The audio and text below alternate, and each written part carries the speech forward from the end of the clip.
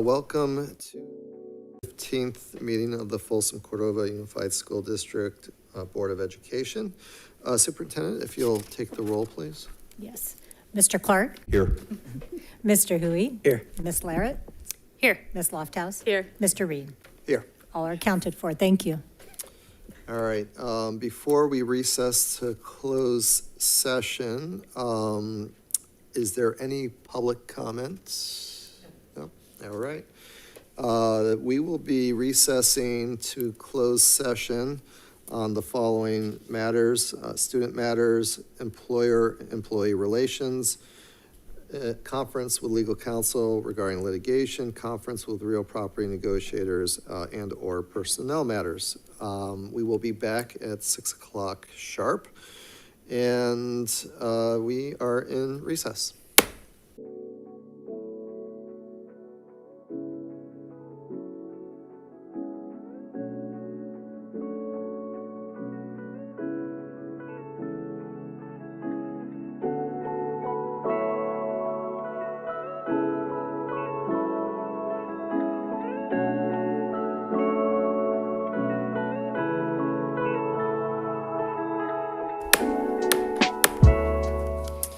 Welcome to the June 15th meeting of the Folsom Cordova Unified School District Board of Education. If you would please stand and join me in the Pledge of Allegiance. I pledge allegiance to the flag of the United States of America and to the republic for which it stands, one nation, under God, indivisible, with liberty and justice for all.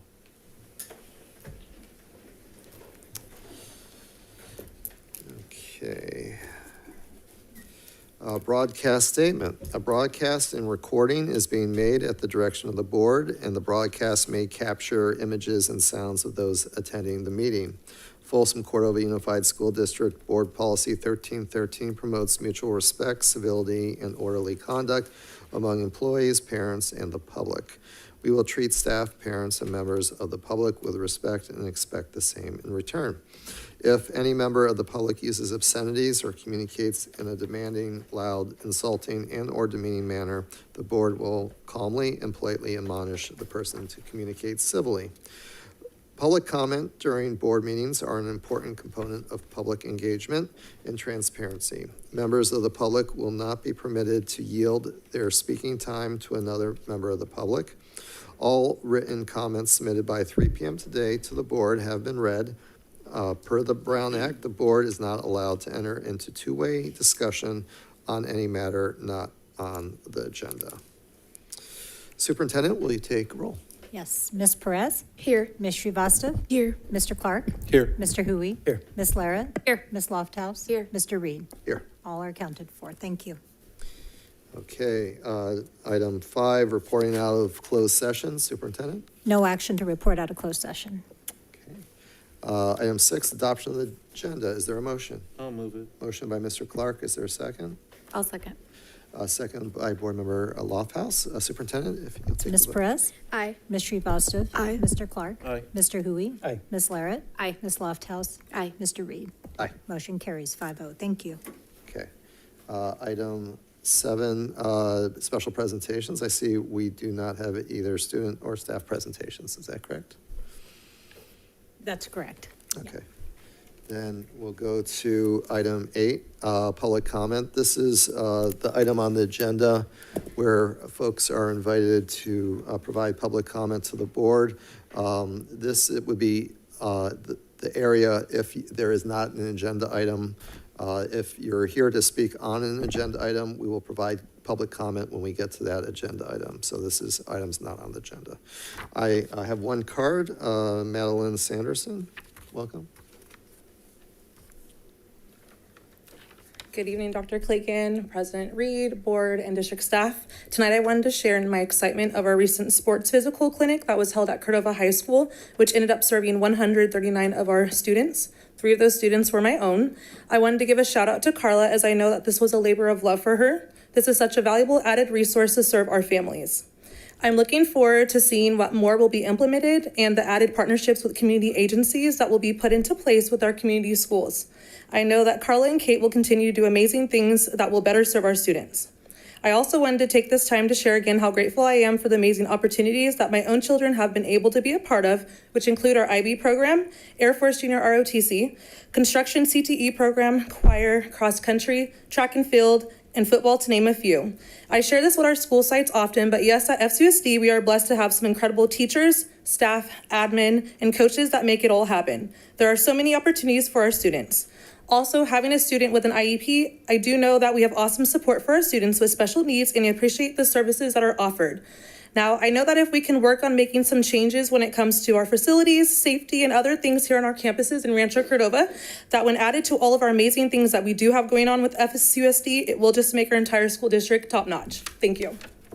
Thank you. That was the only card I have. Is there anybody else here in person looking to speak? Online? Okay. All right. That being said, we'll move on to agenda item 9, reports of district organizations, and we'll start with the Student Advisory Board. Thank you. SAB is adjourned for the summer, but we're working with our 2 new student board members, Van Merrill and Matthew Melhor, to plan our annual summer retreat for the 23-24 school year. It's an important event for our representatives. We try to build relationships with one another and establish the culture of SAB in that meeting. So we're looking forward to having that hopefully in July. Thank you.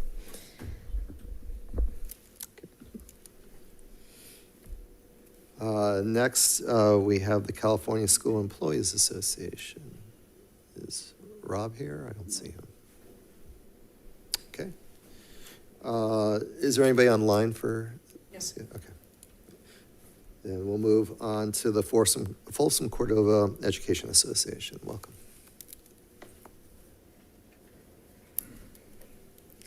Thank you. I'm Tracy Suter. I'm the incoming executive officer for FCEA. Our incoming president, Jeanette Sussenbaugh, couldn't make it, but she left a speech for me to read to you. Good evening, board members, Dr. Collegian, and staff. Again, I was unable to attend tonight's meeting, but grandma duties trumps everything.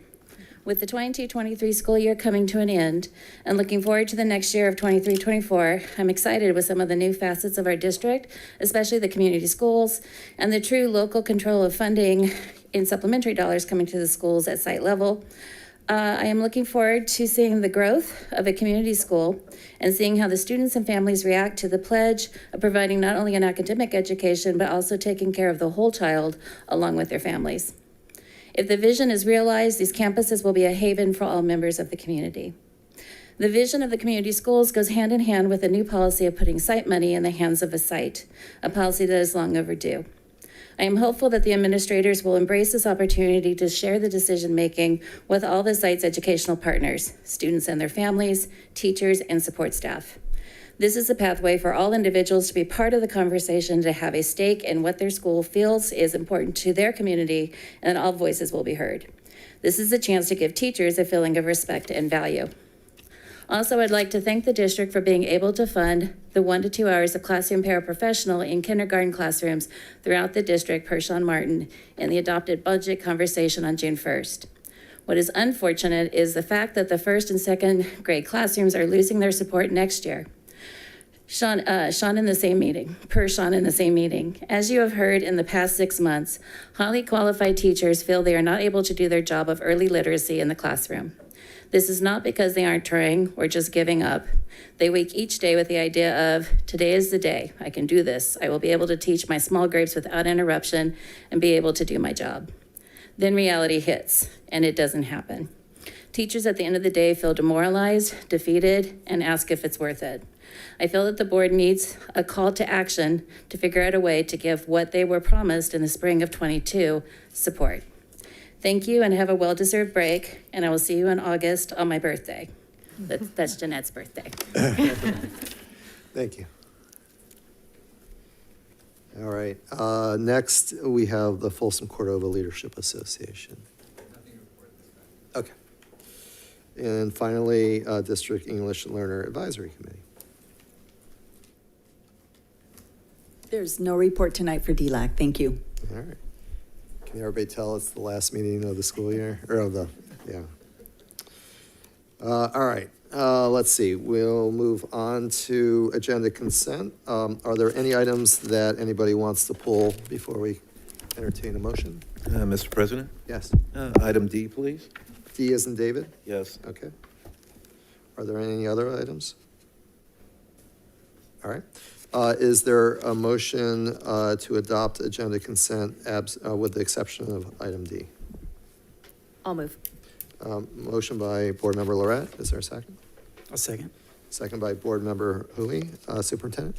Ms. Perez? Aye. Ms. Srivastava? Aye. Mr. Clark? Aye. Mr. Hui? Aye. Ms. Larrett? Aye. Ms. Lofthouse? Aye. Mr. Reed? Aye. Motion carries 5-0. Thank you. Okay, agenda item D.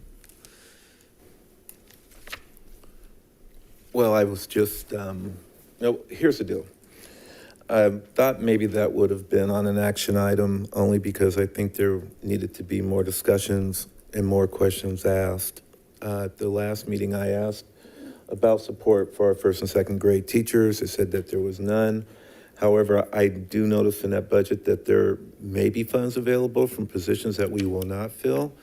And I just honestly don't feel comfortable approving this budget. I mean, I may be in the minority, but it's just a statement for me that maybe we need to find something a little bit. I mean, we're having talks of spending money on other things, but we're not spending money on the support of our teachers. So my reasoning for that is that I am going to vote no on this because I do think that there are some wiggle room that we can try to find some extra funds that are out there instead of trying to hang on to them and knowing that we're not going to fill those positions. So I wanted to pull that, just one, to make a statement that I will be voting no on this item. Superintendent, I know, obviously the state's still, we're dealing with what the information we get from the state. The final adoption is in August? Yes, and right now, the state is approving a tentative budget, and then they have 45 days to do a final budget. And Ms. Thurlow is here as well to answer any specific questions. But what we do as a school board is we look at our budget and bring you an audited actual budget around August or September, Okay. which shores up, any changes that the state might have made from now until August. And then we can come back and revisit any of those changes. And, we do have some parts of our budget that, we have some one-time dollars. Is there flexibility with some of those one-time dollars? Yes, but we want to continue to, keep our focus on our priorities. So we'll come back and revisit that definitely during our unaudited actuals. So potentially over the summer, and once we have a better feeling for what the state finally adopts, Yes, that's a topic we could potentially discuss. yeah. And Ms. Thurlow, the timeline for unaudited actuals, is it the first or second meeting in August? Second meeting in August, so August 24th. Okay. So it feels like what we're talking about here is the word tentative. Yes, yes.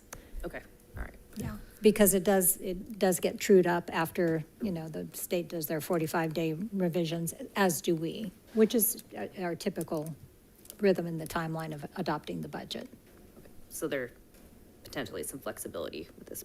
Well, it's where we want to, we can do anything, we just can't do everything. So we have to prioritize what that is. That happens, at the board level, and then anything that needs to be negotiated at the bargaining table, we would go back and do that as well. Thank you. Board President? Yeah. Well, I'm wondering if either in August or tonight, whichever is more appropriate. I mean, I believe we are doing some things to address the first and second grade support. So maybe if we could either see that coming back in August, or if it makes sense to talk about that right now, because I think it's a fair question. Yeah. Make sure we are doing something. Well, I know, and I just want to interject, Mr. Vice President, sorry about that. I know that I did ask at the last board meeting, will we be looking at support for our first and second grade? And the answer was no. I did hear that.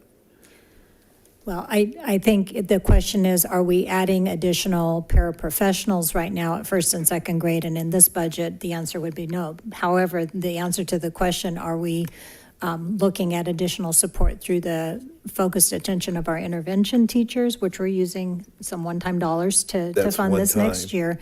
The answer would be yes. And Yeah. I think, making sure that we continue to work with our principals, and I'm looking at Ms. Carla Magno because she's had a lot of communication with our elementary principals in really prioritizing the time of our intervention teachers to be that additional FTE, certificated FTE, to help during the MTSS time.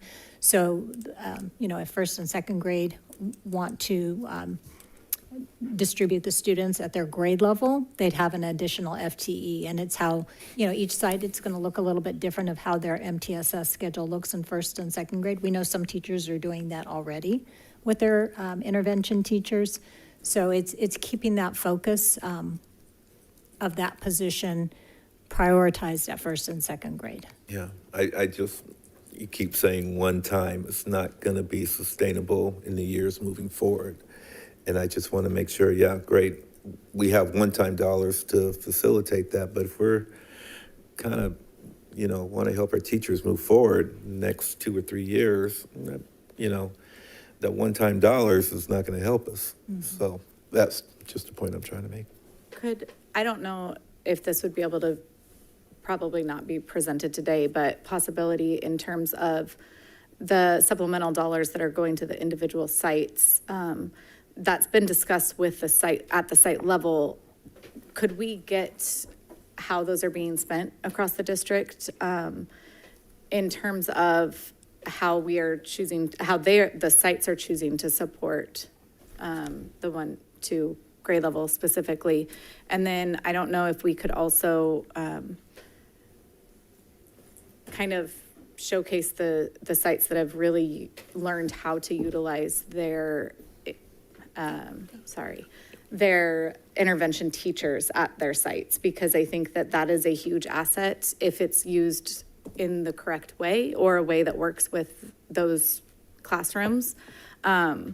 Because as we know, a lot of our empty positions right now are instructional assistants. And so if we can assure that those intervention teachers are being used to the highest level that we can, that might be a better solution than instructional aides, as we know that position is the hardest one to fill.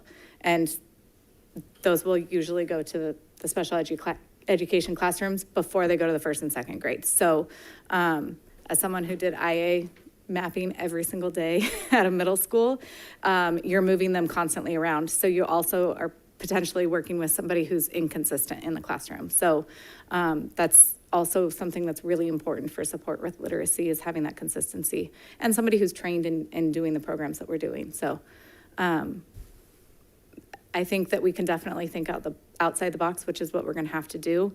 But I also don't know if really at this time an IA is necessarily the appropriate thing, but maybe looking at different alternatives too. So. But to answer your first question, yes, we can bring that information back by sites and see how our schools are using their supplemental dollars for the additional supports that, each school has brought forward as priorities. In some cases, they are hiring additional intervention teachers. In some cases, it's a behaviorist. In some cases, it's elective teachers at the elementary. So we can bring that spreadsheet to you in August.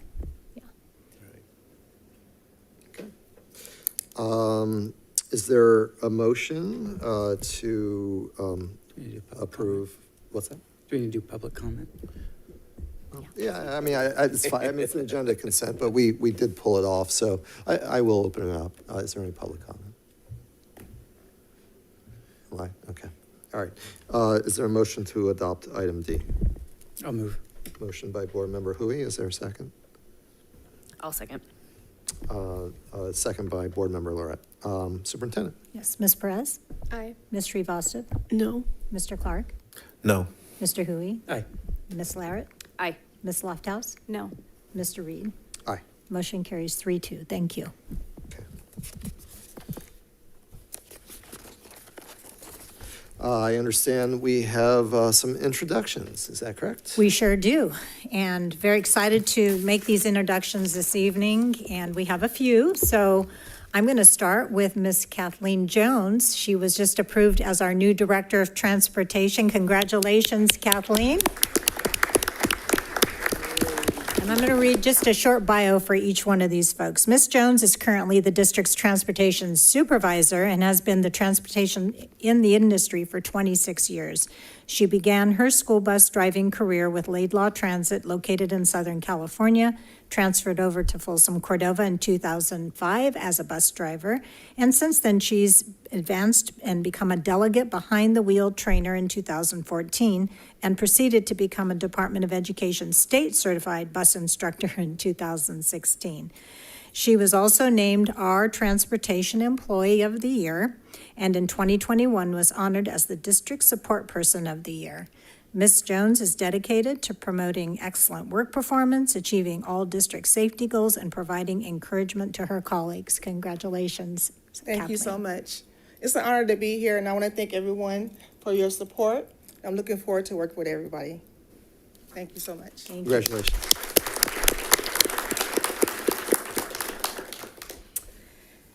Next, it is my honor to introduce our new principal of Cordova Villa Elementary, Miss Amber Carter. And Amber is coming to us from Stockton Elementary. She has served in public education for 24 years. Her first 12 years were in a classroom as a middle school and high school teacher for schools in Sac City. And she became a site administrator at Will C. Wood Middle School and then a principal at Ethel Baker Elementary. In 2019, she became the principal for John C. Freeman Elementary in Stockton Unified. And under her leadership, her school earned California Distinguished Schools Award. She's looking forward to becoming principal of Cordova Villa and getting to know the community and the staff, and we're looking forward to getting to know you too. Thank you, Ms. Carter. Congratulations. Thank you very much. I appreciate the opportunity to serve and work for everyone. Thank you. Thank you. Congratulations. Next, I'm honored to introduce Ms. Carrie Jackson, our new assistant principal of Cordova High School. Congratulations, Carrie, and familiar face to our district. Dr. Jackson has been with the Folsom Cordova Unified School District for 12 years, 10 years as a social science teacher at Vista Del Lago, and 2 years as a curriculum and instruction specialist. In her current role, she's responsible for leading professional development and instructional collaboration throughout the district. With a community-based approach for leadership, Dr. Jackson believes in engaging with the community to create strong educational environments that empower students so they may reach their fullest potential, and emphasizing the importance of providing students with real-world experiences and developing global perspectives. She also served as an equity leader with the district for the past 2 years, supporting the pilot of ethnic studies and the launch of our first district-wide international night. She's proud to join Cordova High School as assistant principal and looks forward to working alongside the community. Congratulations, Carrie. Thank you so much for that introduction, Dr. Collegian, and nice to see everybody again. I've been on this podium a few times, but I just wanted to say that in the last 2 years that I've been at the district, I've just had a chance to work with Cordova teachers and worked with students and families and board members, and so I am very honored and thrilled to be joining the community and the team over at Cordova High. So thank you. Congratulations. Congratulations. Next, it's my honor to introduce Colette McDonald, our new assistant principal at our Folsom Cordova Adult Education. Congratulations, Colette, and welcome. Colette is also a familiar face in our district. She has over 15 years of experience in alternative education as an educator, curriculum coordinator, and vice principal. She's been with our district for the past 5 years, leading the adolescent parent program at Walnutwood High School. At Walnutwood, she has assumed lead roles as the WASC self-study coordinator, PLC lead teacher, and testing coordinator. She's excited to step into her new role and inspire, support, and empower our adult learners. Congratulations and welcome, Colette. Thank you for the opportunity. Congratulations.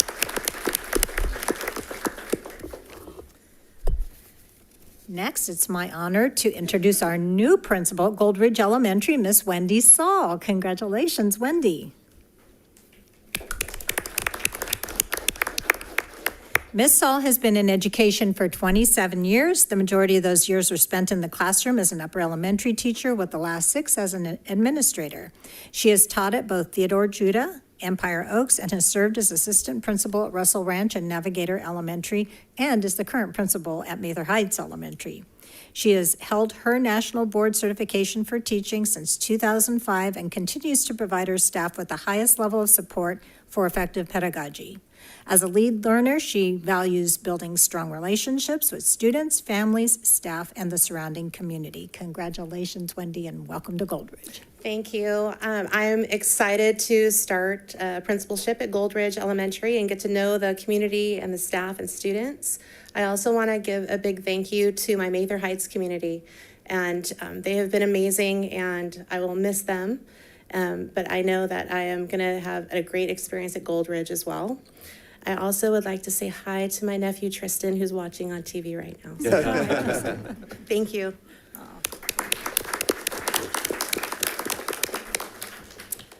It's now my honor to introduce our new principal to Russell Ranch Elementary, Mr. Jason Dupree. Mr. Dupree comes to us with over 20 years of educational experience. He began his teaching career as a student teacher in our district, and from there moved to a teaching position in Dry Creek Joint Elementary School District. For the past 3 years, he has been an administrator at Indian Creek Elementary School in Placerville. As an administrator, he successfully led his staff through the implementation of PLCs and PBIS, and he oversaw and supported the revamping of early literacy strategies and interventions during his time at Indian Creek. And he is also a local resident in our district. He lives in Folsom, Cordova, in our community with his wife and his children. So we welcome you aboard in your new role. Congratulations. Thank you, everyone. I look forward to working with all the student staff and student staff and families of Russell Ranch. Thank you. Thank you, Jason. Welcome.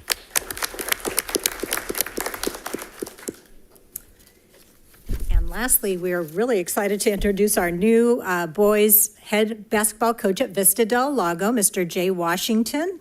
Welcome, Jay. Glad you're here. I know you're still coaching right now, so appreciate you making time. Mr. Washington, Coach Washington, will be our new boys head basketball coach for Vista Del Lago for the 23-24 year. He currently teaches physical education at St. Mel Catholic Church in Fair Oaks and is passionate about developing a program centered on a positive culture and climate. As a former professional player abroad, he has coached in Australia and worked with multiple AAU programs in the area. With his vast experience as a player and coach, we look forward to his leadership and the positive impact he will have on the Vista Del Lago community. Congratulations, Coach Washington. Just want to say thank you so much for the opportunity. I'm looking forward to getting the guys going. We've been going for about 2 weeks, already seen a lot of improvement. Beat a couple tough high school teams already in summer league, so can't wait to keep the regular season going. Thank you again. Congratulations, Coach.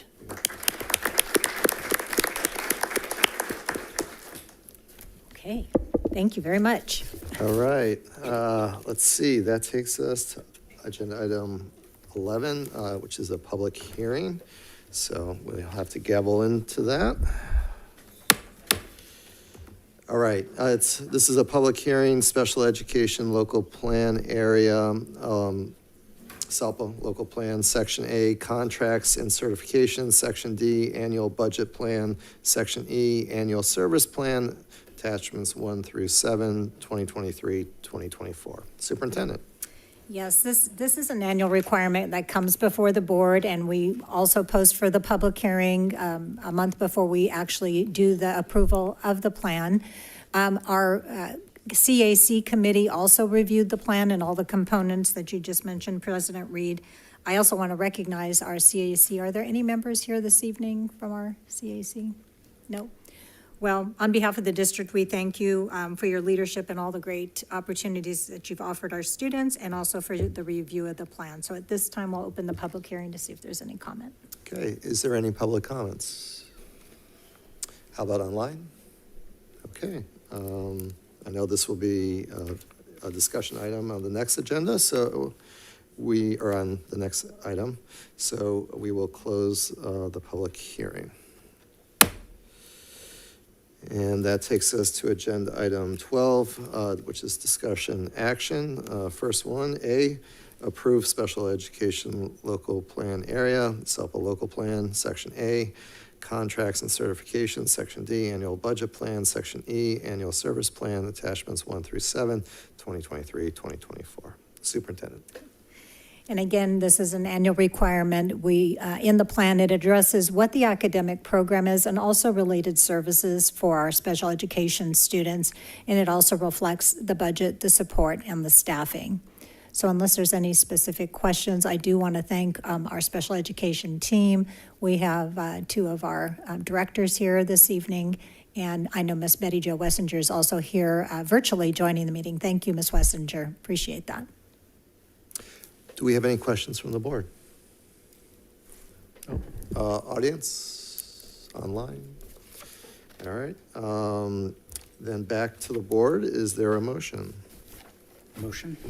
A motion by Board Member Hui. Is there a second? I'll second. Second by Board Member Clark. Superintendent.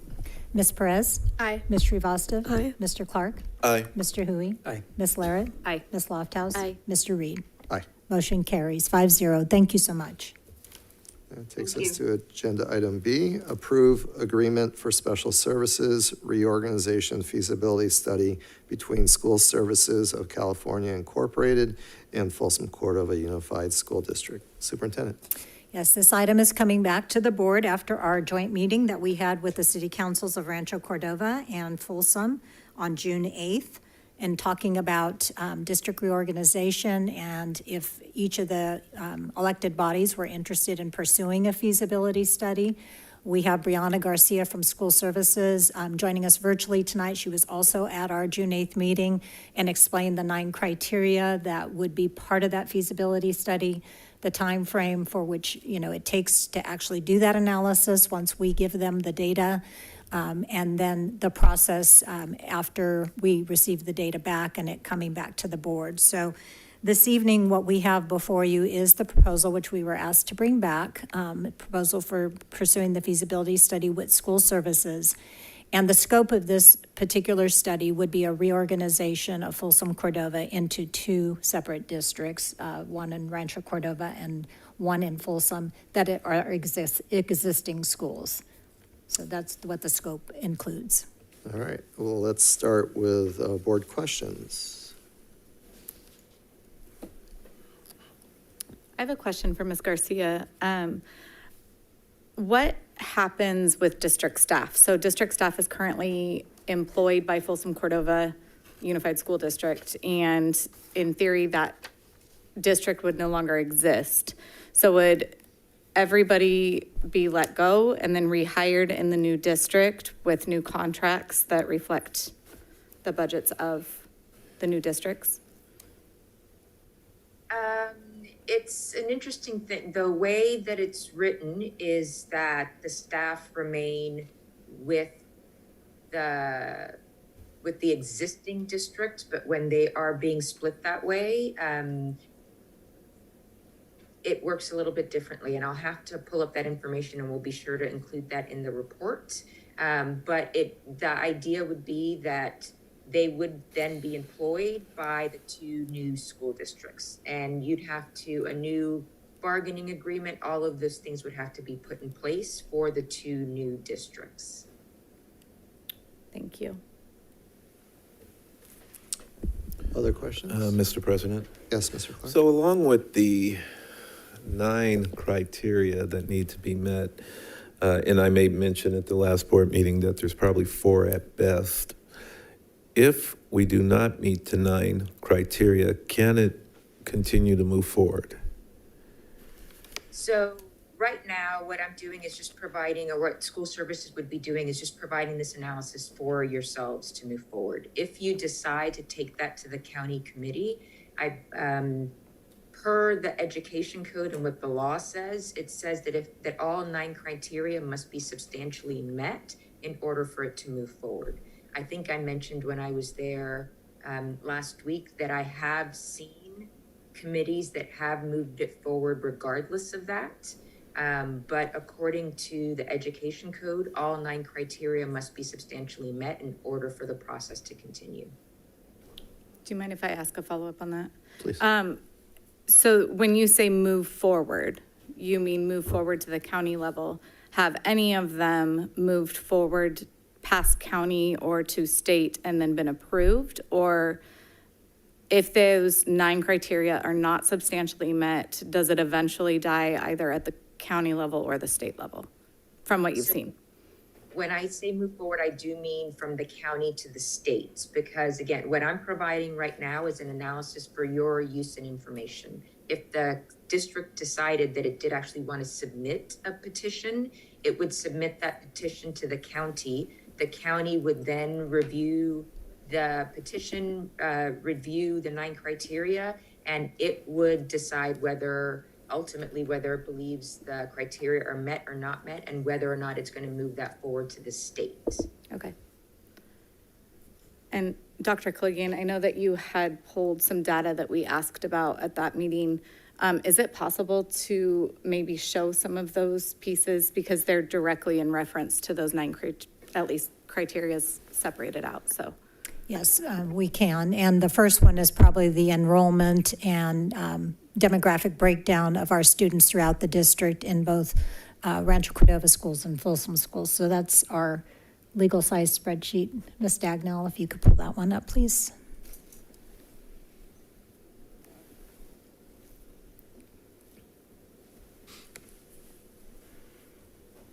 A lot of numbers. So what you see are our school sites broken out by Folsom sites and Rancho Cordova sites, the current enrollment, the unduplicated percentage, which is our percentage of low-income English learners, foster youth. The next column are English learners, and then special education, and then our demographic breakdowns. So we see that we have 12,592 students in Folsom schools, 7,562 students in Rancho Cordova schools. And then we account for Innovations Academy and our charter schools separately. And between those 2 schools, we have 335 students.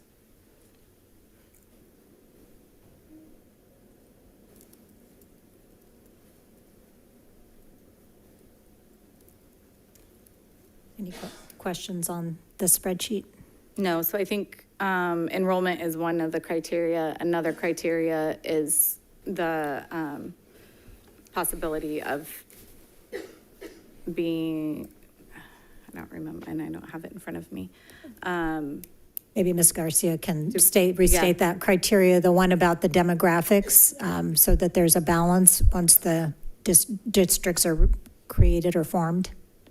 Correct. It's the one that's looking at either discrimination or segregation is the general title. And the idea is that the reorganization will preserve each affected district's ability to educate students in an integrated environment and will not promote racial or ethnic discrimination or segregation. Thank you. Thank you. And did we want to see the spreadsheet on our numbers of students that transfer? Yeah. Yes. That question did come up at our June 8th joint meeting. Maybe we can start with that first spreadsheet of the students that reside in Rancho Cordova that transfer over to Folsom schools.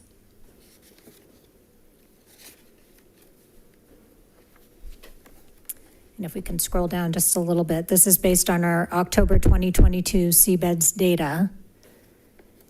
And continue scrolling a little bit more.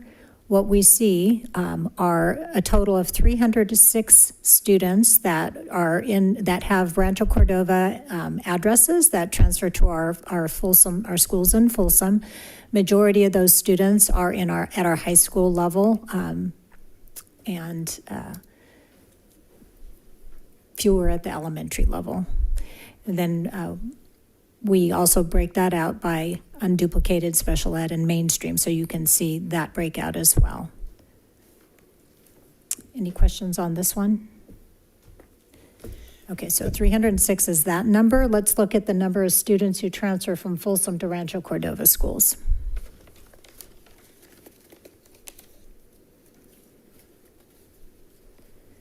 So it's set up the same way based on October 2022 CBEDS data. And again, we have students at mostly every grade level that do volunteer to transfer from our schools in Folsom to Rancho Cordova. Again, majority at the high school level, and that total is 156. And then you can see the breakdown of unduplicated special ed and mainstream at the bottom. And then the last chart that we have was looking at our students who reside in Mather with a Mather address, and where do the majority of our Mather students attend a school for secondary school. So let's look at that one. And scrolling down.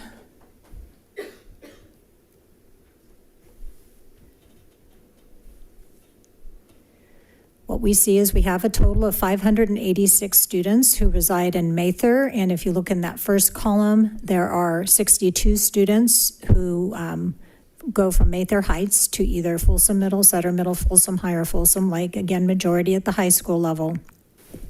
And 503 students from Mather are attending our Rancho Cordova schools, again, majority at the middle school and high school level.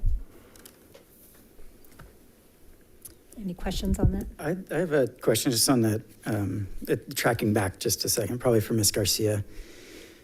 When we're looking at and thank you for putting this together, by the way, Dr. Klee, and it's really helpful to look at.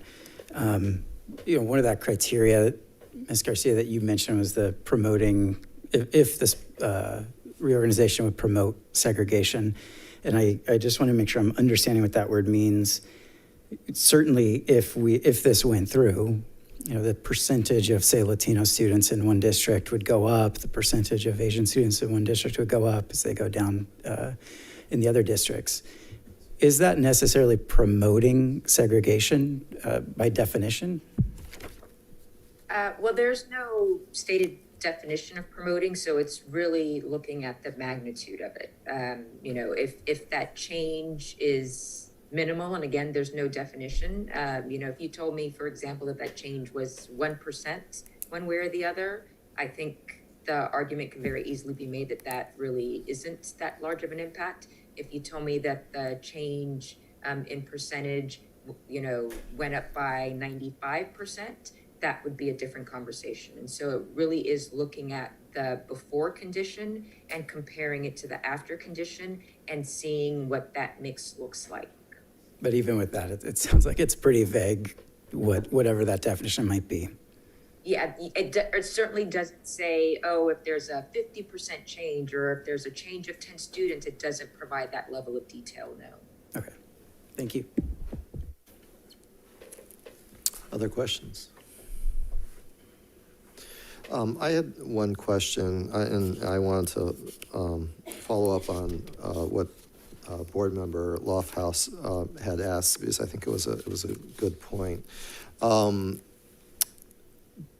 Could we take a look at other districts that have split? I know there aren't a tremendous number of examples, but is it possible to find out how they handled the existing employees as an example, and maybe find out a little more about that at our next meeting in the fall? Yes, yeah, we can find out more. And Ms. Garcia, if you have access to any of those districts that you've worked with to get more specifics, that would be really helpful as well. And what I can do also is just pull up the code that talks about the staff and how it would be split in this particular instance. When we're talking about splitting a district versus pulling, it's very clear, for example, when you are transferring territory from one district to another, what happens to that staff, because as Ms. Lofthouse mentioned, there's a district that's still remaining. But in this case, when you are effectively dissolving that joint district and creating two new districts, that's just information I don't have off the top of my head, and so I can certainly look at that and get that to the superintendent so that she can share that with you. Well, and I think a follow-up to that, because we also have district staff that oversees the entire district, not just teachers or site level staff that is at one site in Rancho Cordova, which to me, that seems like a very easy-ish, although contracts would all change because of budget stuff. So that in theory is an easier change, but also we have the staff that we have teachers on special assignment that work district-wide. We have people that move from one site to another across district lines too. So there's the things that aren't so cut and dry as maybe site level staff too. And honestly, even while we think of them as site level because they're assigned to a site right now, they really are more district-wide employees because, as you know, for example, teachers have seniority rights and those types of things. And so it wouldn't automatically be that teacher X that's at this one school site would be going with that school site just because it's in one district, because if she has seniority over a teacher at another school site that wouldn't be moving, she'd have that ability or right to, make the decisions with regards to what district she wants to be with, et cetera. So even those that you think of as school site staff, quote unquote, they really are still district employees. And because of the rights with collective bargaining, et cetera, we really do treat them more like district employees, and it's more about how many you're going to one district or another. Makes sense. Thank you. Yeah, thank you. I completely understand why the answers to these questions would be important. I imagine we have a number of employees that are asking these very questions, and I think it's probably imperative that the board understand how that works. So appreciate it. Mr. Hui? Yeah, just one more question for Dr. Kaligian, and Mr. Martin's not here, so I'm not sure if we completely know this answer yet. I believe Ms. Garcia had said it could take up to maybe 8 weeks once she receives the information. If we do vote to approve this tonight, do we have some sense of what amount of time it would take to get the information to Ms. Garcia? Well, I know Mr. Martin has started talking with his staff because a lot of the data on the list that needs to be shared with our consultant to start putting this feasibility study together comes from the fiscal and business department. It's also going to come from facilities and HR and ed services and our contracts and so forth. But we're thinking probably 6 to 8 weeks. So, through the summer months, and then 8 to 10 weeks once Ms. Garcia and her team receive that information. So we're probably in that total timeline, Ms. Garcia, would you think like late fall? So let me do some quick math. Yeah, it would probably be sometime around October, November, just doing some really quick math off the top of my head. And then can I clarify one more question with Ms. Garcia? Yeah, please. I know I asked the other day, but I wanted to just ask another time. If we vote no this evening and the city of Rancho Cordova decides to carry this study forward, they would sort of go through the same process that we're going through right now and potentially move forward a feasibility study with your agency or another of the like. Is that they could still bring it forward if the district decides to not move it forward this evening? Correct, yeah. Okay. Anyone could request a feasibility study. Okay, and then if they did do that, they could also at that time decide whether that feasibility study would encompass the outlying districts that they would potentially want to add into that Rancho Cordova district as well.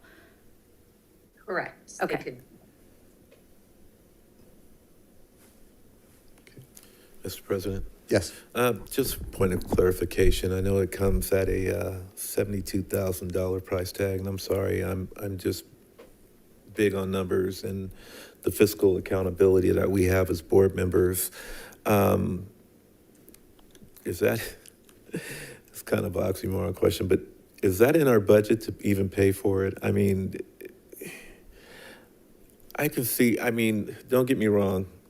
If we want to do a feasibility study, it's been 20 years? Yeah, let's do it.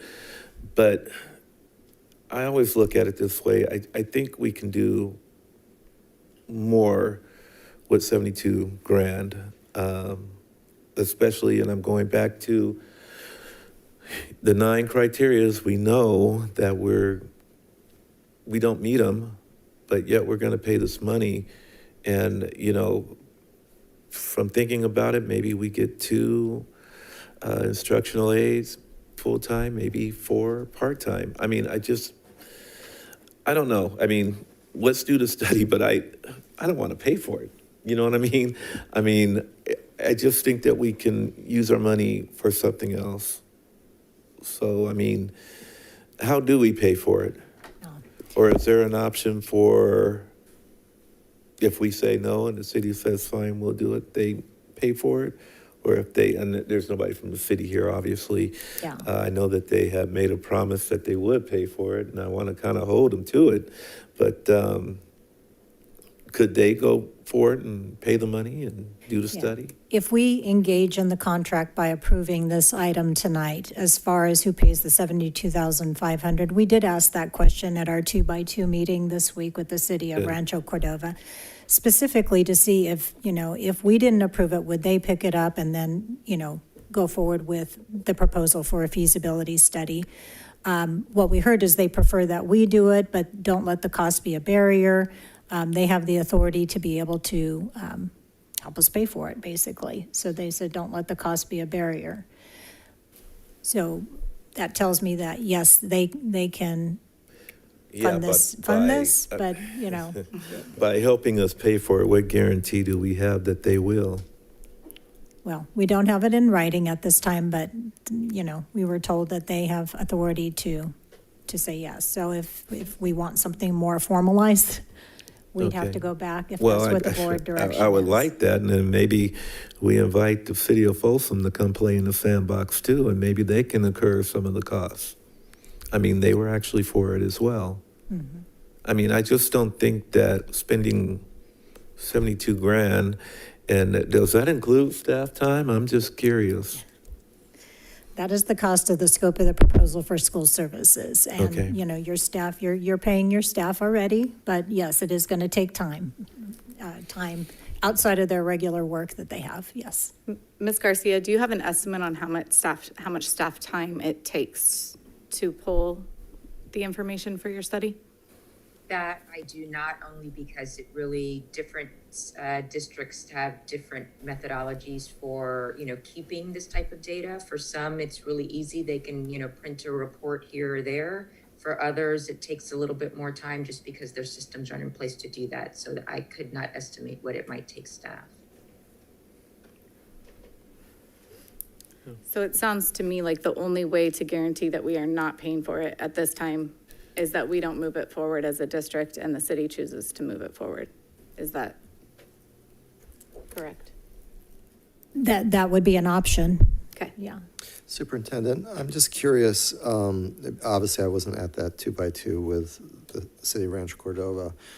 Could we potentially find a middle ground where, obviously this is our last meeting during the 22-23 school year, and the 23-24 school year starts on July 1st, and we don't have another meeting until August.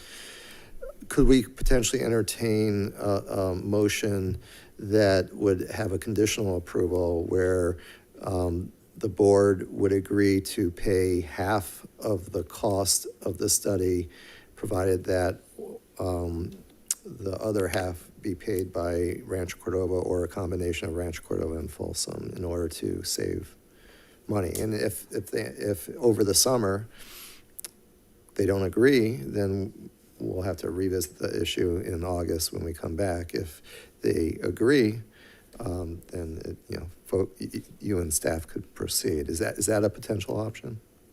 That would be an option as well. Yeah.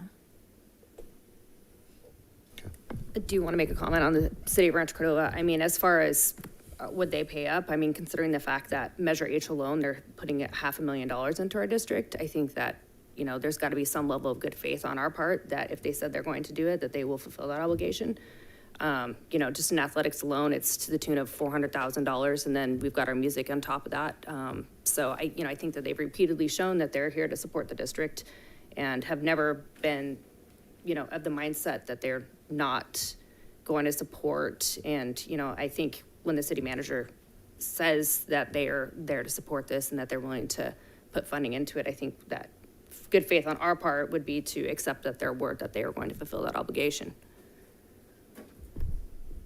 I almost find it hard to say that they support this district if they're coming in and wanting to pull away from this district. So I struggle with that being on the, yes, money is being put into the district, but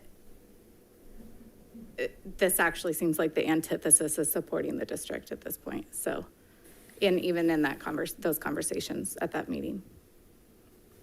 Well, I think I would have to disagree with that. I mean, the district has shown, or the city has shown repeatedly that they support the students and have supported the district.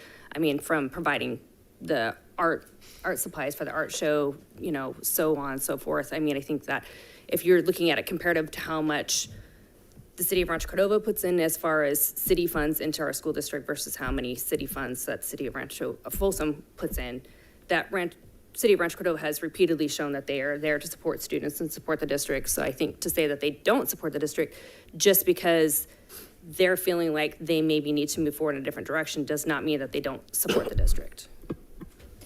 One way to maybe think about this, because we don't have a guarantee right now in writing from the city of Rancho to help with the cost, is we could also table this until we get that answer. And once we have a formal in writing commitment to that, we could bring it back to the board too. That's also an option. And, you know, honestly, Superintendent, I'd be open to that option, to get a guarantee from the city. Here's the deal. And I've mentioned this before. We are heading into a budget deficit where we are going to be in the red for at least, 2.5, maybe 3 years. And basically, we're spending money that's not budgeted, and quite frankly, we don't have. And if we did have it, we would be using it for something else, I would think. Now, if the city wants to move forward with it, then yeah, let's get a guarantee from them, and heck, let them pay for it. I mean, I'd be all open for that. But for us to spend unnecessary money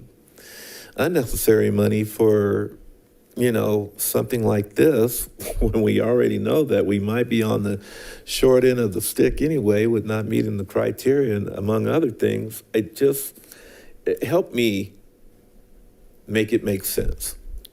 And that's all I'm asking. I'm asking this from my colleagues on the board. Hell, I'm asking it from staff. Help me make it make sense that this is going to work out and this money is going to be well spent. That's one of our responsibilities as a board, to be fiscally responsible. And I'm not showing us being fiscally responsible doing this. So help me out. Ms. Garcia, could I ask a quick question? If we proposed the feasibility study, we could not include the areas outside of our school district in that feasibility study. Is that correct? No, you could include any areas you'd like. I mean, again, at this point, this is a study that's being done just for you, so that you can see what your parameters are. So my conversation with staff, if this were to be approved, is just to confirm with them what areas, what we're looking for with regards to the study with splitting the district and what's included in that. And I'm speaking, I think, to the Mather piece, because I understand it's not contiguous any longer. I'm thinking more of the areas outside of Folsom Cordova in general, so the other school districts that are in the city limits of Rancho Cordova. Got it. So with regards to you requesting a study that includes those, no, that can definitely happen. It's a question of, we want to reach out to those districts because we're going to need data and information, et cetera, from them. But it's just because they're not within your boundaries, so to speak, doesn't mean that you couldn't study that information. Okay. And I think relationally for us as a board and a district, that would sort of be outstretching our bounds. And in theory, it makes more sense that if this is an ultimate goal of Rancho Cordova, which they said, although not immediately, that is a goal, you would think that they would only want to pay for a study one time. And it would make more sense for the city to put forward this study that would look at Sac City, would look at Elk Grove, because if that is their end goal, I don't know why they'd want to spend $75,000 again down the line with Elk Grove or with San Juan.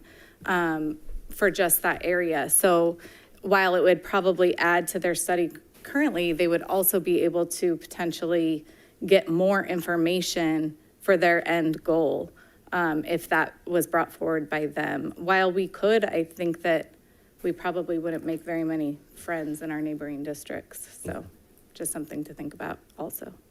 Board President? Yes. Just a couple of thoughts. I think first was, I think, and you mentioned it, Ms. Loftus, that it sounded like the city of Rancho Cordova, if they did bring forward the feasibility study, it would be as it's written right now.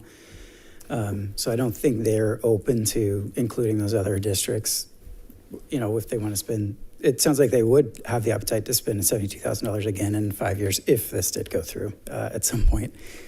I suppose we probably shouldn't presume too much of what the city would do, other than what they've suggested in the 2x2 and at the meeting last Thursday. And I think, Mr. Clark, it's a good question. It makes sense. I think if right now you believe that we'd only hit 4 markers, then it won't make sense to you. I'm not as convinced that we won't hit more markers, and that's part of the reason it seems worthwhile to me, because I do believe this could be a big benefit, particularly to our students in Rancho Cordova, financially, in having fluidity as an organization or a district to make some changes. To me, that's why it makes sense.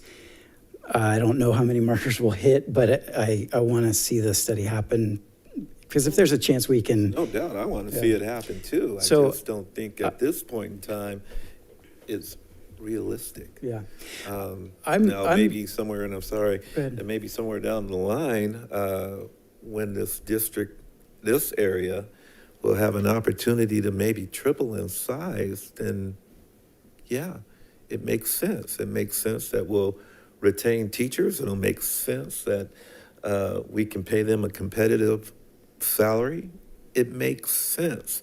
I mean, right now, it doesn't. I mean, I've said it before, smaller districts, and not by CSBA standards, but smaller districts are getting hit, and they're getting hit hard. And 2, 3, maybe 4 years down the line, we go smaller, well, we're going to lose teachers. Yeah. Because we won't be able to pay them competitively, and we will lose funding right then. I mean, right now, the whole conversation of, supplemental concentrated grants, it looks good, but is it sustainable? I honestly, from me looking at it, it's not. Yeah, I just know as I look at it, I can only understand this in the reality that we're living in right now. I know that's going to be very different in 3 or 4 years. But right now, if that means, potentially, let's say $8 million toward a district that would be the Rancho Cordova district, I think you can pay teachers a lot more money and retain them quite, much easier with some extra funding going in there. Whether or not that's what happens, I don't know. But that's why I want to look at it. So I would say, as far as tonight goes, I'd be open to a vote, a conditional vote. I don't know if paying for half the cost is something that would mean anything more or less to you, Mr. Clark.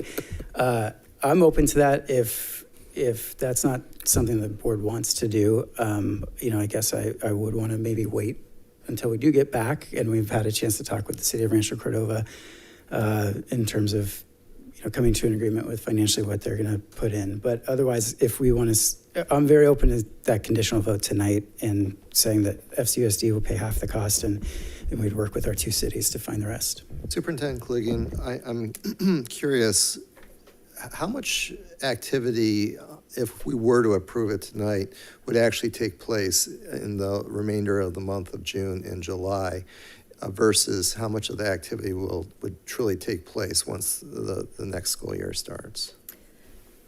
That's really a question for our departments who are doing the work. Some of them that are here and can access some of that data more easily. Some of it may be producible in the next month, but probably the majority of it would be after people return from their summer breaks for those people that aren't 12-month employees. Right. We can ask Ms. Thurlow. I mean, she can speak on behalf of the fiscal department. I don't know if you have kind of an estimate of what can be done now versus, percentage that would be done when we come back in August. Do you want to come to the mic? Sorry.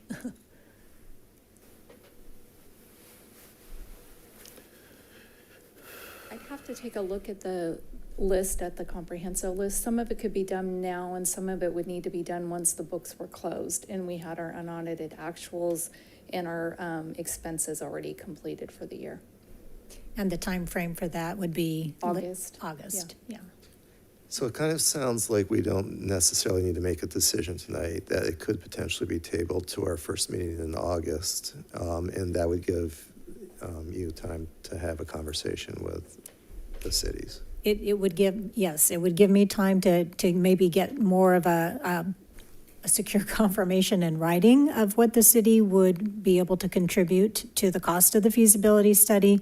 I think we could also work with Ms. Garcia to get information back on what happens to our staff, and a little bit more specifically, you know, once a district divides into two, do all of our folks land on their feet with a job in one district or the other? And I would need to have more research on that too, because I don't have the answer today for that. Is there, I guess, just kind of straw poll here. What does the board think about just tabling this issue until the first meeting in August? I would be very open to that, and until we have a discussion with the city. I don't think we're meeting a 2x2 with them over the summer, but Superintendent, would you be in conversation with Micaiah? Yes, with their city manager, yeah. Okay. Yeah, I'm open to that. Okay. Well, it sounds like we have at least a majority that would be comfortable in tabling it, unless there's a motion. Or I guess we could also entertain a formal motion to table it too. I'll propose a formal motion to table this. Okay. Is there a second? I'll second. Okay. We have a motion by Board Member Lofthouse to table it, and we have a second by Board Member Shrivastava to table it. Superintendent, will you take the vote? Yes, Ms. Perez? Aye. Ms. Srivastava? Aye. Mr. Clark? Aye. Mr. Hui? Aye. Ms. Larrett? No. Ms. Lofthouse? Aye. Mr. Reed? Aye. Motion carries 4-1 to table it until our first meeting in August, which would be August 10th. Okay, thank you. All right, that moves us to item C, adopt resolution number 06-15-23-49, authorizing execution of delegate agency agreement with the Sacramento Employment and Training Agency. Superintendent. Yes, this resolution allows us to enter into a partnership with SETA, the Sacramento Employment and Training Agency, in partnership with our Folsom Cordova Adult Education, to help adults acquire English and be ready for the workforce. This grant that we're proposing through the resolution would be effective from October 1st, 2025 through September 30th, 2026, and would be in the amount of $160,000, which would cover personnel, support services, and ancillary expenses. So we would request that the board approve tonight's resolution. All right, questions from the board? Is there any questions from the audience? Online? All right, back to the board. Is there a motion to adopt the resolution? I'll move it. A motion by Board Member Clark. Is there a second? I'll second. Second by Board Member Srivastava.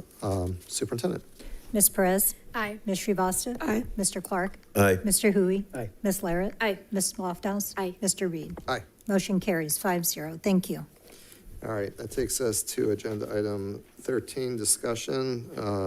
Item A, improve your tomorrow annual progress report. Superintendent. Yes, this is our annual progress report with Improve Your Tomorrow, and I'm welcoming Dr. Peace to the podium this evening, and she's going to introduce our partners from IYT and talk about the programs that have been supporting our students at Mills, Mitchell, and Cordova High School through Improve Your Tomorrow. So with that, Dr. Peace, welcome, and we'll welcome our guests in just a moment. Thank you. Good evening, Dr. Kaligian, President Reed, and the board. This evening, I am grateful to have our partners from Improve Your Tomorrow present to share their annual report. Founded in 2013, IYT's mission is to increase the number of young men of color to attend and graduate from college and universities.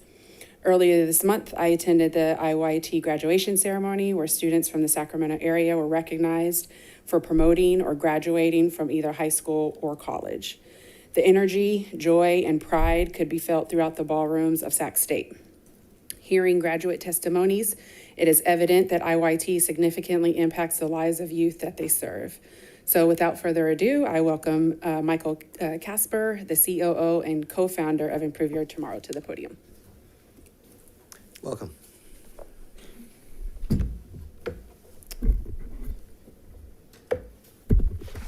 All right. Excuse me. Good evening, President Reed, members of the board, and Superintendent Colligan. My name is Mike Casper. I am the co-founder and COO of Improve Your Tomorrow, also known as IYT. This evening, I've prepared a short slide deck to recap our second year within Folsom Cordova Unified. Next slide. IYT is a college access and completion program. We started in 2013, and really it was with the emphasis of, sorry, lost my spot in my notes. I co-founded IYT because I believe young men of color have immense potential. But when you look at suspension rates, high school graduation rates, college attendance, and college completion, oftentimes you see that there's large disparities. So IYT's mission is to be a part of that solution. And our mission is to increase the number of young men of color, not only to attend, but to graduate from colleges and universities. Currently, we serve in 64 sites, serving just under 3,600 students, 3 of those sites being within Folsom Cordova Unified, Cordova High School, Mills Middle School, which is my former middle school, I had to throw that in there, and Mitchell Middle School. Next slide. So what's very key is our target market. So we want to be able to provide the different interventions that IYT offers to those students that need it the most. So 50% of our students start the program with below a 2.0 GPA. We want the students that have had challenges with behavior and attendance in the past, and we want students, again, that are not on track to graduate high school and go to college. Next slide.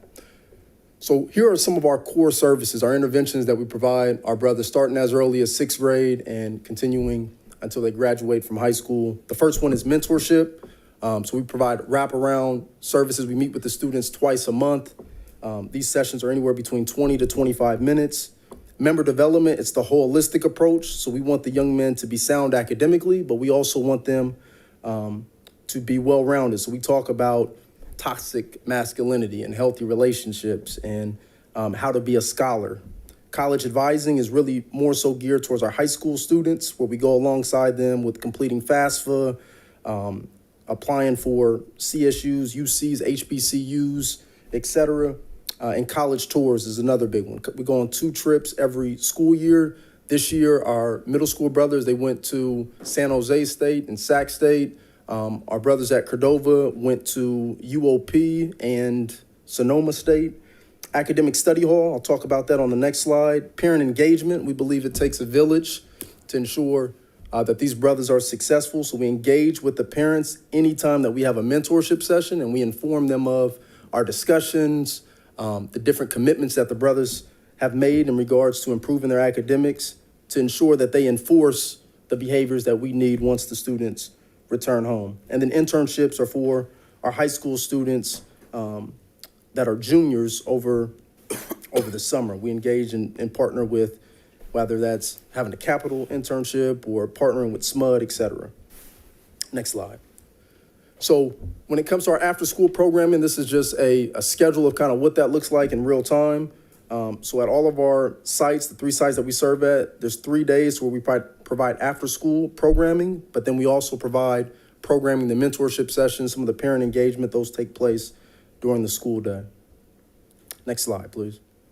So how do we define success?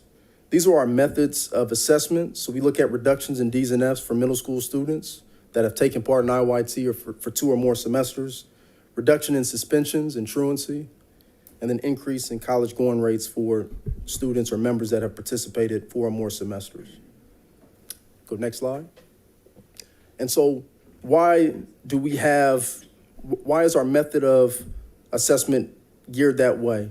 Based on our target students again that have for years not performed well academically, may have had some challenges with attendance and behavior, it takes time. So year one, it's really about building authentic relationships with the students, because when you build those relationships, you can oftentimes then leverage those relationships to get them to see the value of education, to get them to realize their hope and potential. And so in year two, we look at attendance and behavior. And finally, year three, typically after 4 semesters, where you begin to see significant academic improvement. Significant, we defined it by a 0.5 or greater GPA increase from the prior year. So a little bit in regards to, next slide, in regards to just some year two data. Some of these numbers are preliminary. You all are aware of this, that we provide a comprehensive end of the year report per our MOU.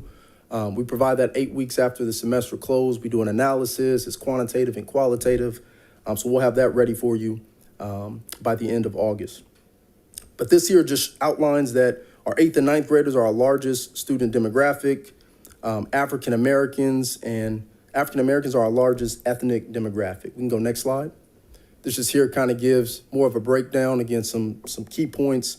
Again, African Americans represent 42% of our population. And again, you see there the 8th and the 9th graders are where we serve the most students when you think about the grade levels. All right, let's look at Mitchell. We can go next slide. So for Mitchell Middle School, we served 22 students this past year. 6 of them were in 7th grade, 16 were in 8th grade. We can go to the next slide. This diagram, it just looks at our 6th graders' academic performance last year. And so 82% of them had a C or higher. This past year, they were in 7th grade, and 100% of the students had greater than a C in their academics, so 17% increase. Same thing looking at 7th graders from last year. They were at 70% of their grades were a C or higher. This past semester, slight increase of 3%. Next slide, please. For Mills Middle School, we had 18 brothers that took part in IYT. 11 were 7th graders. 7 of them were 8th graders. Next slide. And here we show a slight decrease, 3% decrease year over year as far as C's or higher. Let's go next slide. And then finally, Cordova High School, we had 50 brothers that took part in IYT.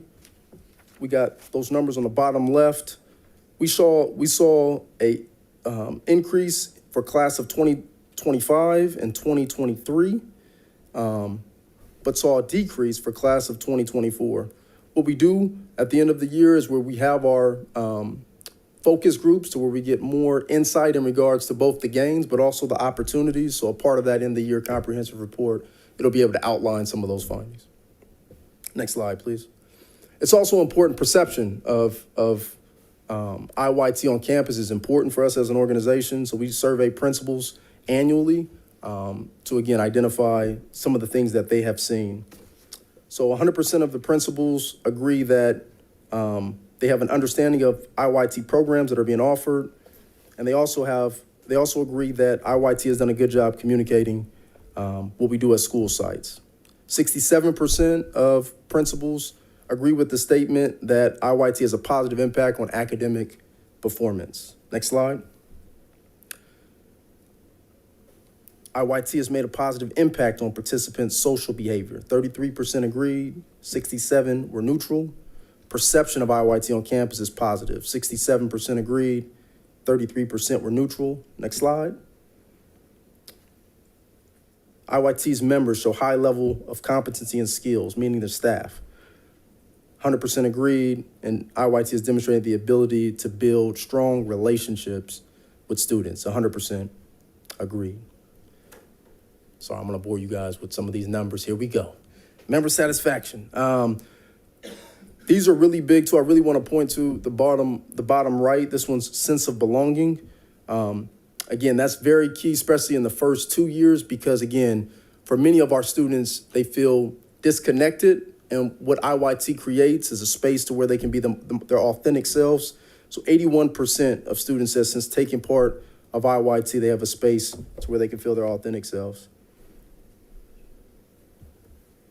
Last one I'll say, bottom left, attending college has become a reality. 78% of students agreed with that statement. Again, many students starting off with lower GPAs, and college is oftentimes not something that they think about or think it's a reality.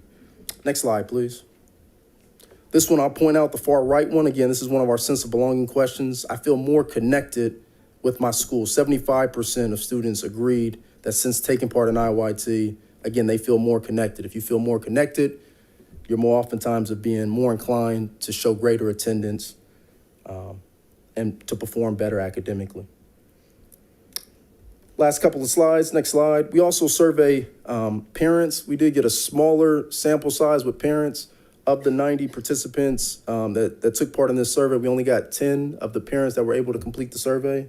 But here are some of the early findings. My child had demonstrated fewer perceived behavioral problems. 22% agreed, 44% neutral, 22% disagreed, and so on and so forth. My child has been exposed to colleges and universities through campus tours. 33% agreed. And then my child has more positive attitude towards schools. 33% agreed. So in summary, through this report, you can see that there are areas in which we have demonstrated some success. And like with anything, there's areas in which there's opportunities for growth. Again, I just want to reiterate that we'll have both a quantitative and qualitative analysis that will be delivered to Dr. Peace, and she can disseminate that out. That provides a more in-depth analysis of what's been presented today. And with that, I will open it up for any questions. Questions from the board?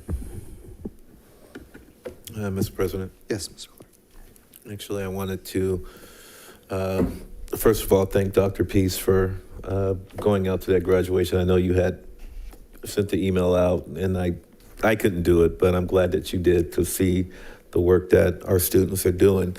But as far as the slide presentation, great presentation. Been a big fan of Improve Your Tomorrow for eons. But one of the questions that I had, one, you were talking about the survey. How did you conduct that survey? Did you do it during the time that you're with the boys? Was it an email? Yeah, so we do it during programming. Okay. Yeah, to where we'll have a QR code, and the members, they take it's a Google form, and then we extract that out. Okay, and then I noticed that the parents, that their numbers are low. I mean, how do we get them to get more engaged in this program, knowing that it's a good, solid program and it's good for these boys? We're showing the improvement in their grades and everything. How do we get the buy-in, get more buy-in from the parents? Yeah, I think for us, in prior years, we didn't want that to be a barrier to where we do a pitch to a student, they're super excited about starting the program, but then the barrier being that the parent has to have a one-on-one meeting with an IYT staff member before they're enrolled. Mm-hmm. We went away from that 2 years ago. That's something we're trying to reintroduce, because when we did that, although it took longer to get students acclimated within the program, it did create more sense of ownership of the parent to ensure that they were doing their part, right, when students are returning home. And again, they have this action items of different items that the mentor has went over with the student, but we need them to reinforce, right, those behaviors, those assignments, and so on and so forth. So I think that's something that we can do to just strengthen the parent engagement core service that we have. Okay. I'm very thankful that myself and the colleagues on this board passed finally through Reso for Project 1300. And I'm just kind of curious. I know that you want these kids to be college focused. When do you start having the talk with them about preparing for college, what you need as far as getting in? Yeah. Do you start at 6th grade, 7th grade? 6th grade, yeah. So once the student, we want all the students before they graduate or get promoted from 8th grade to know the A through G requirements. We're real big on just options in general, right? We don't care where our students elect to go, or even if they elect to necessarily go to college afterwards. We just want that to be an option that's on the table, where oftentimes it's taken off prematurely, if you will, right? So, we start off as early as 6th grade, and again, the standard is for them to walk away from their 8th grade year, knowing exactly the A through G courses, how many years are recommended versus required, and so on and so forth. Okay, great. That's all that I had. Thank you. Other questions? In part of your report, do you guys put together goals for moving forward? For example, the 11th grade boys, they're still struggling. So do we have specific goals set forward for maybe where there's some deficits that are showing up? Yeah, so we set goals in the beginning of the semester with each individual student, and knowing that, like, everyone can't be an honor roll student, right, a semester after joining IYT. So it is individualized, and what we ask the students during that initial session is hey, here's the 6 courses or 7 courses you have. Realistically, what do you think is what grade do you think you can get in this particular course? And we always challenge them, right? A lot of them will say, I can get a D+, or I can get a C. All right, well, I believe a little bit more. I believe you can get a B or what have you. So we set that, and then that's what our GPA goal is. It's okay. I'm breaking stuff, y'all. And so, yes, so then we monitor that as far as every time we meet with the student, we're pulling up their grades, we're tracking against their goals versus where they're actual, and then that's where the parent component comes in. We'll call moms or dad and say, hey, your student committed to getting a 3.0, right? Right now he's at a 2.5. What are some things that we can do collectively? Awesome, thank you. Yeah. Couple of questions, Yeah. if I can. Thanks for the presentation. Hey, no Definitely problem. appreciate it. This was year 2, right? Correct. On school campus. I know it was a strange start with COVID and everything else going on in year 1, but I'm curious what you saw from the 8th graders that were in the middle school program moving into high school. Do you have any data on how many of them continue to take part? Oh, I do not off the top of my... Or just an idea, yeah, it doesn't have to be the actual number. Yeah, typically a large percentage of them do. I'm gonna be honest, I don't have that though. That's right. I'm big too, like if I don't have the exact, but that's something I can definitely follow up. Yeah, I'd love to know. I imagine there are many that continue the program. I also was recognizing that the year 2 goal was the improved attendance and behavior. I know we saw a lot of the academic outcomes, which is the year 3 goal. So, even with some of those, I think at least one of those grades with the slide, it makes sense. You're still building, and I'm looking forward to seeing that again next year. I think you mentioned in August you're going to have a bit more of a report. Would that include some of that attendance and behavioral information? Yeah, we were hoping to be able to present that at this one. We have the 22-23 data. We just don't have 21-22 to compare it against. So we'll get that, and we'll have that included within the annual. Thank you. Yeah. And then last thing is just thinking, with one of the goals being students eventually attending college. I know just in this last year, we've started partnering with several HBCUs. I don't know if any of them have had a chance to, we've had at least one visit. I don't know if more have. Love for you to talk with probably Dr. Peace or Mr. Ogden about, it'd be great to see them join IYT, in one of those meetings, just be able to give them a presentation, give them some ideas of some possibilities. Would love to, yeah. And I forgot to mention too, so we have 6 12th graders this year. 100% of them are on, 100% of them have been accepted into college. So we'll know for sure. There's one thing to be accepted, there's another thing to be enrolled, so that'll be a part of our August as well, but congratulations, positive, though. That's positive a big data number. there. That's great job. Thank you. I know this is just a discussion item, but I will invite any public comment. Audience, online? Okay. So if there's, I guess, no further questions or comments, yeah, please. So I'm a big fan of Lift Where You Stand, so I want to commend you of seeing a need in your community and, taking an active role into lifting your community up. So you're to be commended. I mean, these stats are amazing, and, I know that's a lot of work for you and your team to put that together. But I'm just amazed when I see a young person like yourself who can identify, a need and to really think through an amazing program like this and to really put that together. So you're to be really commended for all your efforts. Appreciate that. Okay. All right. Thank you very much. Appreciate the time. Thank you. All right, item B, Earth Mama Healing Annual Progress Report. Yeah, we're excited to be able to share this annual update too, and Dr. Peace is going to do the introduction to Miss Wilkins, but I want to welcome her here as well. And Dr. Peace, please I share. might as well just grab a seat and sit right here all evening. All right, so earlier this year, you heard me share dream statements from our girls who participate in the Dream Academy at either Mills, Mitchell, or Cordova High School. Through the Earth Mama Healing Network, founder Yolanda Wilkins, AKA Mama Rowe, she mentors young Black girls. The relationships that she builds with students are deeply rooted in trust, community, and love. Rolanda recently hosted a For the Love of Her, Cherish Our Black Girls Youth Summit, where young girls from all over Sacramento united to celebrate Black girl joy with informative workshops and engaging activities. So please welcome Mama Rowe to the podium. Welcome. Thank you.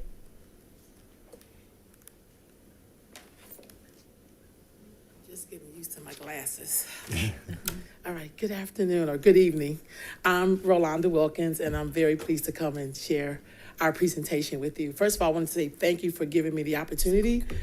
Oh, thank you. Thank you for giving me the opportunity to work with girls. This is my passion.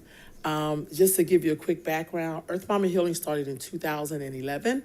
And since that time, I still continue to work inside of Sacramento City School Districts, a lot of their schools, Elk Grove Unified Schools Districts, SCOE in their community schools, as well as Juvenile Hall. And then I also do consultant work with like Twin Rivers and a lot of the schools inside of that area, like Grant and places like that. My basis for doing the girl empowerment work is that I feel like in the Black community, usually 70% of households are headed by a woman. And so even though I'm not really proud of that stat, I feel like if we take time to empower girls and nurture girls, they would do a much better job and have more resources to be a better woman. And so that's how I started doing Earth Mama Healing, and we call it the Dream Academy. So when you look at this picture up here, these are two of the girls from our program. They both go to Mitchell. And when we're talking about Black girls, we all get thrown into the category of being Black. But the girls in my program, some of them are all Black, some of them are from Africa, some of them have a parent that is not Black, some of them are from Latin America, some of them are from the Caribbean. So it's a big cultural, it's really diverse. And so it's not just as simple as, let's throw these Black girls together and get y'all stuff together. It's like, no, where are you from? Who are you? Who are your people? You know, why do we do things differently? And it's okay to be different. It's okay to be diverse. And so that's really the basis for the work. But I'll get started on this thing here. Am I hitting this right? Boop, boop. Okay, this way. Okay, that's me. So the program objectives: we empower Black girls to foster their academic excellence, we improve attendance rates and reduce absenteeism, promote positive behaviors and create a positive environment, and also enhance personal growth and development. That's probably the big key to getting to the other ones at the top, is that usually girls come into school and they're not exactly knowing who they really are, because they live in an environment where they're constantly being inundated by social media. And then I also find a lot of time countering reality TV. Like, this is really not how women get down. This is really not how girls are supposed to be. This is your sister. You really shouldn't be competing against her. You know what I mean? And then what do you do when somebody's different than you? I like when one of the girls say, don't yuck my yum. So when they're sharing and you may disagree with the person, you could just you don't have to say anything, because that's not your reality. That's their reality. You know what I mean? You don't really have to say anything, because, we have to learn to respect each other's experience. So we do a lot of that. We do a lot of sharing, but we also do a lot of dreaming. Like, what is it that you really want for yourself? And how can we help you get there? What does support really look like for you? You know what I'm saying? So get to the next one. So the program components: we do weekly sessions at Mills, Mitchell, and Cordova. We also do one-on-one sessions. So sometimes I have girls who need extra help, and I cannot help them in the midst of the session, but I'll do a one-on-one with them and follow up with them. We do ongoing, case management. We do academic support. We refer them to people that can help them with, because there's a lot of, Sacramento is one of those places, and Ranch Cordova the same way. We have a lot of community support and resources. People just have to be connected to them. So I do a lot of that. I also make sure I get to take them to workshops and seminars, because I think it's important. That's like exposure. And I also do things where they get to meet girls from different environments, because people have ideas of what they think people, how they live their life, and then you meet them and they got the same issues you got going on. So we do that. We do a lot of community engagement where they volunteer certain places. I do a lot of home visits. We do a lot of home visits because usually that's how you get inside a parent's confidence. So I do home visits, when things are not going as great, but I also do home visits to let parents know your kid is doing great. Like, what do you need any more information for when they go to high school, or they could be better for next year? And then also we try to educate parents and engage them as well and let them know you can still be involved. It's okay to want to volunteer, and you should be just as involved, and not just when there's something negative going on, but when it's something positive is going on. And for the most part, 70% of my girls at Cordova are participating in after-school activities. Like a lot of them are in track, band, like just, very, very involved. And then also my girls in middle school, they're not doing a lot of that, but they are doing some track and things like that, but they're really looking forward to going to high school. So that's actually pretty cool. Okay, so let's look at this data. So the academic advancement, so 50% of my girls at Cordova were freshmen, and most of them I had in middle school. So they followed me over from their middle schools over to the high school. Grade point average, 10% of my girls were 3.5 and above. The 12% of them were 3-point grade point average. 54% of them were 2.5, and then 12% of them had a 2.0. I had a lot of girls who really, really struggled with improving their grades because they really struggled with comprehension. So a lot of our kids are reading and writing things, but they don't quite understand what that means. So, but they also worked really hard to try to bring their grade point average up. So I thought that was pretty impressive. When it comes to my girls overall in Mitchell, same thing, 42% of them had B average, 20% of them maintained an A average, 22% of them fall with the C average, and then I had 16% of girls who received falling grades, so like D and below. And some of those girls really fought hard to bring those grades up. And then it was some that really struggled, period, like just could not get it right. And I'll be the first to say, even though I had a pretty good stats with my girls, I did have one or two who just struggled, who did not want to go to class, who just could not interact with teachers. It was just like, wow, like what could I really do? Like met with their parent felt like she was at her wit's end. So, but I actually still met with their mom, still meeting with her this summer, because even her daughter has been promoted to high school. There's got to be a plan for her when she gets to high school. She's going to fail because she didn't do too good the last 2 years. So, and I think some of that had to do with her being out during COVID. And I feel like she couldn't catch up to that learning curve.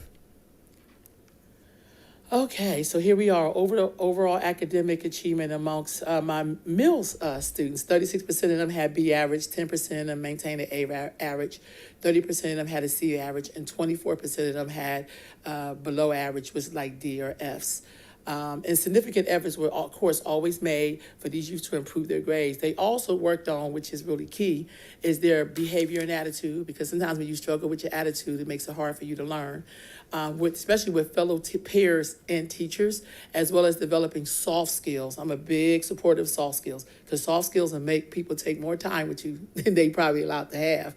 And then also setting educational goals, like, definitely going to college, but also some trades. Because in America, people still make a lot of good money from trade schools. Also, school attendance overall. So 70% of my girls continuously went to school on time, while 30% of them faced challenges with tardiness and missing classes. Transportation and difficulties, especially in the early morning classes, contribute to some of the girls' tardiness.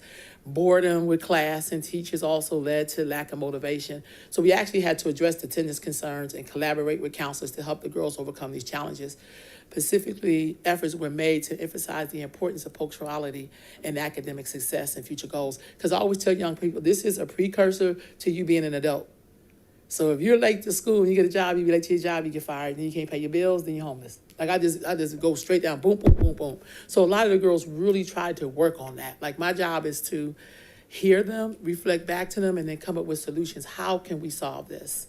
Because I find with a lot of girls, some of them don't really have sounding boards. Like people would listen to you and then reflect back to you and help you figure out how can you solve this, because you must solve this.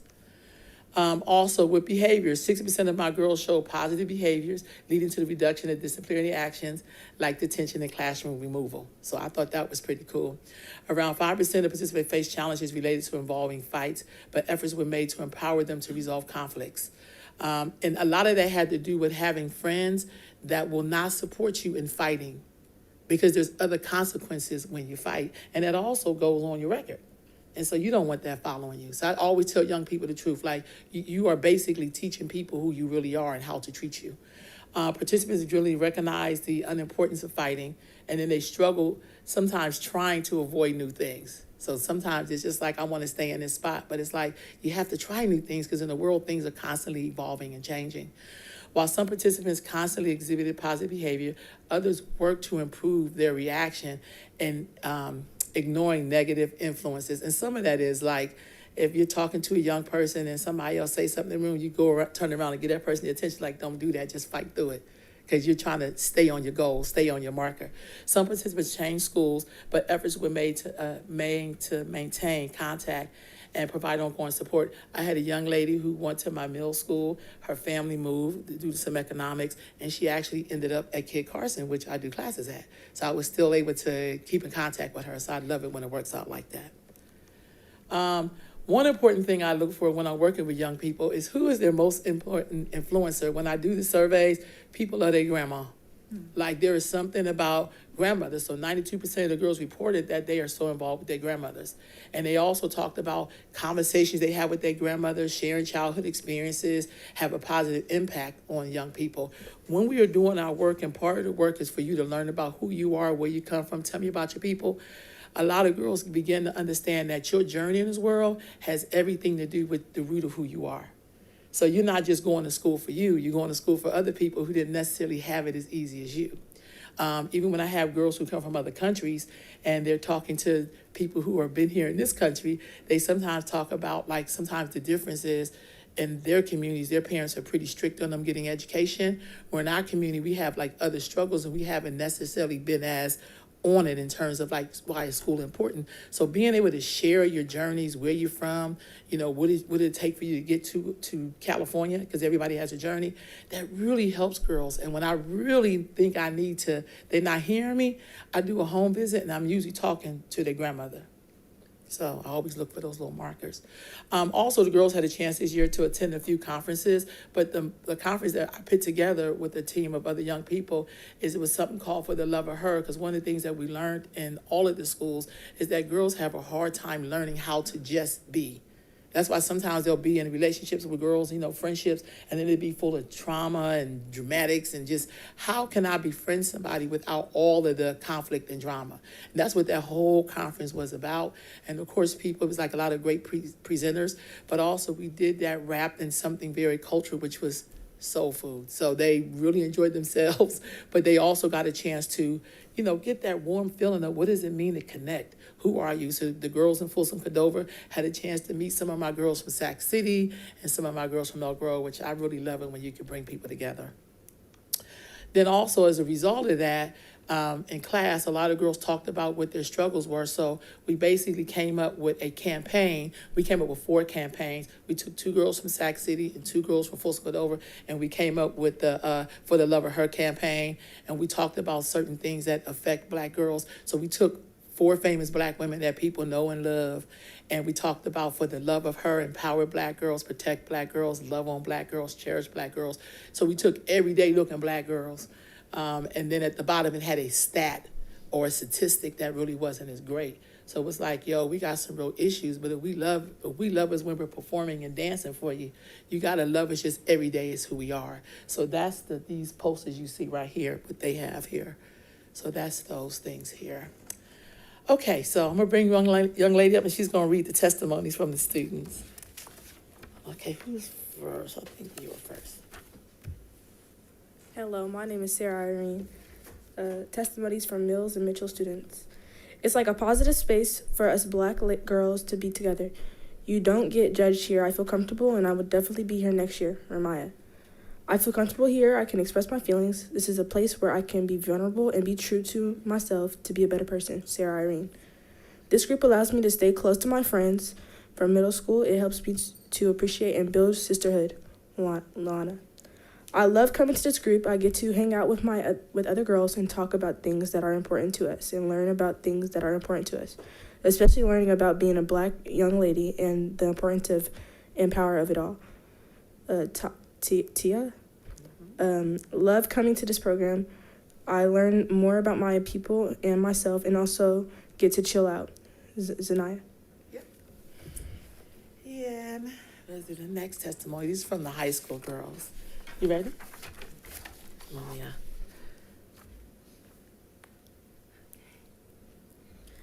These are testimonials from Cordova students. It's nice to be around other Black girls and talk about our experiences. It helps us to gain friends and get to know our classmates better. Janaea, the sessions gives me at least a safe place to just say how I feeling, and just to share what is going on in my life. It's just the place where you connect and grow with other girls. Janessa, it's very flattering being around girls the same as myself, being in this group. We were able to talk about things as one. We shared things that we usually wouldn't talk about and made us see each other for who we are and really hear and take in other emotions and thoughts. Jessica. Thank you. Okay, and then I had some testimonial from parents, which was really heartfelt. One mother said, "Hi, Rolanda. This is Jane. I'm Helena's mom. I want to say thank you for your dedication to the students, especially mine. My daughter speaks so highly of you and how hard you work for us." The beauty of that, Helena's mom is Filipino, and I had a chance to meet her, and she was just saying, even though her daughter is half Black, she really likes the way I include the diversity and Blackness. Like, like we're not all from the same place and we didn't get here in the same story. But how do we show that diversity? She said, my daughter really likes when you do that, when you allow them to stand in their diversity and their uniqueness. Another one says, thank you for reaching out to me. Even though my daughter struggled, you made me feel like I have options to support her, to help her. Thank you, Miss Rowe, for taking the time. That's a girl daughter who did not walk the stage, whose grades were awful. But I still kept taking time trying to get her over that hump. So as she go off to high school next year, we got to have a better plan for her. Another mom wrote, my daughter loves your program. Thank you for pouring love, care, and kindness into her. And the last person said, my daughter really loves your class. Thank you for all you do for my daughter. She loves your class. And overall, the impact of the program has significant impact on its participants, leading to improvement in self-esteem, confidence, and belief in their ability to succeed. Because to me, that's the overall concept. Yes, I'm concerned about their grades and attendance, but I'm most of all concerned about how they see each other as human beings.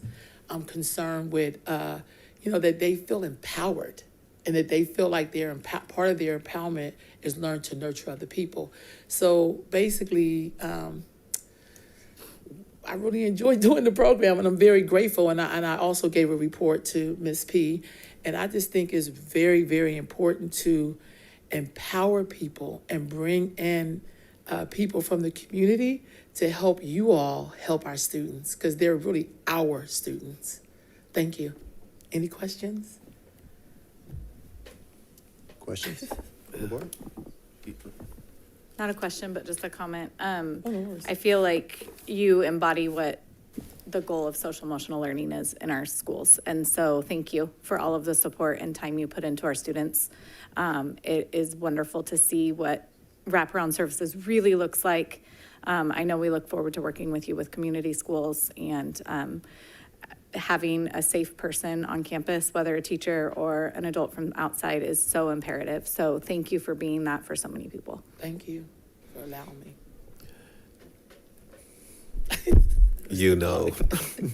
I love the work that you do, Miss Rolanda. And, I'm glad that you're working with these girls. And I know through the Greater Sacramento Urban League and Black Child Legacy Campaign, we're coming into Rancho, and we're excited. And we will be doing programs, hopefully along with you, especially with Black Girls Hill, and the one that I'm working on, obviously, with Elevate Youth California. But I'm just so glad that you do the work that you do, especially for our young women of color. Girls, I want to let you know I'm proud of you and I see you.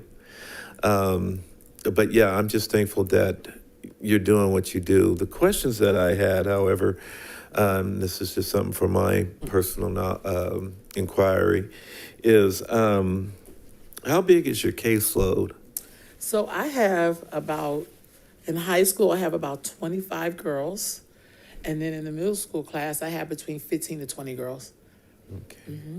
And for high school, 50% of the girls were freshmen that came from Mills and Mitchell the year before. Right. And then the other 50% were new girls, because usually when your program's really good, girls are always bringing in other girls, Absolutely. to the programs, which is good. This year in the high schools, 50% of the girls were returned, and the other 50% were new girls who joined on. Okay. As far as supportive services, wraparound services, do you do an intake assessment to find out basically not only what their needs are, but what the family's needs are? Yes, when I do home visits, I talk to the parent. I try not to ever take notes, because sometimes people feel like that's like you reporting on them. Right. And I got that because before I did this nonprofit, I worked for the Birthing Project for 25 years, and part of it, I was like the queen of home visits.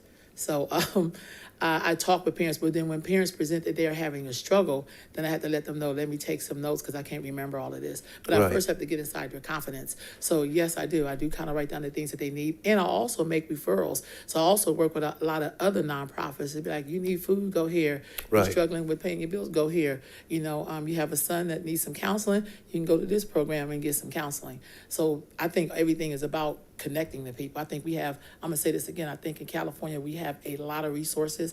I'm originally from the East Coast, I'm from Pennsylvania. I worked in Mississippi, which is like the poorest state in the union.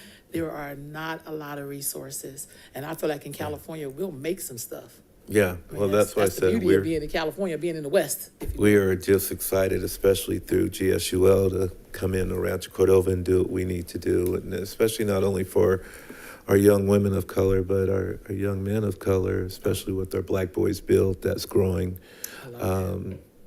So we look forward, as personal for me, to work with you and Mama Earth Healing. And, we'll definitely be in touch to make sure that we have the extra support that those kids need. And, we'll talk a little bit more about Elevate Youth as well to get the girls and the young men involved. So we'll make it happen. Right on. All right. Thank you. Yeah. Mr. Hui? Just one quick clarification. You said in middle school you have 15 to 20. Is that at each school or combined? No, at each school. Yeah. Yeah. Even though the cap was supposed to be like 15, but I don't tell nobody no. I'll be like, come on in. Well, I can see why they would want to come. I appreciate all your work. Last thing I'd say is, I think at the end there you said, and I think this is really an amazing statement, part of their empowerment is learning to nourish other people. That's beautiful. I just want to get your permission to steal that for myself, because that is that's a really powerful statement that wraps up. Sounds like everything you're doing. So thank you. Thank you. And when I said that, usually when girls get into fights, there's always somebody, I don't want to say nurturing, but they kind of are. Like they're nurturing your ego. You know what I mean? And they go, I wouldn't take that. So it's like, how do we flip that? And I do believe no matter what the condition of a people is, they still want the best for themselves. They may not know how to get it, but they know they want it. So I always believe you can challenge people to bring out that positive side, to bring out that upliftment side. Because I think everybody really want it. So I feel like our jobs are to nurture. That's a part of who we are. Yes, sir. Miss Rolanda, you're going to have to let me know how I can get my hands on a couple of those posters. Yes. We'd love to have them at our offices. Okay. Oh, yes. Well, in Rancho and Oak Park and El Paso Heights. Yes, we're working on those for the summer to create more posters. But Right. the girls really liked it, and they learned something about themselves. So we didn't just talk about the message. We also talked about what can we do to curb our participation in these stats. Because that's usually the only power you have is how you are interacting with that stat. So Right. one stat talks about girls getting suspended more. How can you, curb the way you interact with adults? Right. You know what I mean? Even if you think you're right, there's still a way to interact with them. And that Absolutely. would curb the stat. So, yes, sir. All right. Thank you. All right. You coming? Yes. Thank you. I just wanted to say thank you so much for your hard work.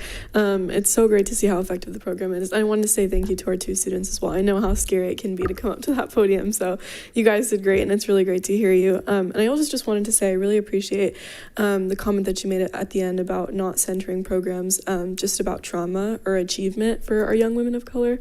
I think it's just as important to get them together to have fun and just exist as individuals and make connections with each other. So I really appreciate that. Thank you. Thank you. I also wanted to add on, this is so inspiring. Thank you. And I'm so, so proud of all the young ladies who are succeeding while being loved and seen by you. And I love these posters. They're so vibrant and fun. This enables me to want to develop something like this in the future for our Hispanic women. So thank you. You are amazing. Thank you. Any other questions or comments?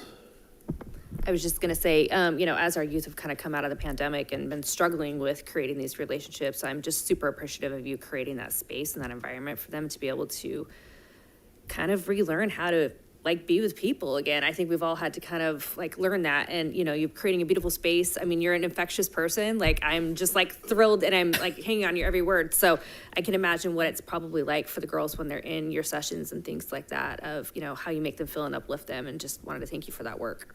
Thank you. I feel like a little kid when you be like. Well, even though this is a discussion item, if there's any comments from the public, audience, online, no? Okay. And I actually want to commend the young ladies as well for coming. I know it's tough coming to a meeting for 3 hours, but appreciate it. Yeah. We got.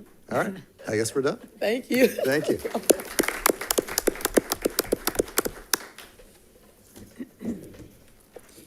All right, that takes us to item C, which is the Folsom Cordova Unified School District 2023 Summer Vital Signs Data Report. Superintendent.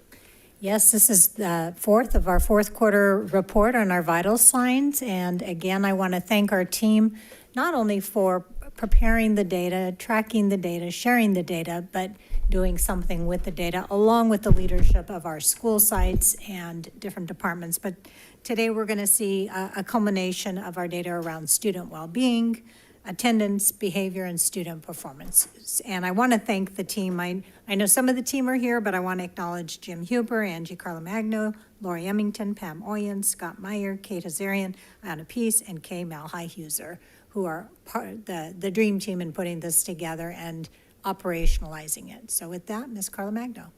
Thank you, Dr. Klegan. Good evening, board. And this is our FCUSD Spring Vital Signs Data Report. We have a few folks that are helping with the presentation tonight. One of our norms on the next slide for this data presentation, just a reminder that our protocol is to use data as a flashlight, not a hammer.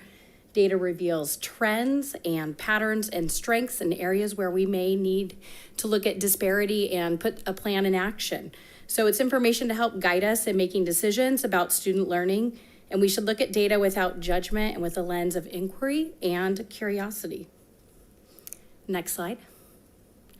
Also, data in terms of PLCs stands for professional learning communities, and that's traditionally defined as an ongoing process in which educators work collaboratively in recurring cycles of collective inquiry and action research to achieve better results for the students that they serve. And I'm very proud of all of the PLC work that we are doing within our district. It is powerful work and it is data driven, and I know we are on the right track with that. So with that, I'm going to turn it over to Mr. Meyer, and then I'll be back to talk to you about some data about our elementary schools. Thank you. All right, good evening, everyone. So I'm going to focus on attendance and behavior, but starting with attendance, just our goals, and they might sound a little familiar. We're trying to keep that calibration, so when I come give these quarterly reports, we have that consistency. So for our LCAP goals is to have 96% daily attendance. And really with our Title I schools, we're looking at 94% and 97% for our non-Title I. Really with that is increasing that family connectedness at the school site and really continuing to grow and implement our tiered attendance interventions. So just for the next year, we have 6 trainings scheduled for attendance and all support staff. We also have our 20-day challenge that we've been working on vigorously the last 2 months with all, and I really want to commend all the departments, whether it's special education, whether it's our EL, our equity department, homeless foster. Really excited that we're working with all them. Remember the 20-day challenge, that's where our commitment that every student who's not there that first 20 days, whether it's in August or January, they get a live phone call. And it's from someone who's really trained to have that conversation, to triage whatever that support might be. It might be from transportation to anxiety, to their helping watch their little sisters at home. So the other piece is updating our school attendance review team. So our SARTs transitioning to SARBs, and there's a ton in between. So we're really standardizing that practice. And I think if you were to ask me, one thing that I'm really proud of our office is really that we've improved that process. So are we making progress? Yes, absolutely. We're up 1.2%. We're excited about that. Equally as excited, we're down 6.2% for chronic absenteeism. Remember, chronic absenteeism is 10% or more. So those students have missed at least 18 days of school or more. And if you hear severe chronic absenteeism, that's 20%. And so that would be 36 days. And just so the board knows, last year we had almost 800 students who were severely chronic that missed over 38 days. So we have a lot of work to do. So we're super excited. We had 120 SARBs, and I think that's really a reason to celebrate. Our office, we did some research, and we've never done more than 45 in a school year. So we're really excited for that. And again, I have to commend other departments because it's a collective effort. A SARB has a minimum of 4 to 5 members, including community members. So we're really excited for that. We've been taking the show on the road instead of having them here in the district office. We do have some here, but we've been going out to schools such as White Rock, Cordova High, Mills, and Mitchell, and that's been really effective. We brought back truancy court for the first time too. Unfortunately, we can do everything right and really work with families, but not get the result. And after SARBs, there's not a lot of other tiered interventions, and we have, for a lack of better words, had some of our students basically disappear. So we brought back truancy court, which can be a tedious process, but it's actually been really successful. We've had an increase in attendance with 7 of the 8 students we brought forward out the gate. So we've done 65 home visits specifically for attendance this year. And those, a lot of times, those are just our office. I have to commend our APs, vice principals, our counselors, our MHSs. They're doing a lot more home visits than they've ever done before. And a lot of those are attendance-based. Our opportunity sweeps, that is where anywhere from 7 to 12 district personnel, my whole office goes, and we've had a number of my colleagues in the room. We go and we pair up with, if it's Cordova High, for example, we pair up with our MHSs, campus monitors, their principal, their vice principals. We pair up and we go address the students who are wandering, who might be over at the park, and we actually hold a SART right there on the spot. We call the families, and we held 90 of those this year. And that's been really powerful just to come up with a plan on, hey, kind of addressing the root causes, addressing our expectations, and also doing a 30-day review. So that's been really impactful and something kind of outside the box that I know we worked with a few of the schools, and that was the support that they wanted. Speaking of the schools, I did want to give a quick shout out to Cordova Villa. They had 579 calls made in our second round of the 20-day challenge for January. So they had 579 calls made during that time, which is just outstanding. In Goldridge, also, this site cut their chronic absenteeism in half from 26% to 13%. And that doesn't happen by accident. And then finally, Navigator. They closed every single one of their SART conferences, 58 this year. So, and their attendance rate was 92%, which is outstanding. So just our overall data, just so the board knows, I'm gonna send you a 55-page PowerPoint from A2A next week. I was hoping to have it. It is awesome. If you've looked at those, even someone who's not the best at data like me, anyone could read that, and it is. So any comments, feedback, would love to hear, but you'll be getting that next week, because what we've learned is you can't just look at the overall number. I think that's what kind of got Folsom Cordova in trouble, because we've been so high with attendance overall compared to our surrounding district. But a lot of that's been because of a few of our affluent schools have lifted us up. If you really look at those student groups, which we talked about last time, it's a punch in the gut. So, but we have gone up, and we're going in the right direction 2 years in a row. So both with chronic absenteeism and our overall attendance rate. This is really TK through 8th grade. Unfortunately, well, last time we met, we're still kind of in that same pattern where our TK and our first grade are really struggling. And as much as we're excited that we've been growing, we're still far away from that 4 years ago. And that's, I think, what, if Sean was here, I think that's what's keeping him up at night. But from an ethical standpoint, that's keeping all of us up at night, because we know when students aren't at school, they're not learning, and we don't know where they're at. So looking at 8th grade too, this is surprising. 8th grade is traditionally not our highest, our biggest attendance challenge when it comes to middle school. It's normally 6th and 7th grade. But you can see that has not come down as much as some of the other grade levels. We're extremely concerned about those foundational years. We're putting a lot of efforts. I always like to say, sometimes we have to put on our business hat and use our resources wisely. We are, as a department and as a cabinet, really focusing on those first 3 years.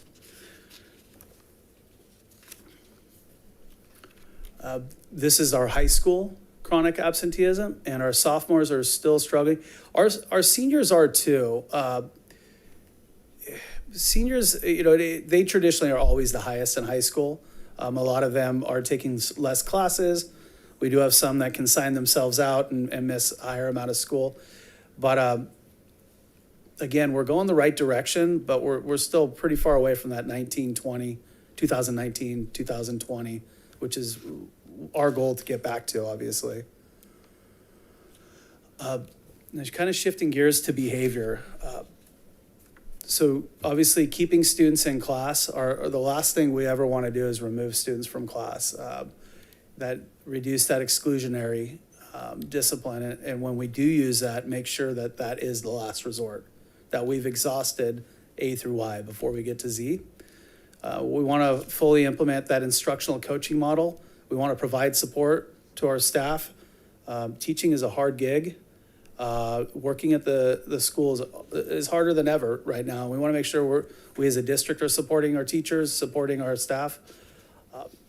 So our data is definitely something. We have a variety of data points, whether it's Panorama, whether it's our Power School, our entries.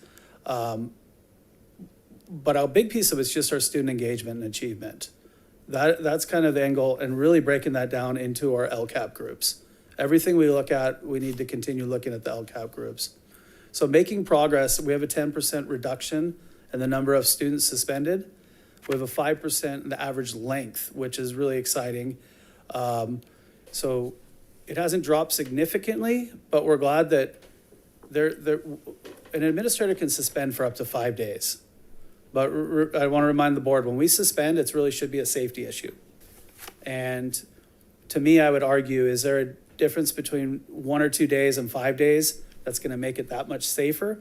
Maybe in certain cases, but for the most part, that's not the case. And that's why anything over 4 days of suspension does get run through my office before approval. So the other piece would be 15% reduction in the number of instructional days lost to suspension. I do want to give a shout out to a few of our schools. Mr. Cadenhead's here. Folsom High School has suspended 39 fewer students this year. And try and put names to these numbers. I'm throwing a lot of numbers. There's a name to each one of these numbers. So Cordova High School suspended 26 fewer students this year. Vista del Lago has 18 fewer students this year. Folsom Middle, 15 fewer. Mills Middle, 12 fewer. And Mitchell had 1 fewer. So again, that does not happen by accident.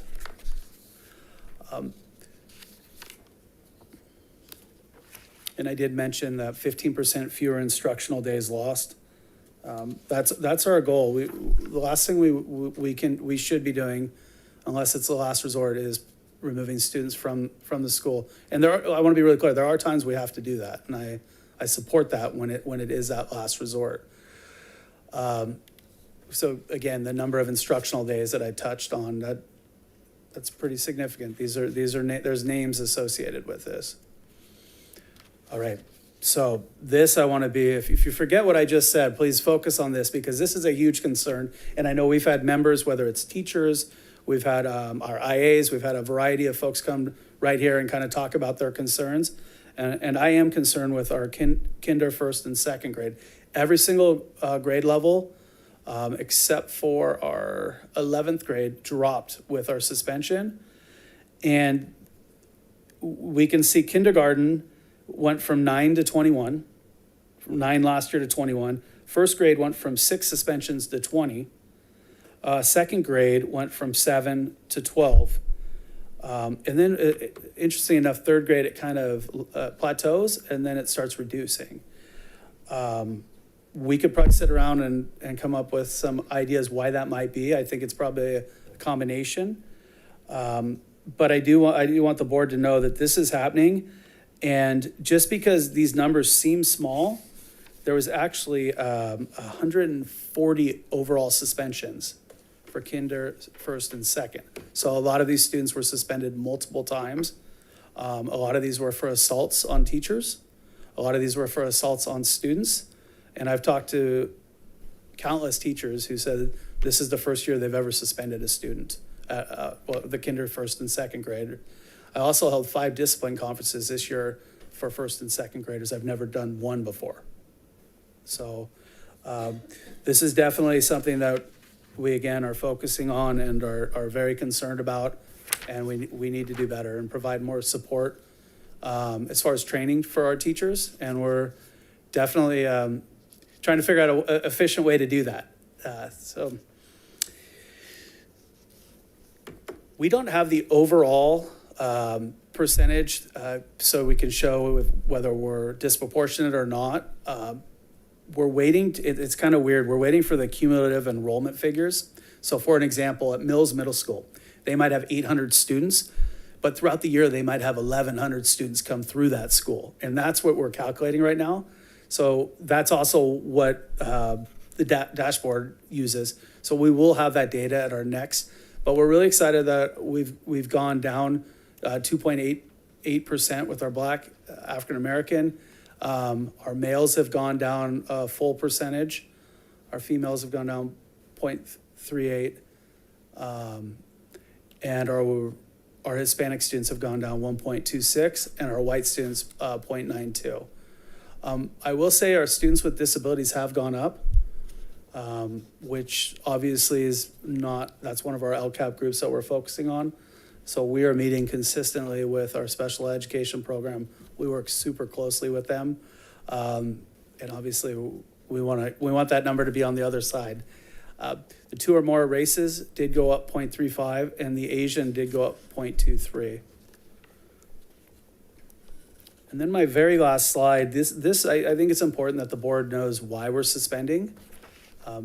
Keep in mind, number 3 is only 9th, 10th, and 11th, 12th grade. That's the only grade level that you can suspend for defiance.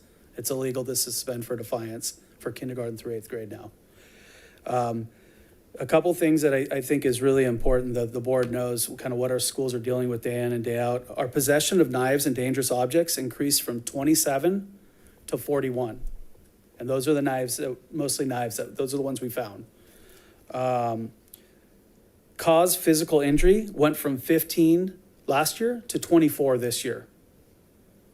And then possession of imitation firearm, that went up from 4 to 16. So that quadrupled. And then offering, arranging, basically selling drugs on campus, we had 0 last year, we had 4 this year. So we are seeing some increases in some pretty serious behavior. I think qualitatively, for those of you that have talked to the site staff, you've probably pick that up, but quantitatively that supports it.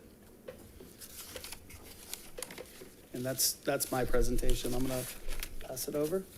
I hope you're next.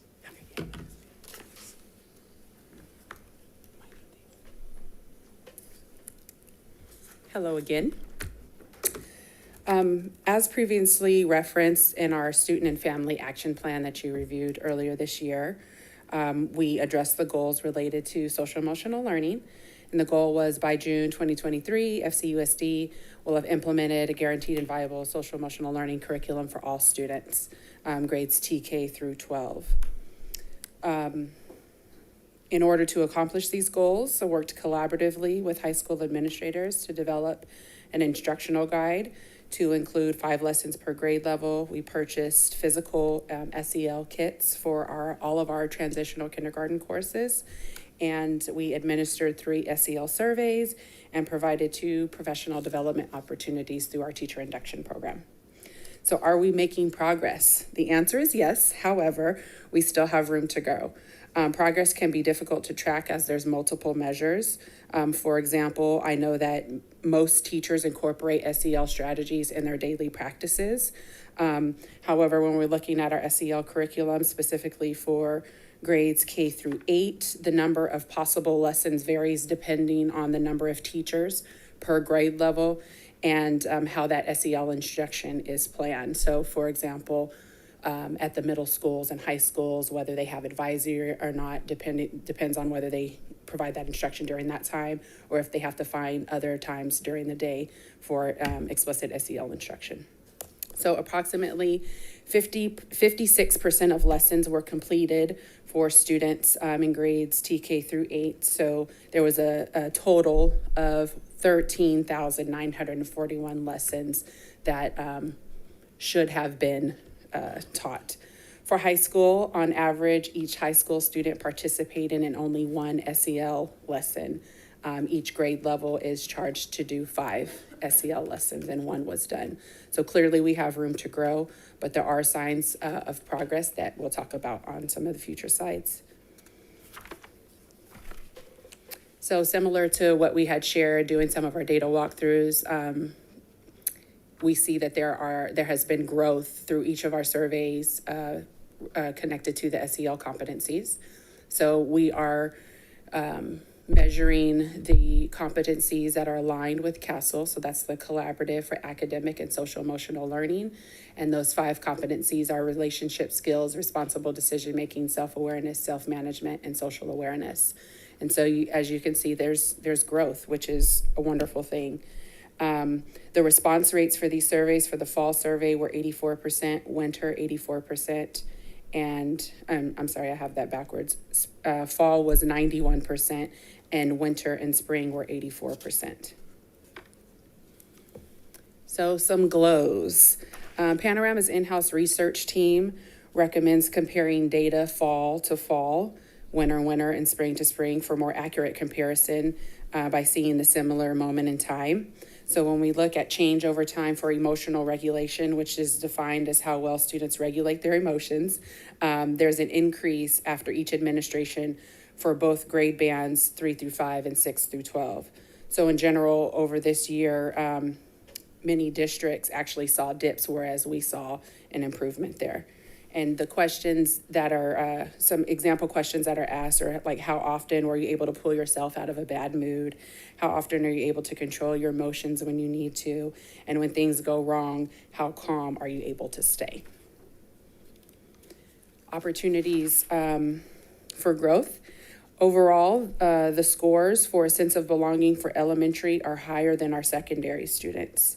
But we also notice that there's a slight downward trend in elementary from fall to spring in this year. And so the opposite is seen for secondary students with a slight increase in a sense of belonging. Another difference in the data is that students in grades 3 through 5 responded favorably to support from adults, whereas least favorably in secondary. And so I know that the term percent favorably can be confusing sometimes. And so that's where you are taking, say you have 5 answers on a Likert scale, we're taking the top 2 responses. If there's 6 potential answers, we're taking the top 3. And those are usually like, strongly agree, and neutral, things along those lines.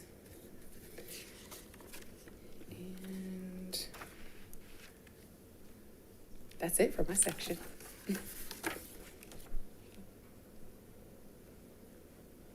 Thank you. Good evening, everyone. In February, we shared with you some information on a pilot that we were putting in place at Cordova High regarding A through G completion and credit recovery. We wanted to share some of the results of you with that pilot. So the goals were obviously increasing graduation A through G completion rates and giving the students not only the opportunity to do that and remediate, but also gain some content mastery. And so we piloted this at Cordova High School in the spring, and based on that pilot, we're excited we're going to expand it not only to the Cordova High in the spring, but at both Folsom High and Cordova High, we're going to have these options in place for students both fall and spring next school year. Some of the highlights, over 80% of the students who participated in the program at Cordova High earned credits. A big highlight is 40 members of the class of 2023 were able to complete credit recovery and graduate with their class. And we had 5 seniors who were able to repeat courses that got them to A through G as E through G completers. Excuse me. We had a lot of interest in the program. As it was a pilot, we only had so many seats. And those seats were as if a student finished or if they could not continue. Our counselors at Cordova High were trying to fill that seat as quickly as possible, so as many people as possible had opportunities to take advantage of it. And we had, of the 75 spots that we had available in the pilot, we had 61 that were filled, and 81% of those students got credit. You can see that math was the biggest area where we had students who were working on credit recovery. And the majority of the students were able to recover 1 class, and we had some students who took great advantage of the opportunity and were able to recover 2 and even 3 classes of credit in that time. And there were 2 cycles, 2 10-week cycles that were offered for students in the spring. We can see most of our students who participated were 12th graders. And as we said before, we had students who were able to remediate on classes and become A through G completers. And then our biggest highlight were those seniors that were able to graduate with their class. And so we're really excited to expand this program next year, both terms at both Folsom High and Cordova High. And Ms. Carla Magna. We're sharing a few slides here.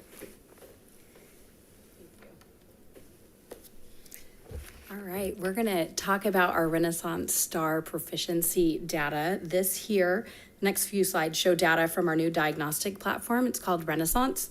And this was our first year of implementation of this new tool for students in grades K through 8. The yellow bars represent students testing at or above benchmark, and the green bars represent students testing at or above benchmark in the spring. Sorry, I meant to say in the fall for the yellow. These graphs show the number of students at or above benchmark level, not the total number of students that were tested. So we're showing growth here for all of the grade levels displayed, which is very celebratory. On our next slide here for mathematics, this data story here shows incremental growth for each grade level as well, 1st through 5th grade. And then this is our STAR early literacy proficiency data. And students that took the STAR early literacy test in kindergarten or 1st grade in the fall may not have taken it in the spring. So you'll notice that the numbers look a little different on those bars. And it's because as students progress with their skills, they move into taking the STAR early literacy and the STAR reading, or from the STAR early literacy to either to the STAR reading and STAR math tests. So some teachers may have administered both the early literacy and the reading and math with students as they were becoming comfortable with the skill levels of their students and in making determinations on what test a child should be taking. So typically our students that are non-readers are going to take the STAR early literacy proficiency test. And as they, like I said, progress with skills, they'll move into the other 2 tests. Past practice, just a note for you, board, was to not administer this at the onset of the year for kindergarten, as it takes some time for students to learn to use the Chromebook and to navigate the test. So we're working through this with our first year of implementation and in future years with teachers. And we will make sure that everyone has a better understanding of the product and they understand how to administer the diagnostic and then determine who should take what test.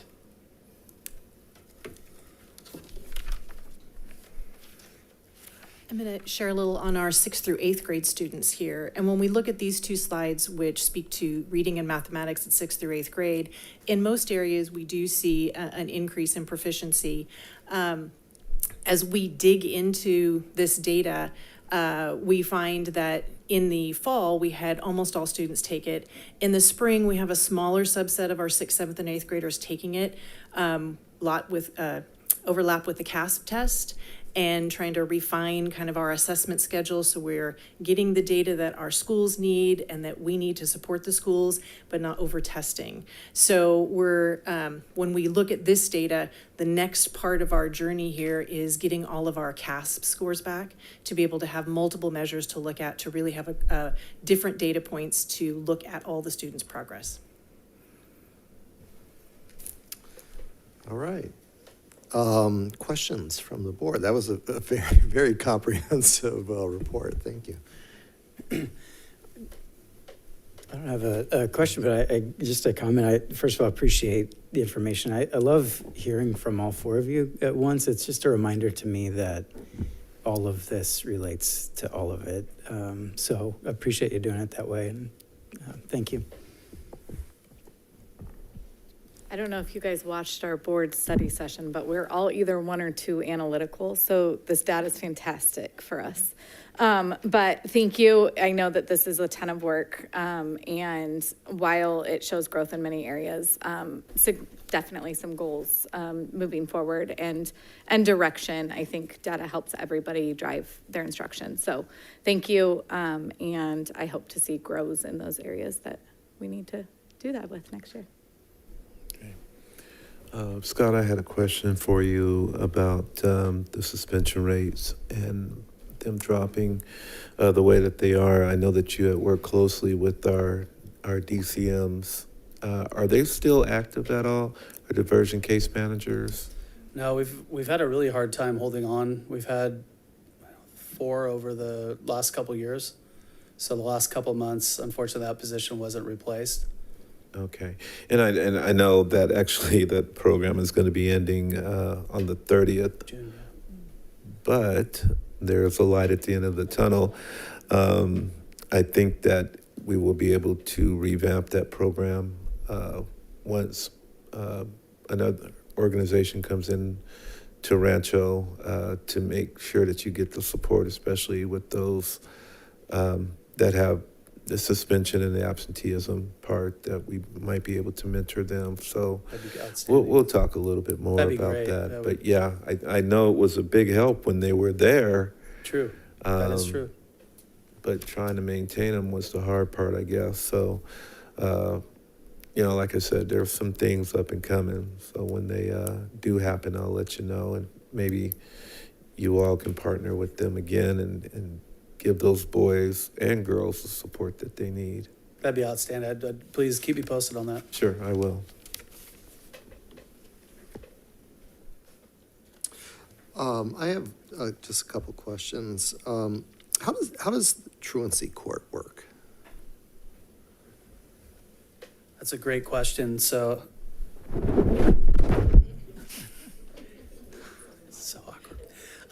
So truancy court is something after once you've held the SART, we've done the home visits, we've done all that plethora of interventions, then we have that SARB.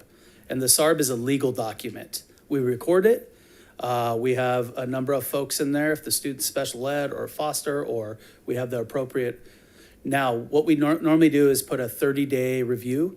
Our SARBs, and every district's different, our SARBs are good for that school year and the next school year, that contract. And that contract is really just littered with interventions. Check in, check out.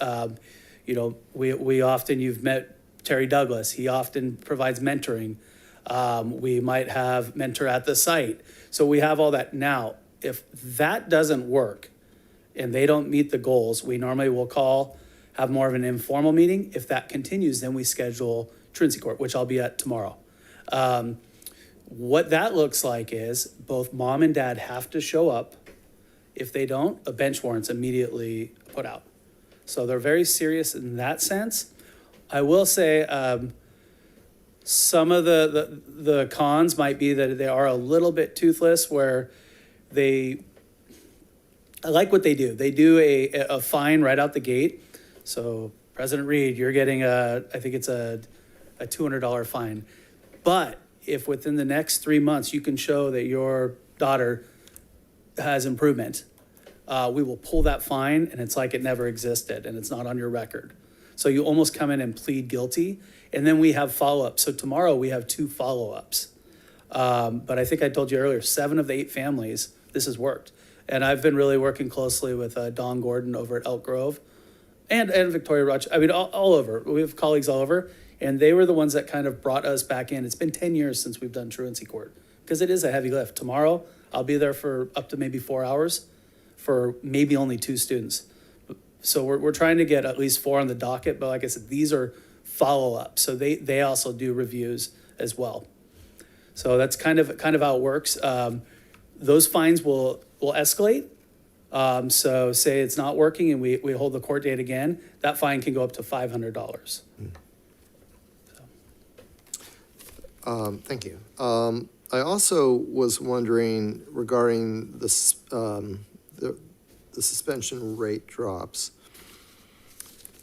I've heard, I guess anecdotally as well as firsthand with a number of teachers this past year, of hearing about their perception of discipline-related issues in their classroom. And a number of teachers have expressed a little frustration at how the problem seems to be getting worse, not better. I suspect is the reason why it's not correlating to suspension is because we're taking a very different approach on suspension, that it's more of a last resort than perhaps how we used to treat it. And would that be why we would explain that perhaps the perception is disciplinary issues are increasing in the classroom, but suspensions are decreasing? Yeah, I think that's a fair analysis. I think there's a lot of truth to that. I think one of the areas, and I know we've talked with the union and a lot of teachers and also working with our administrators, is that communication. So if I'm the principal and somebody's sent to me, just because they didn't go home doesn't mean that we didn't have them write a reflective paper, or there was other consequences. But it's also a skill. The restorative's hard. Other means are hard. The easiest thing to do is to suspend. And I have to say our administrators are still building their tool belt there. And I think the next step is really that we have to do a better job. And it's been hard the last few years doing PD during the school day with subs and all that.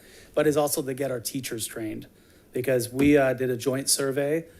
We had half of our teachers fill this out, and they are hungry. And they believe in other means, but they also want to be trained in other means, and they want better communication from our site. So that's really a goal of ours. You nailed, I met with Dr. Collegian the other day, and I said communication for my department and working with the administrators, that has to be our number one goal. And safety too, right?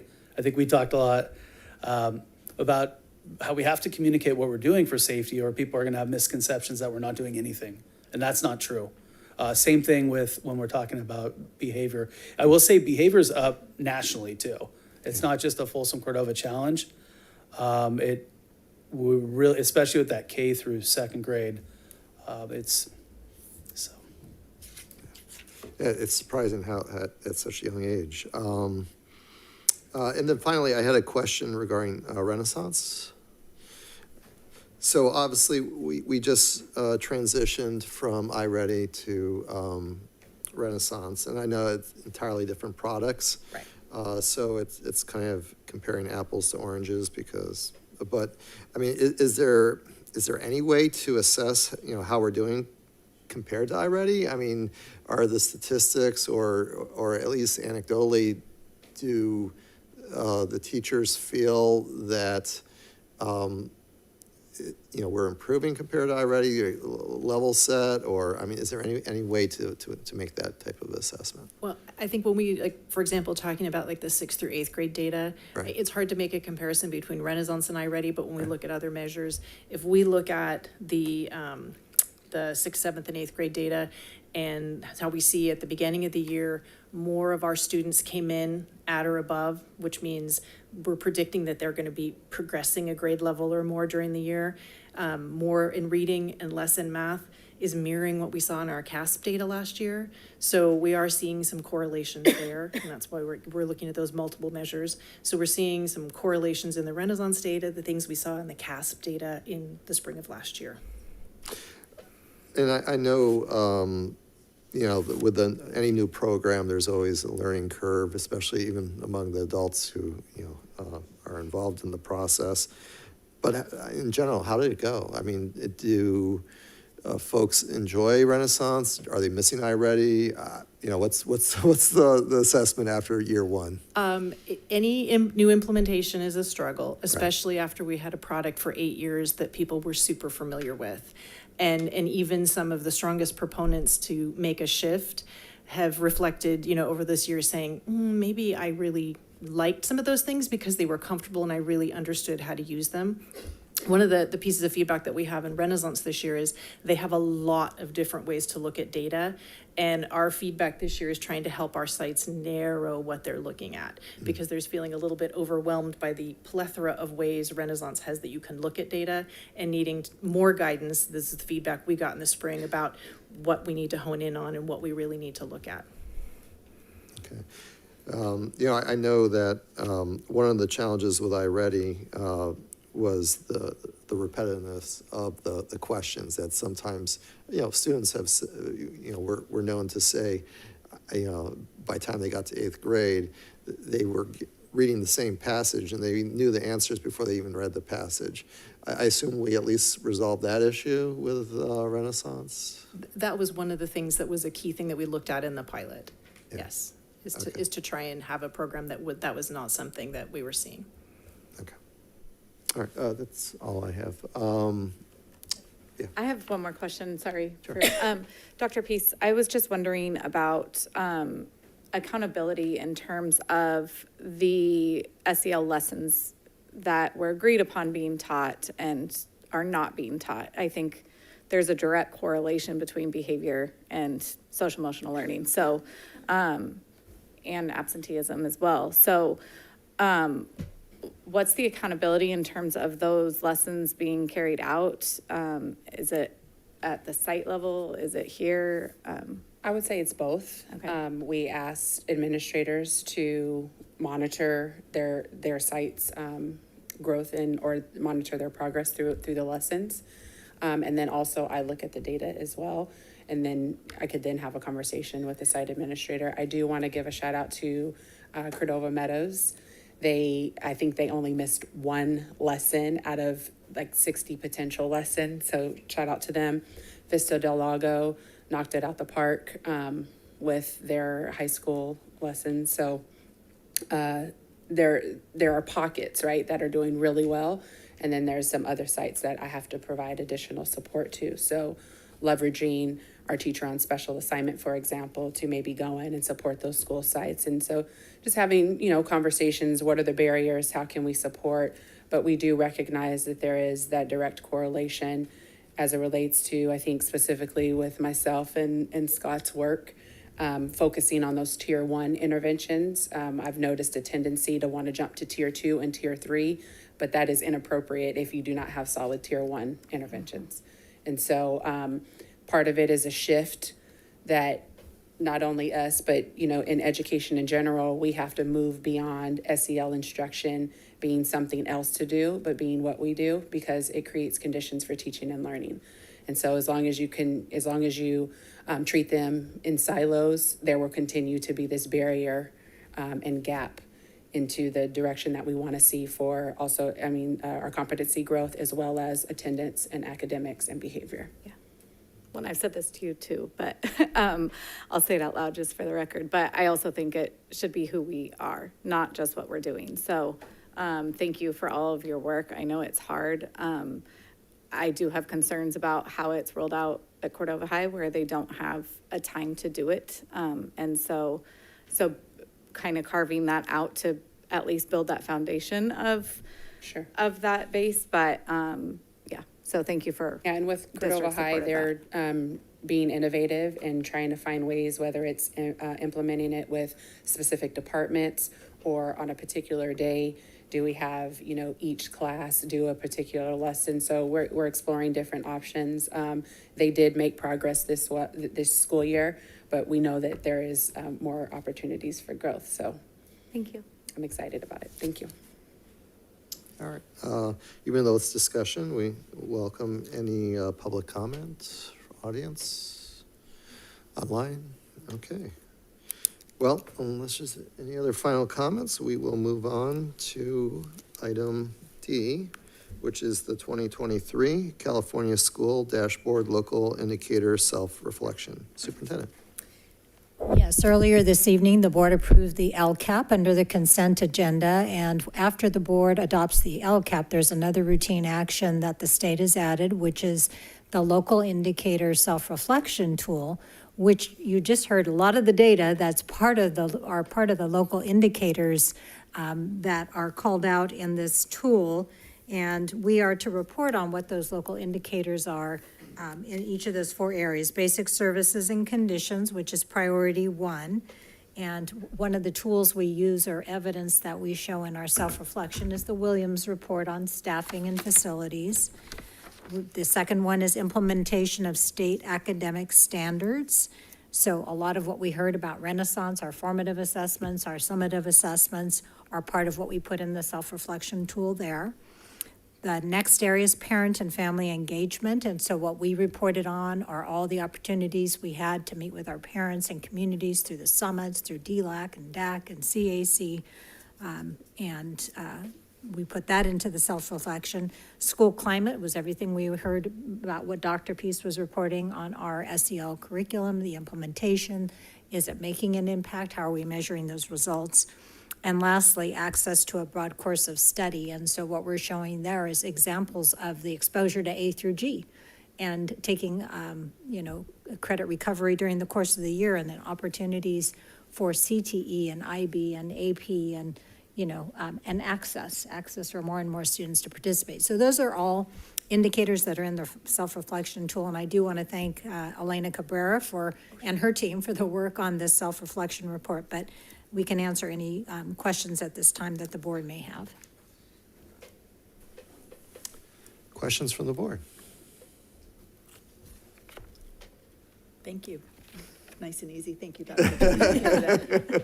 Excellent. Thank you. And you'll see this information presented in the dashboard that normally comes out in December. So this is the early stages of our own self-reflection. And as we gather data like performance data, attendance data, or even discipline data, that will then be gathered so that we have a new dashboard. So thank you. Any comments from the audience? Online? Yeah, online? Yep, all right. All right, well, I guess that was simple enough. We will then, move on to item E under discussion, which is recruit, train, and retrain employees. Superintendent. Yeah, we're really excited to be able to share out at the end of the year a lot of the intentional actions that our team in HR and cross departments have really been focusing on in the recruitment efforts, the professional development, and retaining our employees. I want to thank Don Ogden and the team in HR, and a great piece of evidence of this is our hiring fair that we held this last Monday, and it was really all hands on deck between our site leadership, our district department leadership, HR, and, everyone in this building really helping with onboarding employees. And then now that we have them here, how we keep them here. So Mr. Ogden's going to share some of that information in this presentation. Thank you, Dr. Clegan. I do want to just start off talking about our recruitment fair. We were recruiting classified employees, and what we were looking for is, focusing, as Omera said, on making it a career fair. And the partnerships went across the board. We had a partnership with the city of Rancho Cordova. They helped us have a billboard right on Highway 50 that everybody was able to access as they drove up and down the highway. Angela's office connected us with Schools First, and Schools First Credit Union actually facilitated Dr. Klegan and myself to be able to go on TV. Dr. Klegan was on ABC talking about our career fair. I was able to go on Fox 40 and talk about our career fair. It just went on and on, the people that stepped up and supported our effort to put this career fair together. And then when we did it, we reached out in the HR department, we asked for some help, and it was unbelievable. Every department in the district showed up, including every school site. We had people from every school site here interviewing people. So what would happen if you came to our career fair, you could walk in the door. We had a very brief application. Then you could go online, and we had iPads here. You could see all the jobs that were available. You could very quickly apply for a job. We would print out an application for you. You would go upstairs, you would interview for that job. We actually had everybody here to do the interviews. After you did your interview, some of our jobs require an assessment or a test. We actually provided the testing on the same day. They got their test scored, they came downstairs, and downstairs we fingerprinted, and we also had TB testing, all right here. Then you went in the final line, and over 100 people were offered jobs that day. Yeah, we had, and I know you all like numbers, so I'll throw some numbers your way. So we had 256 visitors sign in. We had probably well over 300 people attend the career fair. We had 136 actually go in and do the applications using our Team Taylor that day. We also live scanned 106 people. We gave conditional offers to 83 people. We hired 47 substitutes. We also tested 31 people through, for that as part of the application process. And we provided childcare to 22 children so that their parents could go through the process. So really our goal was to remove barriers and get people access to our jobs. So I think it was a huge success, but we could not have done it without our community partners. We definitely couldn't have done it without everybody in the district pitching in, and the great work done by Angela and her team. Thank you for that. And also, I look around this room, and almost everybody at this room was here. I'll pick on Aaron. Aaron came down to see how it was going. The next thing he was here all day helping out, facilitating. And there were many people like Aaron that just came down, saw what was going on, and pitched in. So it was a great day. So I want to thank everybody, and especially my HR team. The HR team sort of was very, very nervous because they put a lot of time and effort into planning this, and we've never done one before. And they were sort of nervous, thinking, okay, is no one going to show up to our party? And everybody did show up. So when the doors opened, we had over 50 people in line ready to come in when it started. And so, Roxanne and Becky and Ellen and Tanya and Lupe, the HR team all stepped up and did a great job. So I just wanted to start off with that. I have a few things I wanted to share with the board to give you sort of a global picture on what's going on with recruitment, training, and also retaining staff as we are able to get them. So if we could you click a couple slides in, please. Can you go to the next one, please? So I just wanted to start off by talking about, why do we have so many vacancies? And we're not the only ones who have a lot of vacancies, but some of the reasons we have vacancies are sort of, I wouldn't say it's our fault, but we've driven initiatives that have created more positions, and with more positions, we have to fill those. For example, we, a couple of years ago, did not have these expanded learning opportunities like we do now. Oops, is that better? Okay. But just recently, as we expanded our ELOP program, we now have 80 plus, new positions that we needed to fill. We are starting community schools, and as you know, there's $6 million worth of positions that we're going to need to fill. When we went to universal meals, we had to hire a lot more food service workers. That became a huge initiative. When we expanded TK, we needed more TK teachers. When we started having instructional aides at TK, because the staffing ratio there is much lower than a traditional TK or preschool, that created staffing needs. We added paraprofessionals for this year in kindergarten. That created a staffing need because we have 21 schools and about 40 classrooms. So all of a sudden we needed 40 paraprofessionals to fill those positions. With our SEL initiatives, you know, I think back to when I started my career, we didn't have mental health workers working at elementary schools. Now we do. We have mental health workers and social workers throughout our district. These are all new positions that we need to fill. One of our initiatives that we have in our district is every school, every elementary school has an intervention teacher. That's an extra position across the district. And some of our schools are schools with supplemental funds. They have multiple intervention teachers and multiple support positions. We also have growth, and this is, you know, reflected in our need to hire more staff. Mangini Ranch has over 600 students. We have to staff that, and that's all staffing. That's management, classified, certificated, and itinerant staff that support a new school that large. Alder Creek's going to come online shortly. That's going to create some staffing needs. And we started a school during the pandemic, Innovations Academy. That was the board's directive to create our own online academy. That school also has staffing needs. So a lot of these staffing needs are things or initiatives that we've worked on in Folsom, Cordova. There's also ones that are sort of macro, or not really in our control, and one is the labor market. We hear it on the news all the time, but just to quote what was on the news, ABC had a news story, and it was last month, and they said that if you're looking for a job and you're graduating from college, this is the best time in 70 years to get a job. So that's how different this year is, even from last year or the year before. We also have fewer applicants. Frankly, when we post positions, we're not getting lots of applicants. The other challenge we have is there's a lack of diversity in applicants in our district. I've got some more information on that I'll share a little later. And I did want to point out that we do have a high turnover of staff, certificated and classified.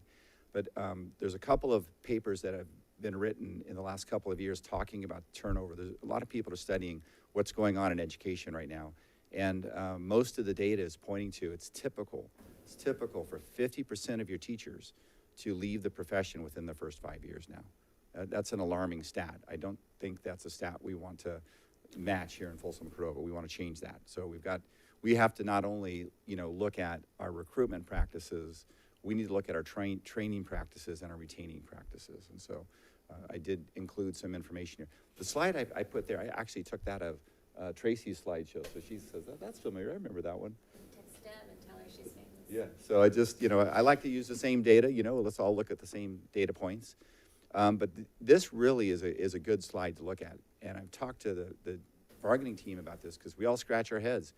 This team, you know, we've been working together, and we remember when we didn't have that many resignations or retirements, and we did have a peak when we offered a retirement incentive at one time. But a real challenge that we've had is more resignations every year, more retirements every year. And what we have done, and you can see this in the hires column, we had more temporary teachers during the pandemic because we had one-time money, which we used to hire a lot of temporary teachers. That number is going down again, and so that helps us with turnover. Next slide, please. One of the important things to consider, you know, when we look at those numbers of turnovers, why are people leaving?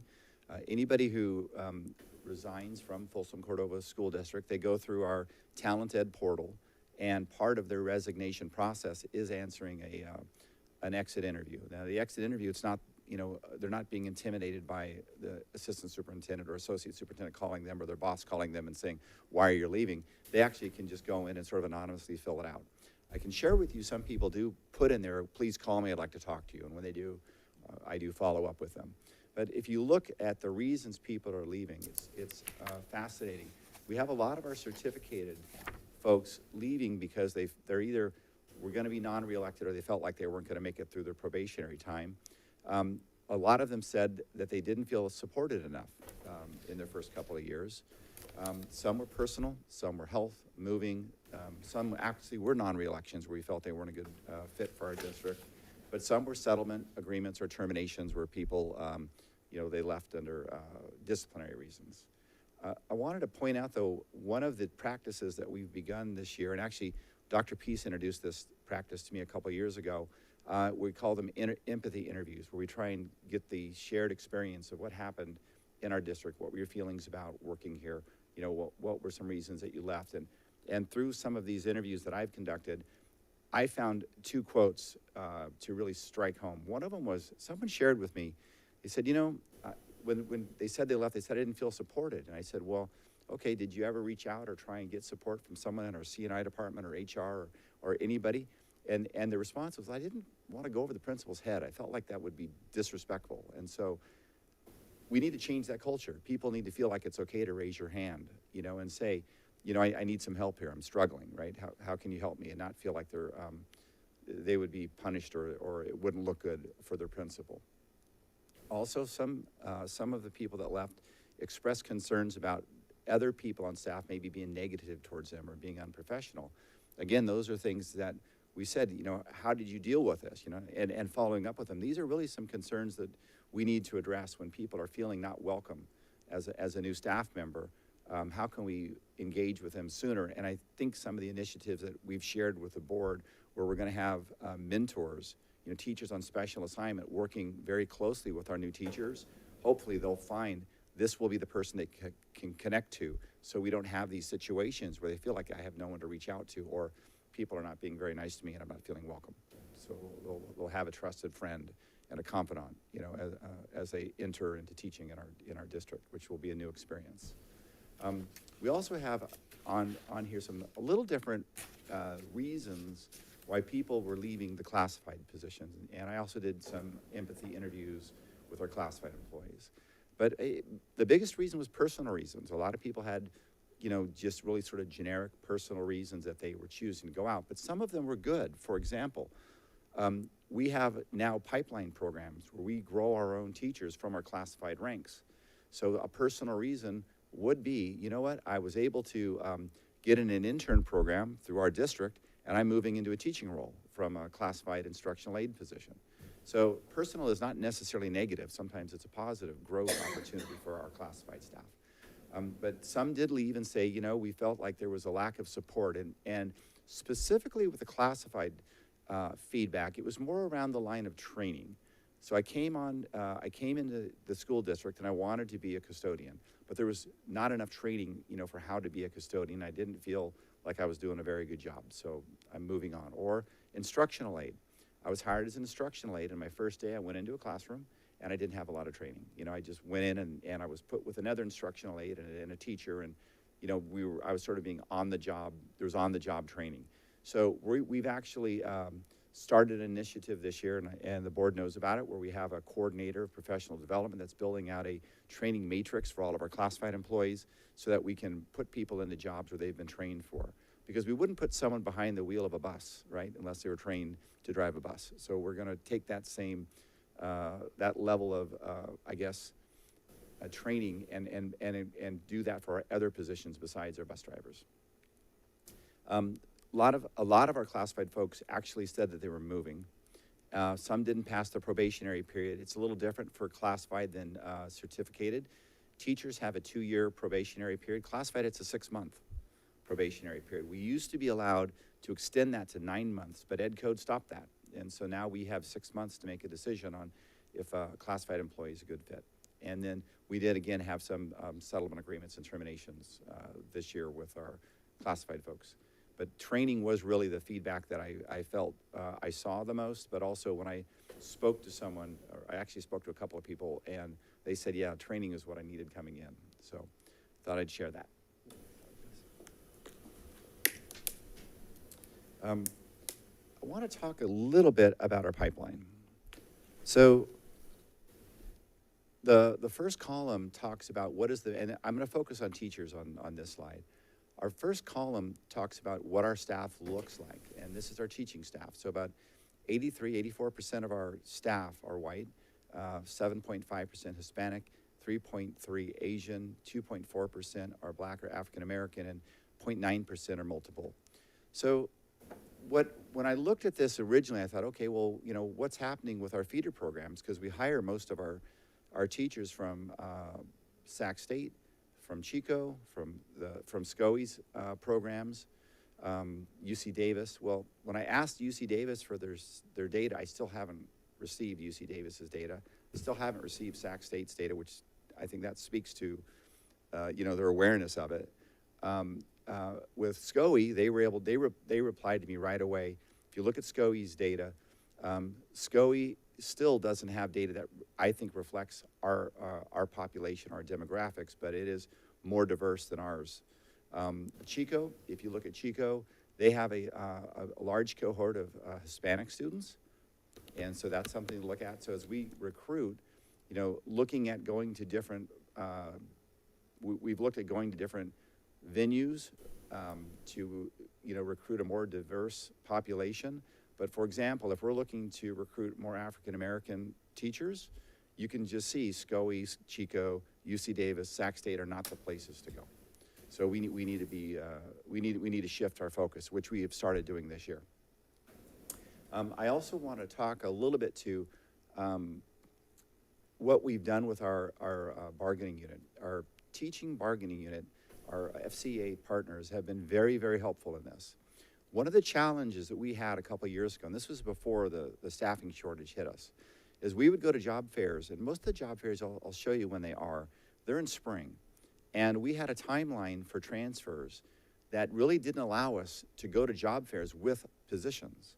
Well, we partnered with FCEA and we changed our timeline, so we're able to get through our timeline in February, right? And that allows us to go into these job fairs and actually have the positions. So when we go and we talk to people, we say, yeah, I've got a math position at Cordova High School. I've got a social studies or social science teacher at Folsom Middle School. Yeah, I've got a couple of elementary positions, you know, at different sites. And when people hear that, they'll apply for those positions. In the past, when we would go, and we didn't have that timeline that opened up those positions earlier. If I said to someone, yeah, we've got a pool of special ed teachers that we've applying for, well, where is it? You know, what school, what grade level? And people were not really excited to apply for a pool. But once we were able to identify the schools, the grade levels, the subject areas, that's been super helpful. So I want to thank our FCA partners on helping us with that timeline. Another thing that we've done that has been a significant shift in removing barriers, and we've talked about it quite a bit, is we have a new application called Team Tailor. And Team Tailor, it's the name of the program, and it allows us to broadcast our positions in other ways than EdJoin. Now, EdJoin is sort of the industry standard for how, it's a job board, really is what it is, and it's a job board for education. However, if you're a carpenter, if you're a custodian, if you're a food service worker, you don't know EdJoin. You do know Team Tailor, because Team Tailor puts those jobs out on all kinds of job boards. It puts it on Monster, puts it on LinkedIn, puts it on, it's about a half dozen job boards that all of our positions go to. And I can tell you, I mean, I was talking to LT this morning, and Brooke, about they have a payroll position. And in the past, if we put a payroll position on EdJoin, we would get 0 applicants. We have 12, and we just posted it. So this new experience, you know, Team Tailor for applicants is much, much better than what we've had in the past, and we're very excited to have that. We've also, our presence at job fairs, our HR team, and actually district staff, they join us also at the job fairs. We attended 14 different certificated job fairs and 16 job fairs for classified. And most of our classified are pretty local, whereas our certificated went across the United States this year. So we really widened our net on that. Here's just a list of our of the job fairs that we went to, so you can look and see. But if you notice, look at how many dates are in spring, right? And so that was a huge piece, you know, is to work with our staff, work with the budget department, work with the unions, and put timelines together so that we can go out in the spring and apply. You'll also see on here that UCAN is our partner that's helped us visit some historically black colleges and universities. And I have the dates on here that, you know, we went to Austin, we went to Houston, we went to Baton Rouge, we went to Texas, and also we went to Delaware State. And we're developing some relationships with some different colleges and hopefully some pipelines to help diversify our staff. You can also see that we went to Southern California for quite a few job fairs. Those weren't as successful as we hoped. A lot of those colleges are really commuter colleges, so we didn't have a lot of interest in moving up here. So we think next year we might pivot from going to the Southern California colleges and do more job fairs in the Bay Area. Also, we did attend CABE. CABE is California Association of Bilingual Educators.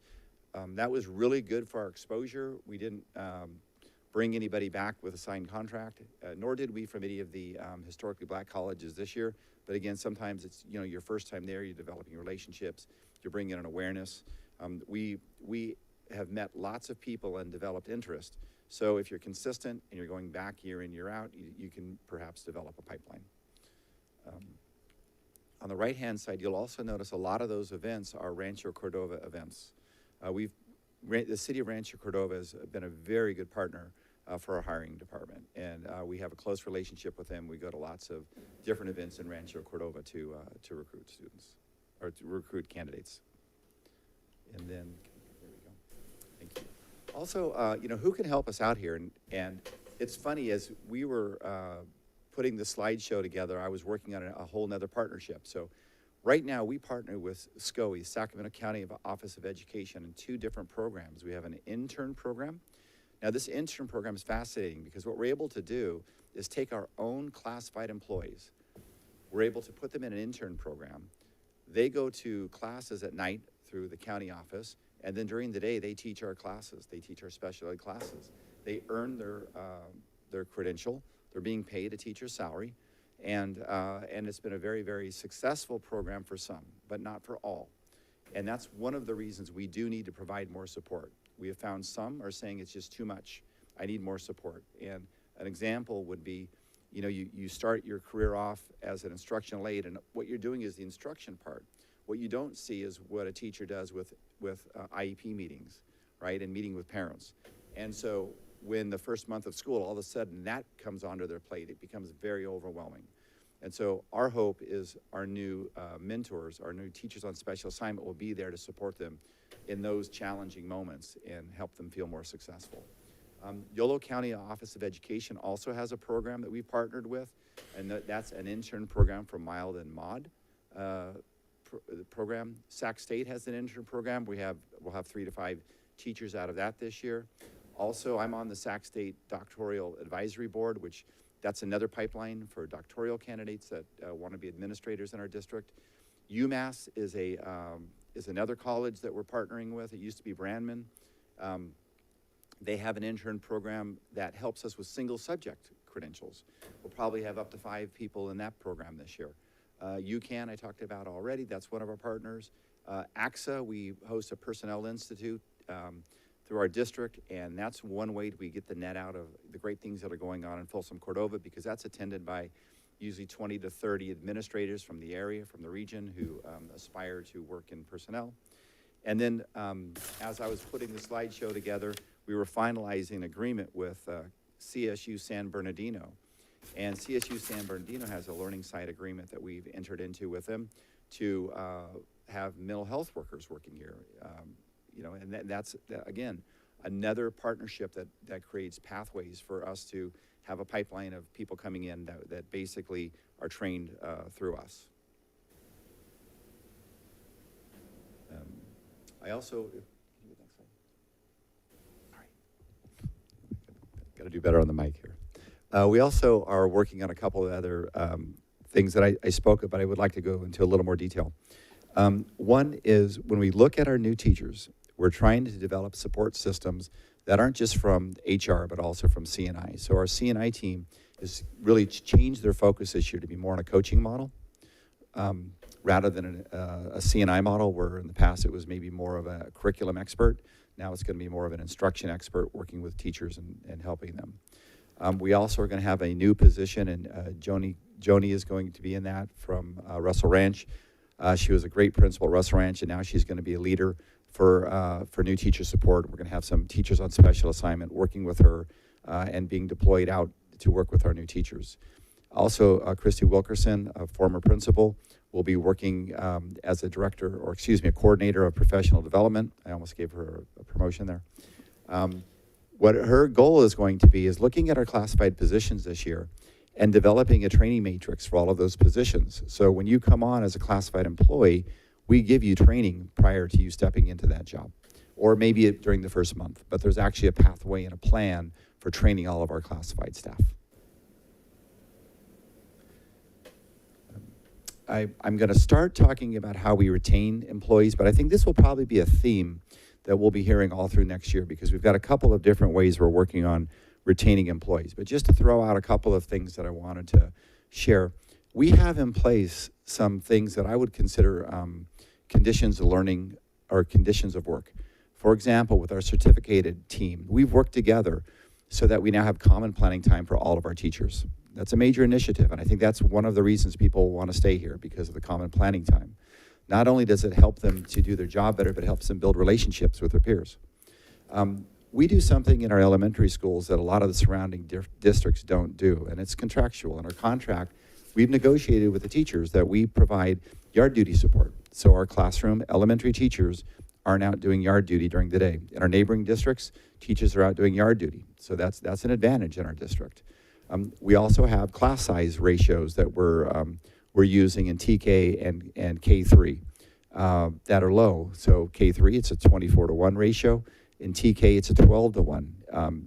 It can be a teacher and a classified to make that 12-to-1. We also have been lowering our counselor ratios over the last couple of years. And in negotiations, we've had settlements over the last couple of years that have totaled over $38 million in additional compensation has gone to our teaching staff, our certificated staff. Another important piece is we did work this year on updating safety language in the contract. And I think that's a theme that you're going to see next year also, and I think we've heard this last year, that not only physical safety, but emotional safety of our staff and our students is very, very important, and we're investing in that. And with our classified staff, one of the changes that makes our jobs more, I think, attractive is our pay. Our minimum wage in Folsom, Cordova is not the same as the minimum wage in the state. Our minimum wage in Folsom, Cordova is $2 above the minimum wage in the state. So that would apply to, for example, yard duty. When a yard duty person comes on in our district, they don't make minimum wage, they make minimum wage plus $2. We also did some targeted raises over the last 2 years. We had our lowest paid employees, and our current salary range starts at 11 and goes all the way up to, I believe, 54, 55. So we looked at it and we said, okay, we want to give a targeted raise to the first 20 ranges. And so what we've done over the last couple of years, we've given actually a larger range to range 11 through 30 than anyone else in the district. And I would challenge, other districts to look at this too, because a lot of these positions are careers. Our instructional aides, right? Many of our instructional aides, they come in and that's their career. They work in our district as a career. So I think having a living wage, or doing the best we can right now to move towards a living wage, that's something we've done over the last couple of years in ranges 11 through 30. Also, just as a unit, since 2019, we've increased compensation to over $19 million to our classified staff. So that's a huge commitment to that staff. Also, this last year when we worked, in negotiations, our focus was on our leave provisions in the contract and making them actually align more with how our teachers are getting leave. And so that was a real important piece for our classified employees to be treated like the teachers were when it came to certain provisions of leave. And so we worked to align those over the last year. And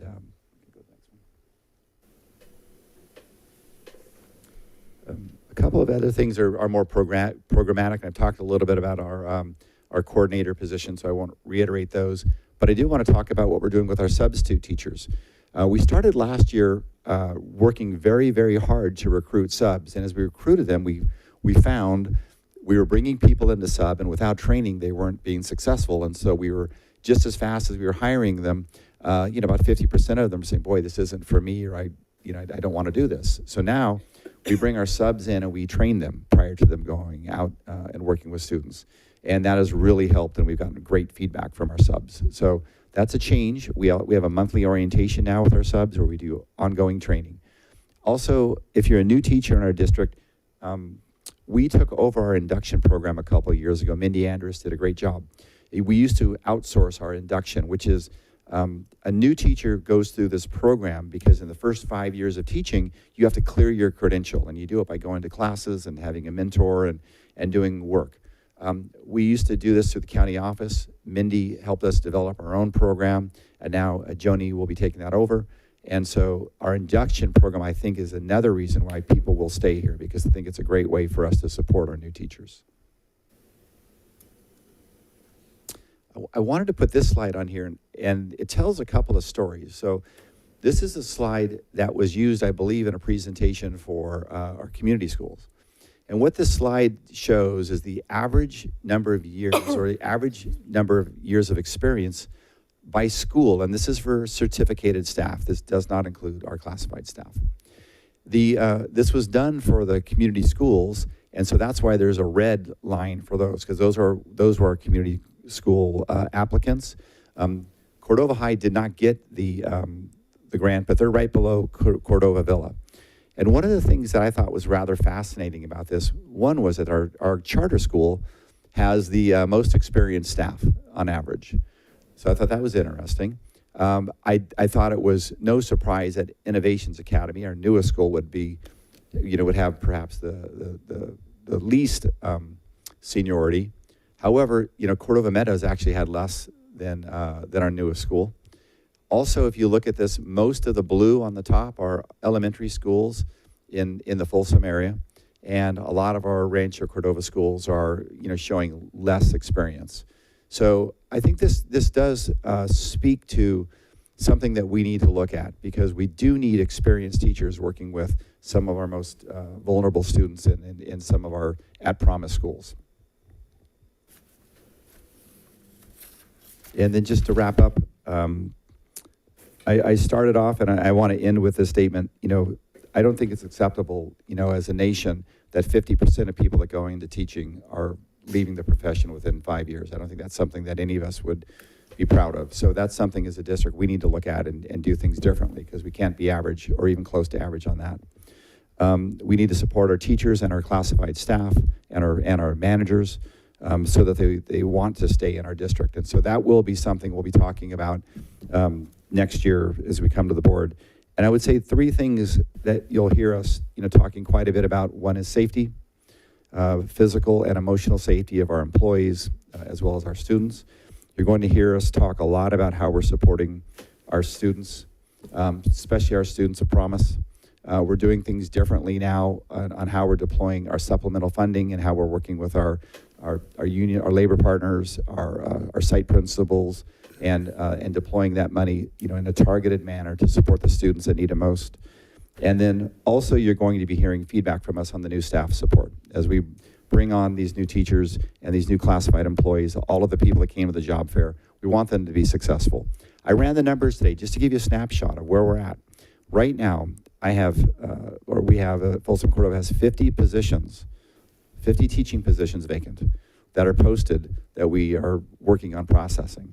We have 50 positions. We actually are in the process of hiring somebody. We've got a name given HR, and we're going through the system.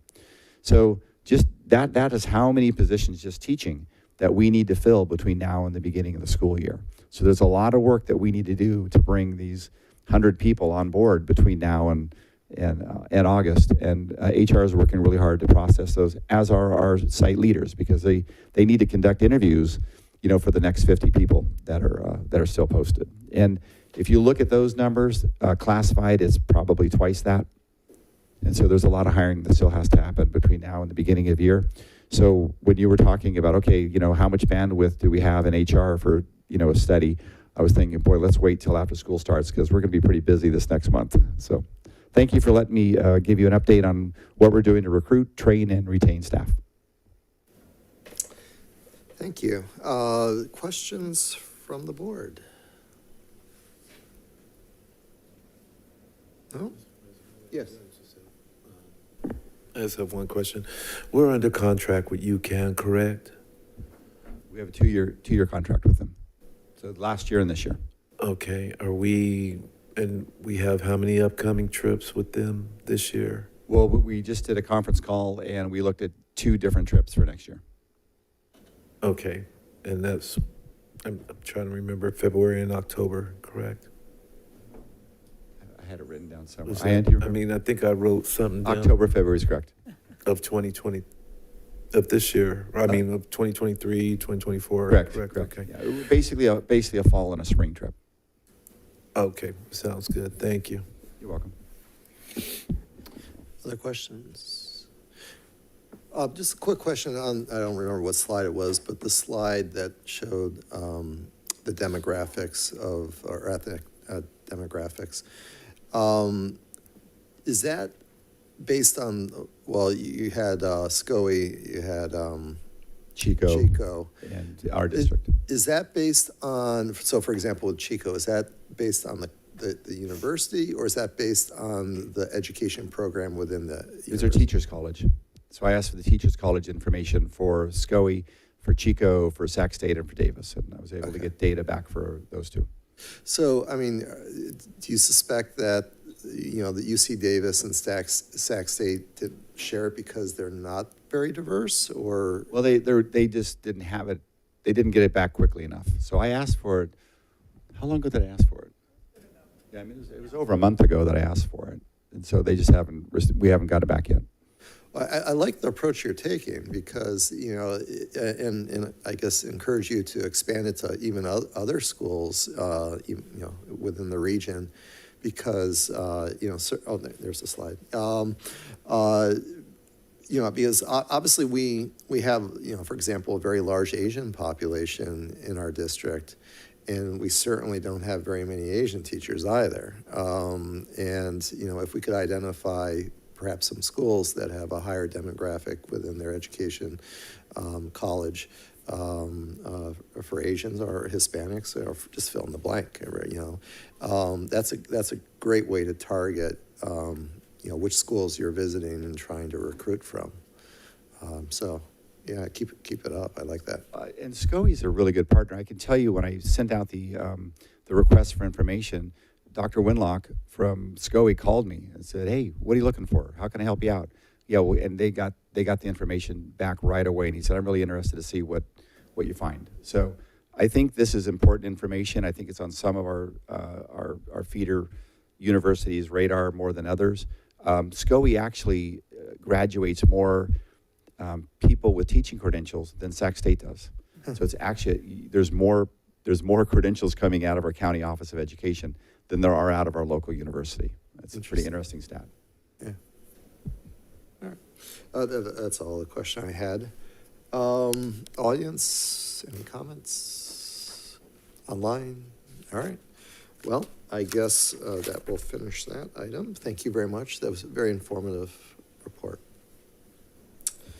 And that takes us to item F, which is, it says first read, but there isn't any red lines to it. Is that right? That's correct. That's okay. correct. All right, first read, board policy 5132, dress and grooming. Superintendent. Yes, and this board policy has received a lot of attention, not only, you know, in our community and our state, but across the nation when you're talking about dress and grooming and how it reflects, you know, our student body, and then you deal with the fashions and the styles and everything else that, you know, goes into dress and grooming in our policy. So as we typically do, if we're looking at making changes to a policy, we put together a subcommittee, which is what our district did this past year, under the direction of our curriculum and instruction team and Dr. Huber, who's, I can see online joining us virtually.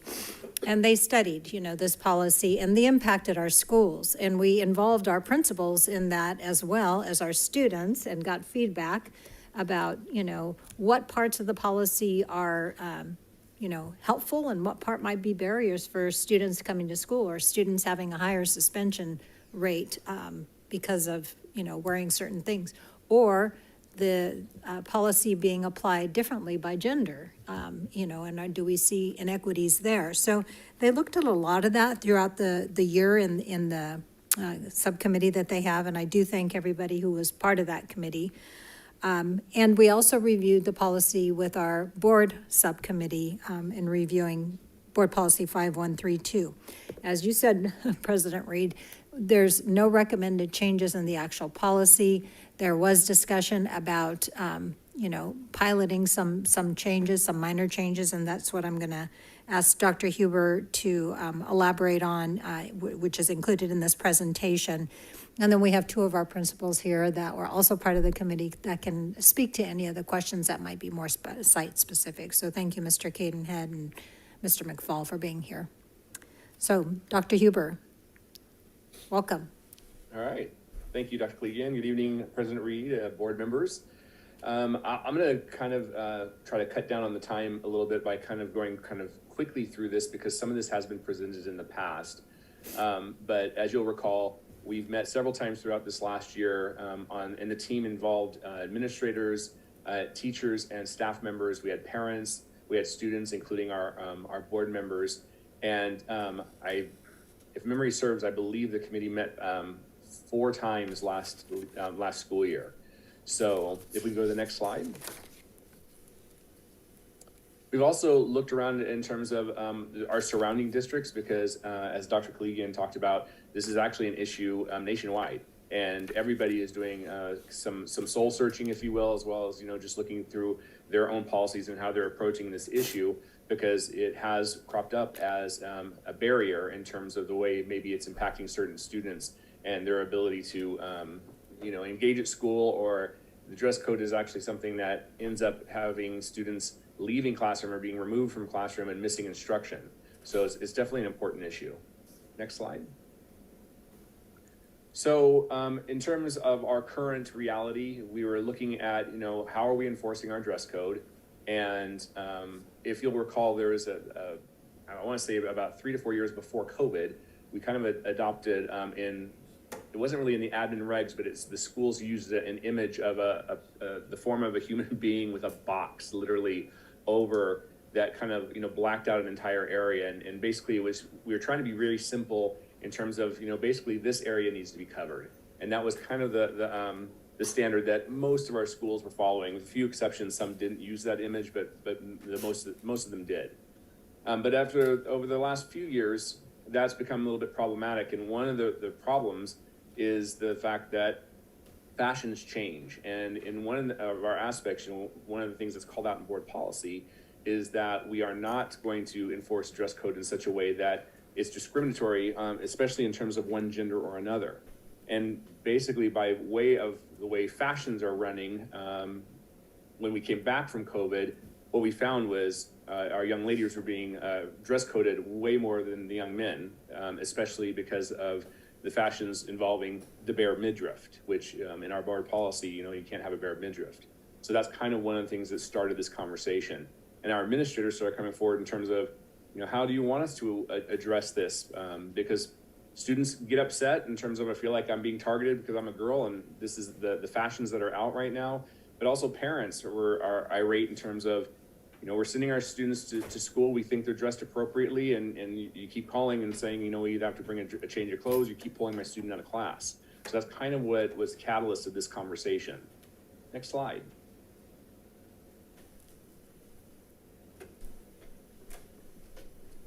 So what we have is a proposal in terms of the work of the committee basically isn't done. We want to continue this into next year, but we do want to pilot a few really subtle changes in terms of the way that our school sites might talk about the dress code and the way it might be presented to students, and get feedback again from students, from families, from administrators and teachers over the course of the next year on how this is going.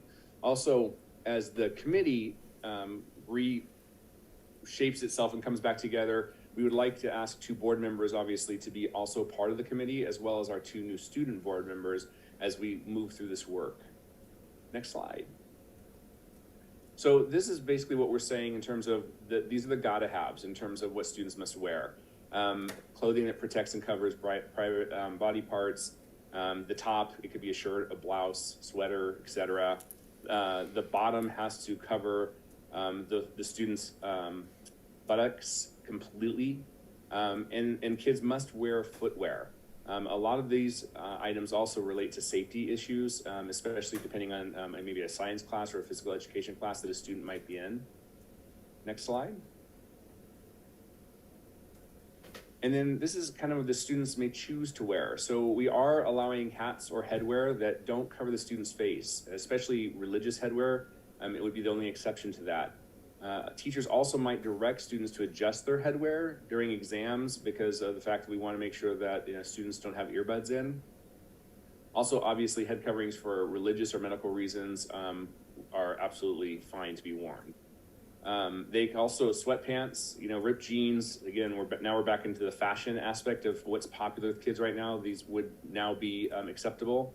Tank tops, spaghetti straps, halter tops, again, we're trying to move away from, I can literally remember back when I was a brand new administrator, taking a ruler out and trying to figure out if someone's spaghetti strap was wide enough, or it was the bottom of the shorts close enough to the knee, etc. So we're moving away from that. Next slide. What students may not wear, and this is pretty evident and common sense. Obviously, clothing that's pornographic, contains threats, drug use, etc. would not be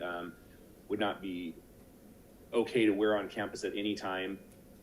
Visible underwear or bathing suits, a similar design, that also would not be okay. Any kind of clothing that demonstrates a hate group association or affiliation, uses hate speech, would not be okay. Sheer or see-through clothing that reveal private body parts would not be okay. And then hats or headgear that cover the student's entire face or intentionally masks the student's identity also would not be okay, with the exception of clothing that's related to religious purposes or of medical use. Next slide. So the enforcement, again, kind of in terms of the way we've been approaching it thus far, we're really trying to change the dynamic. Again, back to my days of when I first became a teacher and first became administrator, we actually had policies in place that somewhat were shaming in nature, right? I can remember at my very first school, we had a bright colored yellow shirt that everyone got that said dress code violation. And that's what kids had to wear when they violated the dress code. And there's also, one of the things that was shared by students in the committee was there are examples of literally when a student would be called to the front of the classroom and be made to kind of model how inappropriate their dress was, whatever they were wearing, before they were sent to the office for dress code violation. Again, we're moving away from all of those approaches. And so we will use reasonable efforts to avoid the violation, but not in front of other students. We'll try to make sure that we really minimize any kind of instructional loss. We'll be recording all the dress code violations in our student information system. Again, we want to make sure that we're doing things in an equitable way. Depending on the violation, a student might simply be warned not to wear the item, but again, if the item was something like, of a pornographic nature or had, drug use or something like that, obviously that student would have to change into something else. And then whether there's a question of whether a student's dress is inappropriate for the learning environment, the principal, the designee will have the authority to make that final determination. So we'll leave that in the hands of our site administrators to make that final call. Next slide, last slide. And then we'll be obviously using our progressive discipline, which we always do. So the first offense would be a change or a correct clothing, again, depending on how severe the dress code violation was. The parent guardian would be notified. Second offense, again, change the clothing, parent guardian notification, and perhaps detention is assigned or something like Saturday school. And then the third offense, parent guardian conference with the students and administration to address, how do we move forward if this continues to be an ongoing problem or issue. So that's how we would like to move into next year, see how things go, bring the committee again back. I think we're looking at 3 meetings perhaps next year. And then in probably early to mid-spring, bring back another recommendation to the board in terms of do we actually adjust our board policy. Now open for any questions. Thank you. Questions from the board?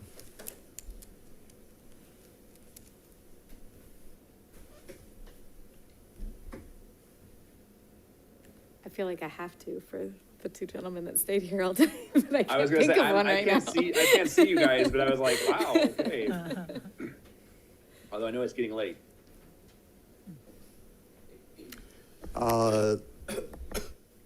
Let's see.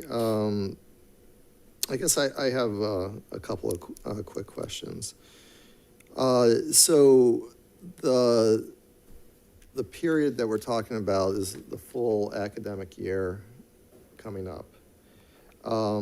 Is there a reason why we're not doing the test case in a shorter time period should there be issues to be able to tweak the policy, the test policy, if you will? Is there a reason why it's the full year, academic year, rather than, the first 2 months, and then report back to the board, get some feedback of how things are going? I think it was more of the model that we somewhat followed this year in terms of the pacing of bringing everyone together. But I mean, if the board wanted to accelerate the timeframe, we could certainly do that. But we were almost following the same timeline that we followed last year.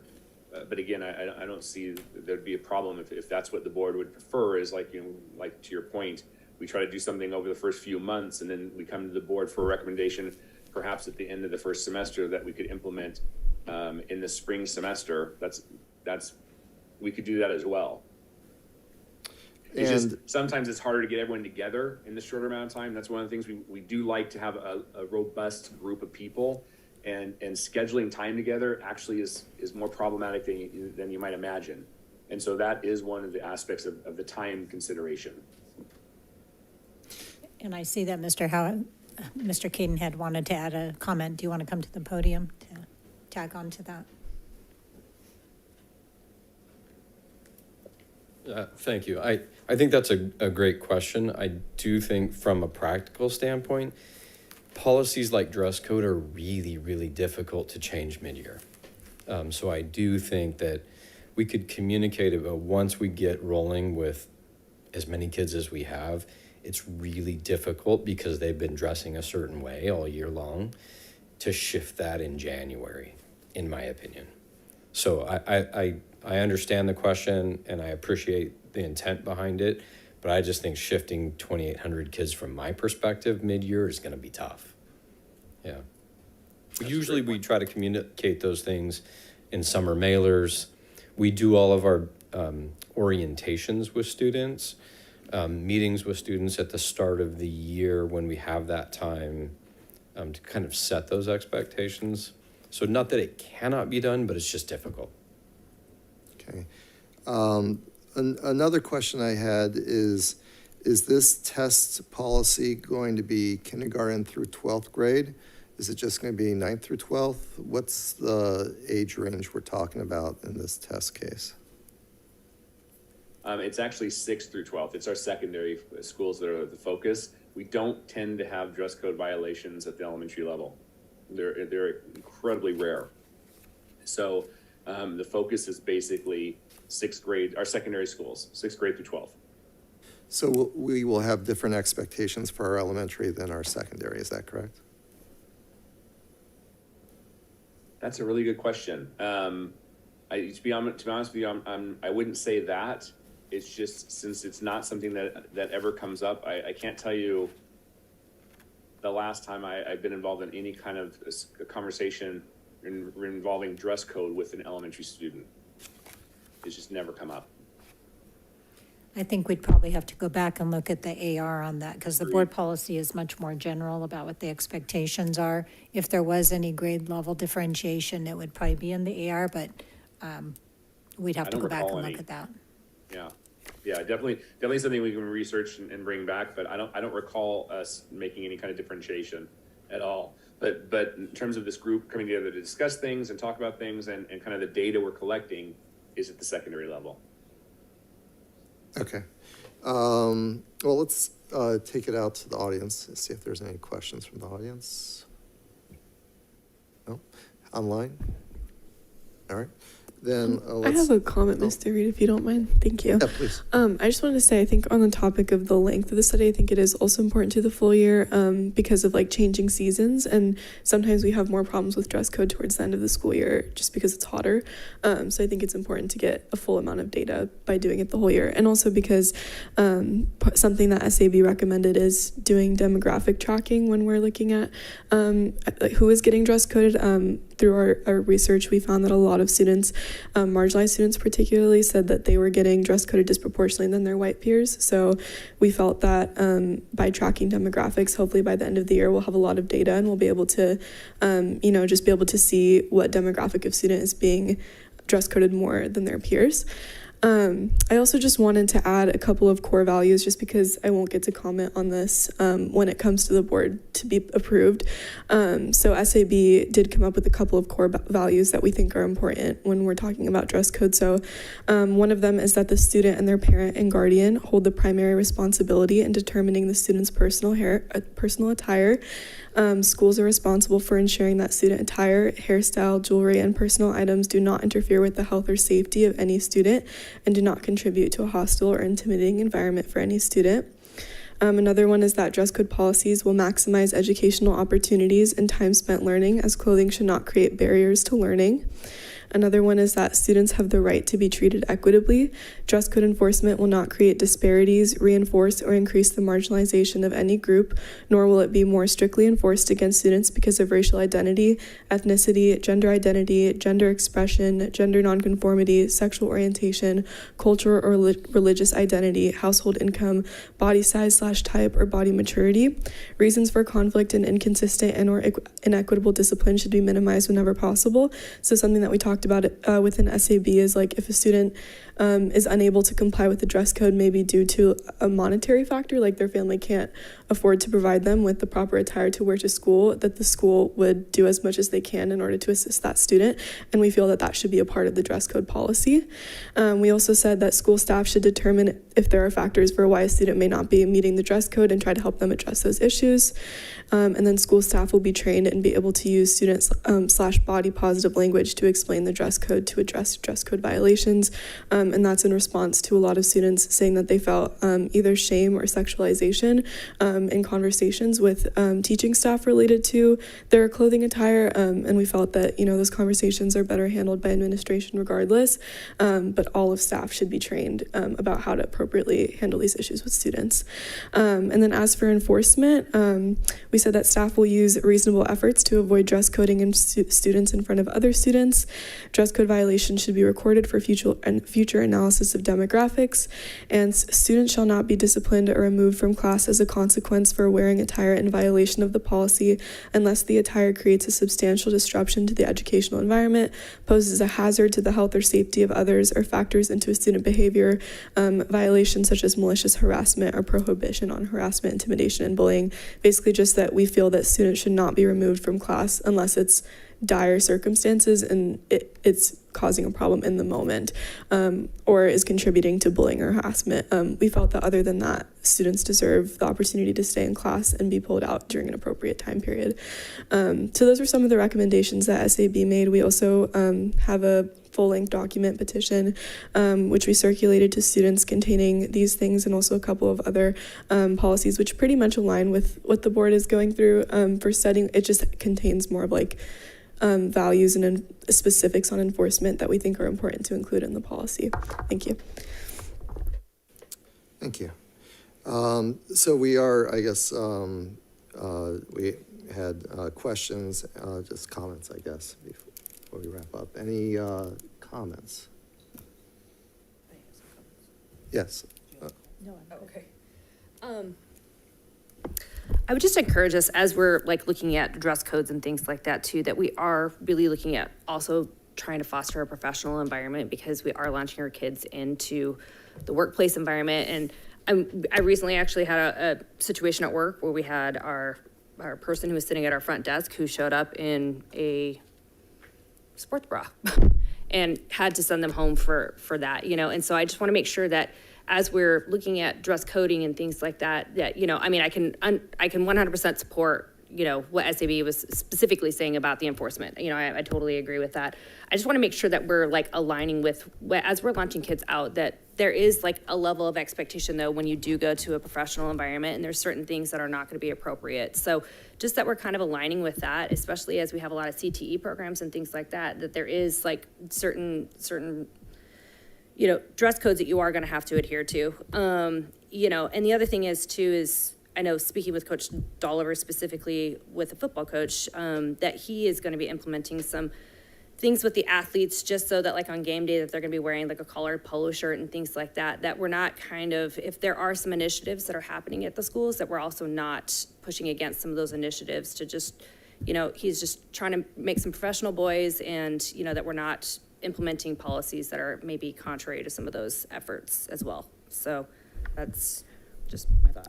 Yeah, I just want to, I completely acknowledge what you're saying, Ms. Laura, and we talked a lot about in that committee, is school the forum where we're preparing kids for the workplace. And something that we discussed a lot is, for one, I think it's important to recognize that these are kids. And as we talk so much about encouraging kids to increase their attendance and, we're working on mental health and things, I think it's important to celebrate the fact that kids come to school at all. and whether that be in your pajamas or what's comfortable for you, or, you know, what might be appropriate in your culture and not appropriate in other cultures. I think we just need to celebrate that kids are showing up to school at all, rather than, you know, say like, this is us preparing you for the workplace, because we also don't know what the future workplace looks like. A lot of the like right now, a lot of people work remotely, and pajamas are acceptable when you're working from home, right? Like we can't anticipate what the future workplace will look like. So I think like for that reason, we don't necessarily need to see school as preparing kids for a professional environment, but rather just accepting them as kids and encouraging them to come as they're comfortable. And like I said earlier, like I think something that's important to recognize is like a lot of times there's cultural differences in what's appropriate and what's not. Because for example, like we had a lot of problems with parents complaining about midriffs, that students are wearing exposed midriffs. But like, for example, in my culture, exposing my midriff is like normal and customary and cultural and not inappropriate.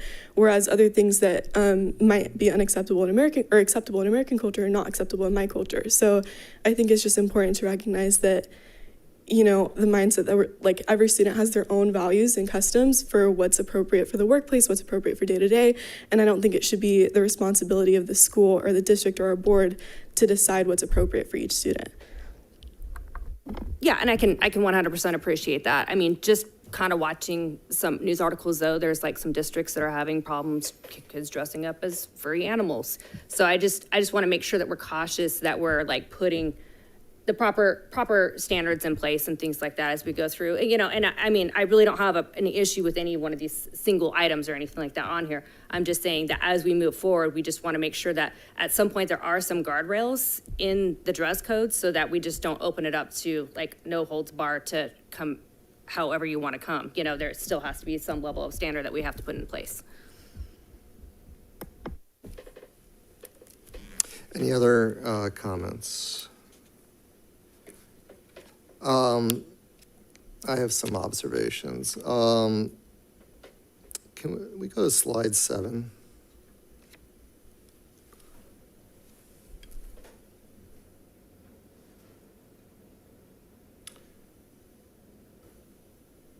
So, you know, as educational institution, we have various roles and responsibilities. One is to educate our students academically. I don't know if we can completely say that we have no role in preparing students for the workforce. I mean, it's the reason why we have adopted CTE and some other types of curricula to prepare students for the workforce. I can tell you that at my place of employment, we have a dress code, and we can't wear hats, we can't wear headwear. We can't wear sweatpants, we can't wear ripped jeans, we can't wear shorts, we can wear skirts and dresses and pants. We can't wear pajama bottoms, we can't wear opaque leggings, we can't wear tank tops, we can't wear spaghetti straps, we can't wear halter tops, and we can't expose our midriff. I mean, what is exactly the message that we're sending here? You know, I have always felt that the one thing that as a district we've done a decent job of over the years is trying to avoid extremes. And if you ask yourself, what are extremes when it comes to dress? Well, I think one extreme is having a uniform. The other extreme is basically not having any standards at all. What we see here is pretty much we don't have any standards at all. Where we are right now is what I would call the middle place, the middle point of the extremes. We don't have a uniform, but we also have a standard that isn't what what's being suggested here. And I fully recognize that there was an enforcement failure. I mean, the fact that adults were singling out women, girls, individuals of color, and not applying it universally, that is a failure. That's an adult failure. It's a failure of staff and employees applying a uniform application of the dress code to everybody equally. And that's disturbing that that was occurring. But a solution to adults' failure isn't, well, let's just throw it out the window and go with nothing. It's applying some type of discipline and training to adults to have even enforcement.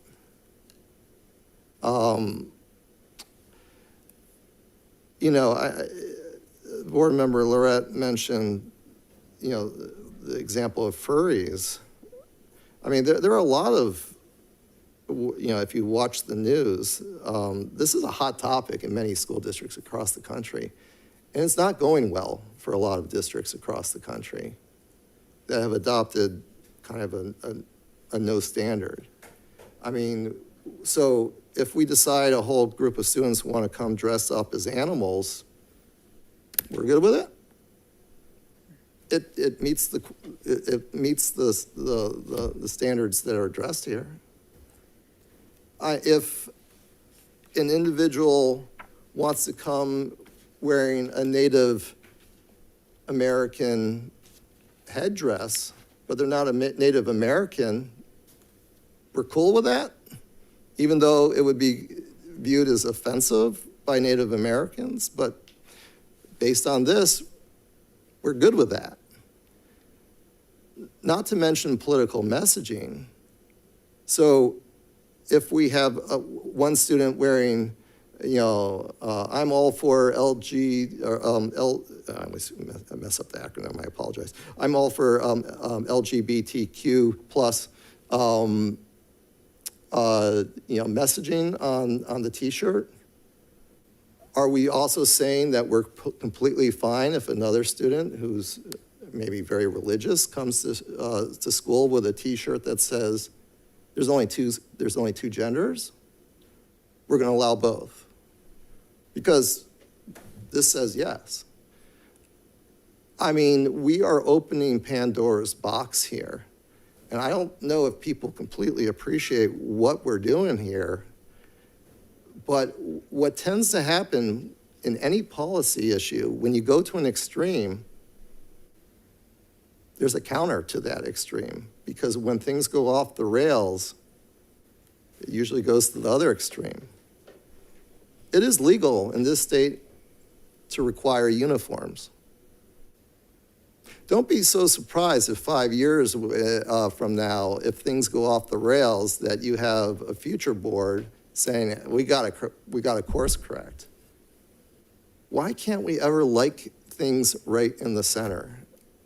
I mean, I really implore the center, I mean, whether it's this issue or any other issues, can we just avoid the extremes? And what I see here is an extreme. So, you know, so we adopt this, so, you know, the first meeting in August, you know, should I come bearing my midriff? Or, you know, should I go to schools and tour schools bearing my midriff? And I mean, you know, at some point we have to understand that we have to have some types of boundaries. We have to, I mean, society itself has to have boundaries. And, you know, I know that, I mean, respectfully, I get where the students are coming from. I mean, I remember, you know, in middle school, going to public school, and back then we didn't have air conditioning. And, you know, we went into June, and we always waited for the principal to give the green light to start wearing shorts because it got really hot. And usually that message would come sometime in April or May that we could start wearing shorts. I mean, you know, adolescents, their job, if you will, is to push borders or push boundaries. I mean, that's what they do. I mean, we know that. It doesn't necessarily mean as we as adults need to say, yeah. I mean, where is the bound? If we don't have any standards, you can only imagine where students are going to push the boundaries on the dress code from here of what we're looking at on the screen. And, you know, we're going to have, you know, it's going to be an interesting ride. I mean, do we really want third graders coming to school in spaghetti straps and midriffs? Well, according to this, we're good with that. And so, you know, we're going to, I mean, what teacher right now who, you know, with the current requirements, I mean, so our teacher's going to be looking at, you know, well, you have a butt cheek showing. I mean, that's how far we're going. We're basically saying, you know, just don't show your butt cheek.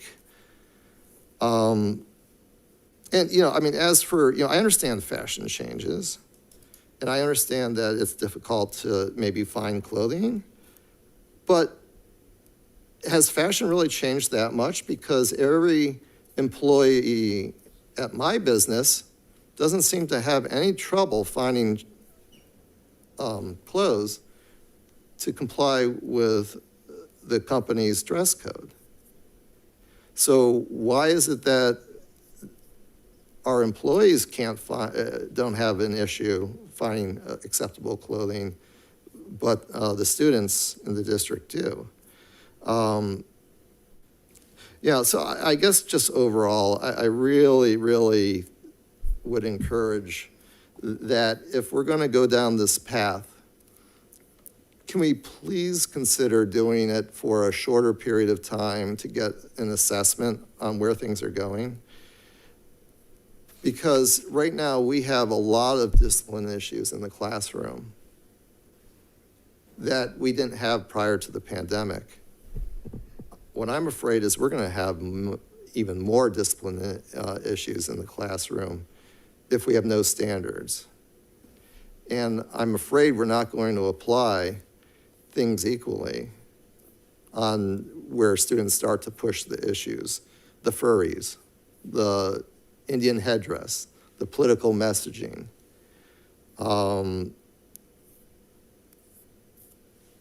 So, I mean, you know, you know, if folks want to try to you know, do a test case, I mean, could we pick one of the high schools and do a test case there?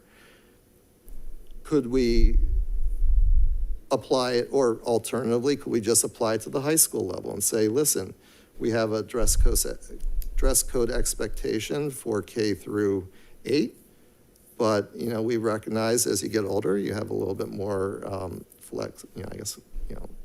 independence, flexibility, if you will. And so we're going to have a separate dress code just for high school. Well,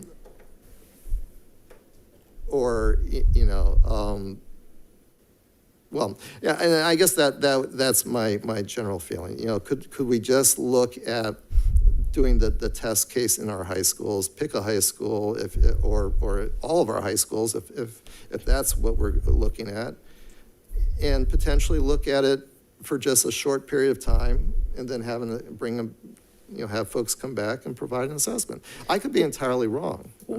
And I'm open to that, and I understand Principal Cadenhead that it may be difficult to change direction mid-year, but if things go off the rails, we probably will want to change things mid-year. We also haven't enforced dress code this past year at all, Mr. Reed, and if you I talked to VIS administrators about this in the last week of school, and I asked them, because we intentionally decided at the beginning of the school year, because we don't have a concrete policy, that none of the secondary school sites in our district will be enforcing a dress code, which is essentially no students were dress coded for what they were wearing to school. I talked to administration about it. They said they had one problem with a student wearing a shirt that had a reference to drugs. But apart from that, I think we have to have a level of trust with our students that you give them freedom and they're not going to run with it to the extent that you're implying that they will. We didn't have any problems with it this past year. And it's not like there isn't a dress code, because it says students must wear a shirt pants, shoes. Those things are included in the dress code.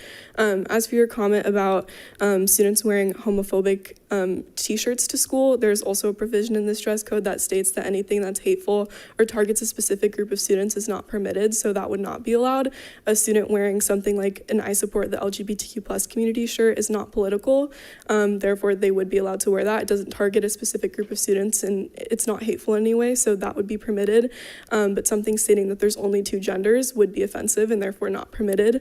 Wearing a Native American headdress to school is cultural appropriation. That is offensive and therefore would not be permitted as it's included in the dress code. So it's not like there's no provisions for what's offensive and what's not. That's included.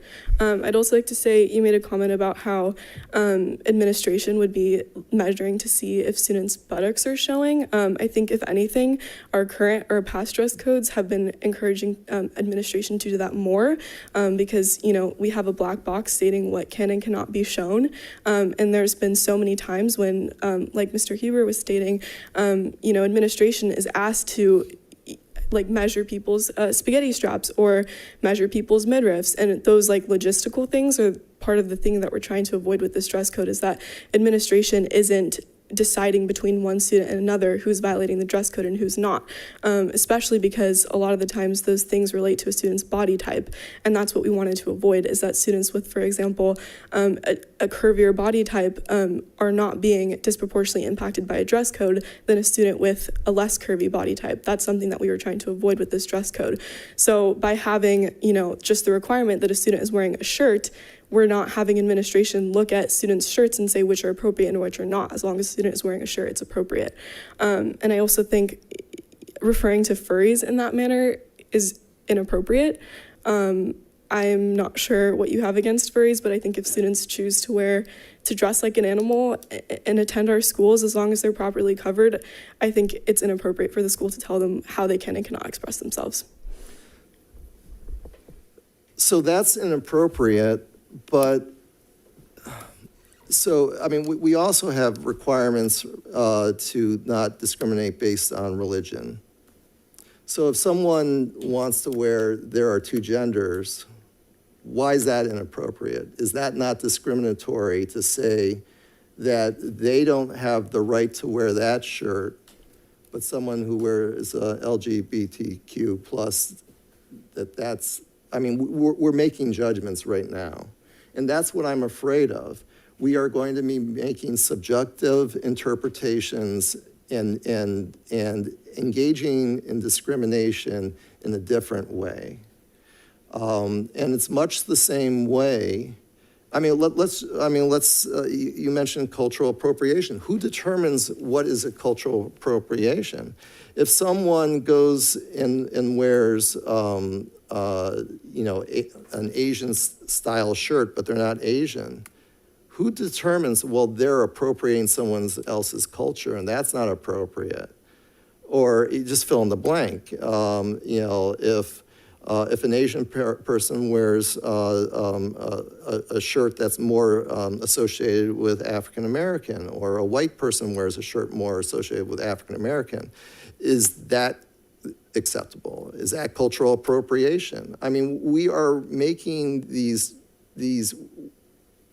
I mean, basically that actually concerns me much more than even this policy, the statement that was just made. Can I interject just for a Sure. second? Yeah. I think that there needs to be a clear definition of cultural appropriation so that everybody has a clear understanding of what that is, because some of the references you made were actually in reference to race, not culture. And so having that very clear understanding, and maybe that's something that's added to the policy so that people have a clear definition of what these things mean. And so I think that making sure that that is one case. The other case that you made about the LGBTQ plus, and then there is only two genders. One is accepting, and the other is not necessarily religious. That is a hate thought.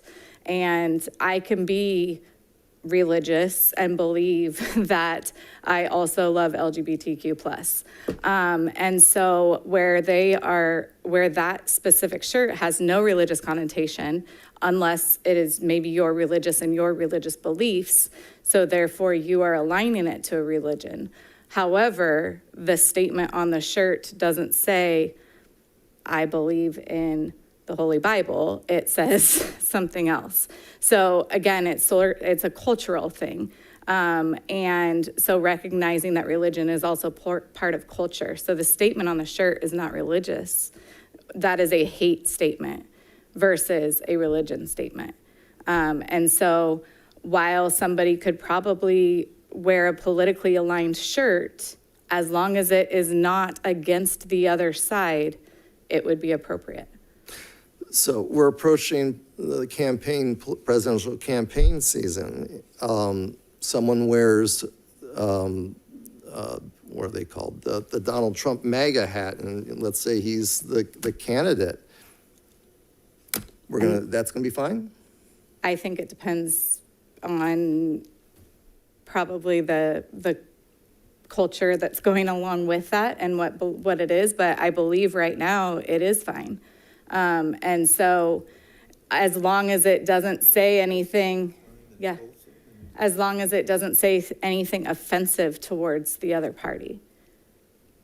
President Reed, if I could just pause the discussion. It's a very passionate topic as we hear, but I think we started the presentation with, what has the data told us? Are we enforcing, do we have inequity in students that are receiving some kind of discipline because of dress code that relates back to gender or race? And I think that's the place we need to go, because that's what we can track. And that's what was kind of the root cause of looking at our dress code. If we look at discipline this last year and how many violations were dress code violations, we already have a pre and a post. We have a base. We can compare the first semester next year to the first semester this last year. And I think, instead of getting into, the debates, because we're all going to come with different experiences and opinions, we go back to the data. And what we're saying here is that we're not making major changes to the policy. And if we're not making major changes to the policy, then I think the messaging that's already in the handbooks reflects what was in the handbooks last year, because we've already disseminated those. I think, our goal this year, and to bring back to the committee, of which we'll have 2 board members part of, is the data. What is the data telling us? Does the data tell us that we need to be more specific, which would probably land in the administrative regulation of what that specific needs to be? Do we need to make it differentiated based on grade span level? I think that's probably the level we need to keep it at. And I think the committee that comes back together and reconvenes in the fall would be that group that would look at that data piece and compare it to, first semester this last year. I guess just to wrap up, is there any potential of just applying this to high school? I really am a little concerned about the scope that we're talking about of this broad swath of basically do whatever you want. Could I just speak on the fact that I worked at a middle school and have extensive experience in this? And unfortunately, what I experienced was that students were sent out of the classroom so often for dress code, and they were missing instruction, where I oftentimes would send them back because I didn't think it was my place to tell them what was right or wrong and what to wear if it was not a safety issue. And they were being removed from the learning environment. And for me, as a school administrator or a teacher, my job was to keep my students safe and to ensure that they were learning. And by simply sending students out and then having, it became this issue, because then it was one teacher wanted full compliance of dress code. And sometimes that's not possible. You call home and parents can't drive to school to drop something else off to wear. And so then they sit in the office all day and they miss an entire day of instruction. And our job at school is to ensure safety and ensure that they are learning. And if a spaghetti strap is going to get in the way of that, then I feel like we kind of have to check ourselves in the fact that we have two priorities at school, and that is learning and safety. And so, and what a student's wearing really, unless it does affect those things, especially at a middle school classroom, you have a 50-minute class period. And if they get sent down to the office, they might be there all day for what they're wearing. And we do have a discipline issue. And so this is just one more thing to that. If we are asking teachers to continually monitor something where, I'll speak as a mom now, going shopping for a daughter, it's nearly impossible to find shorts that are at fingertip length. It's not very easy to find a shirt that's not crop topped, even as an adult. And so yes, fashion does change extensively. And so if we're focusing on students learning and students being safe, how can we ensure that that is happening to the greatest level? And we're talking about not changing anything that's already in existence. So it's sort of like, I say pilot it, gather all the data we can possibly gather so that we can have those comparisons. All right. Well, I mean, I've spoke more than I needed to, I suppose. I guess let's see what the pilot shows. Yeah, gosh, I just, for this country and well, for everything, I just don't know why we gravitate towards extremes rather than a nice centrist position. But so be it. I guess we do. So, all right.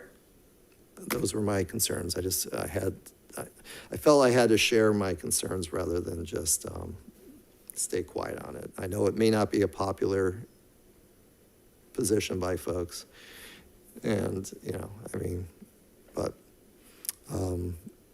I guess well, I'll leave it at that. All right. So if there's no further comments, when will we be getting the first feedback on this pilot? I'm going to ask Dr. Huber to put together some dates that I can share with the board. I don't have that in front of me right now, but I'm going to ask that he prepare that and I can get it back. Okay. Yeah. And I hope I'm wrong.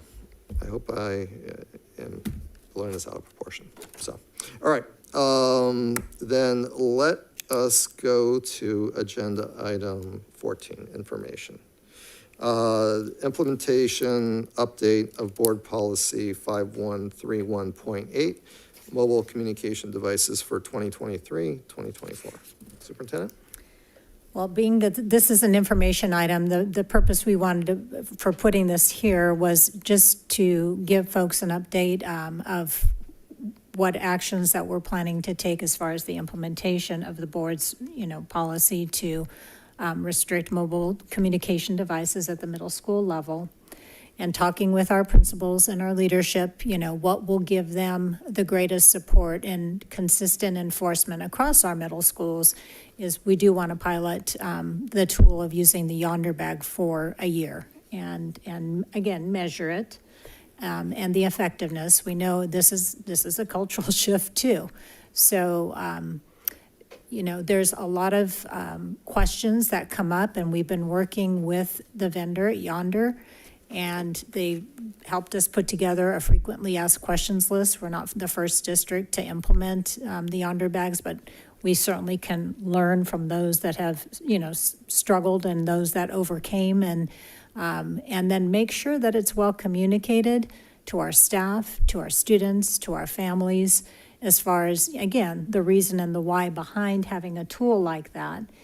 And what the outcome of that has shown, again, after the use of that tool to help restrict students to focus on instruction and learning and relationships and healthy SEL is that it is having a positive impact on students. And we're seeing more and more research from the medical professionals about, not accessing social media as frequently as happens. So the board has the ability to restrict mobile communication devices. We take that very seriously, and we want to give our administrators and our teachers the ability to enforce it without, again, interrupting classroom time. So there are specifics and logistics that we're working with, and we'll continue to message those out. We wanted to make sure the board was aware and that we would continue to share that information with families throughout the summer and before the start of the year.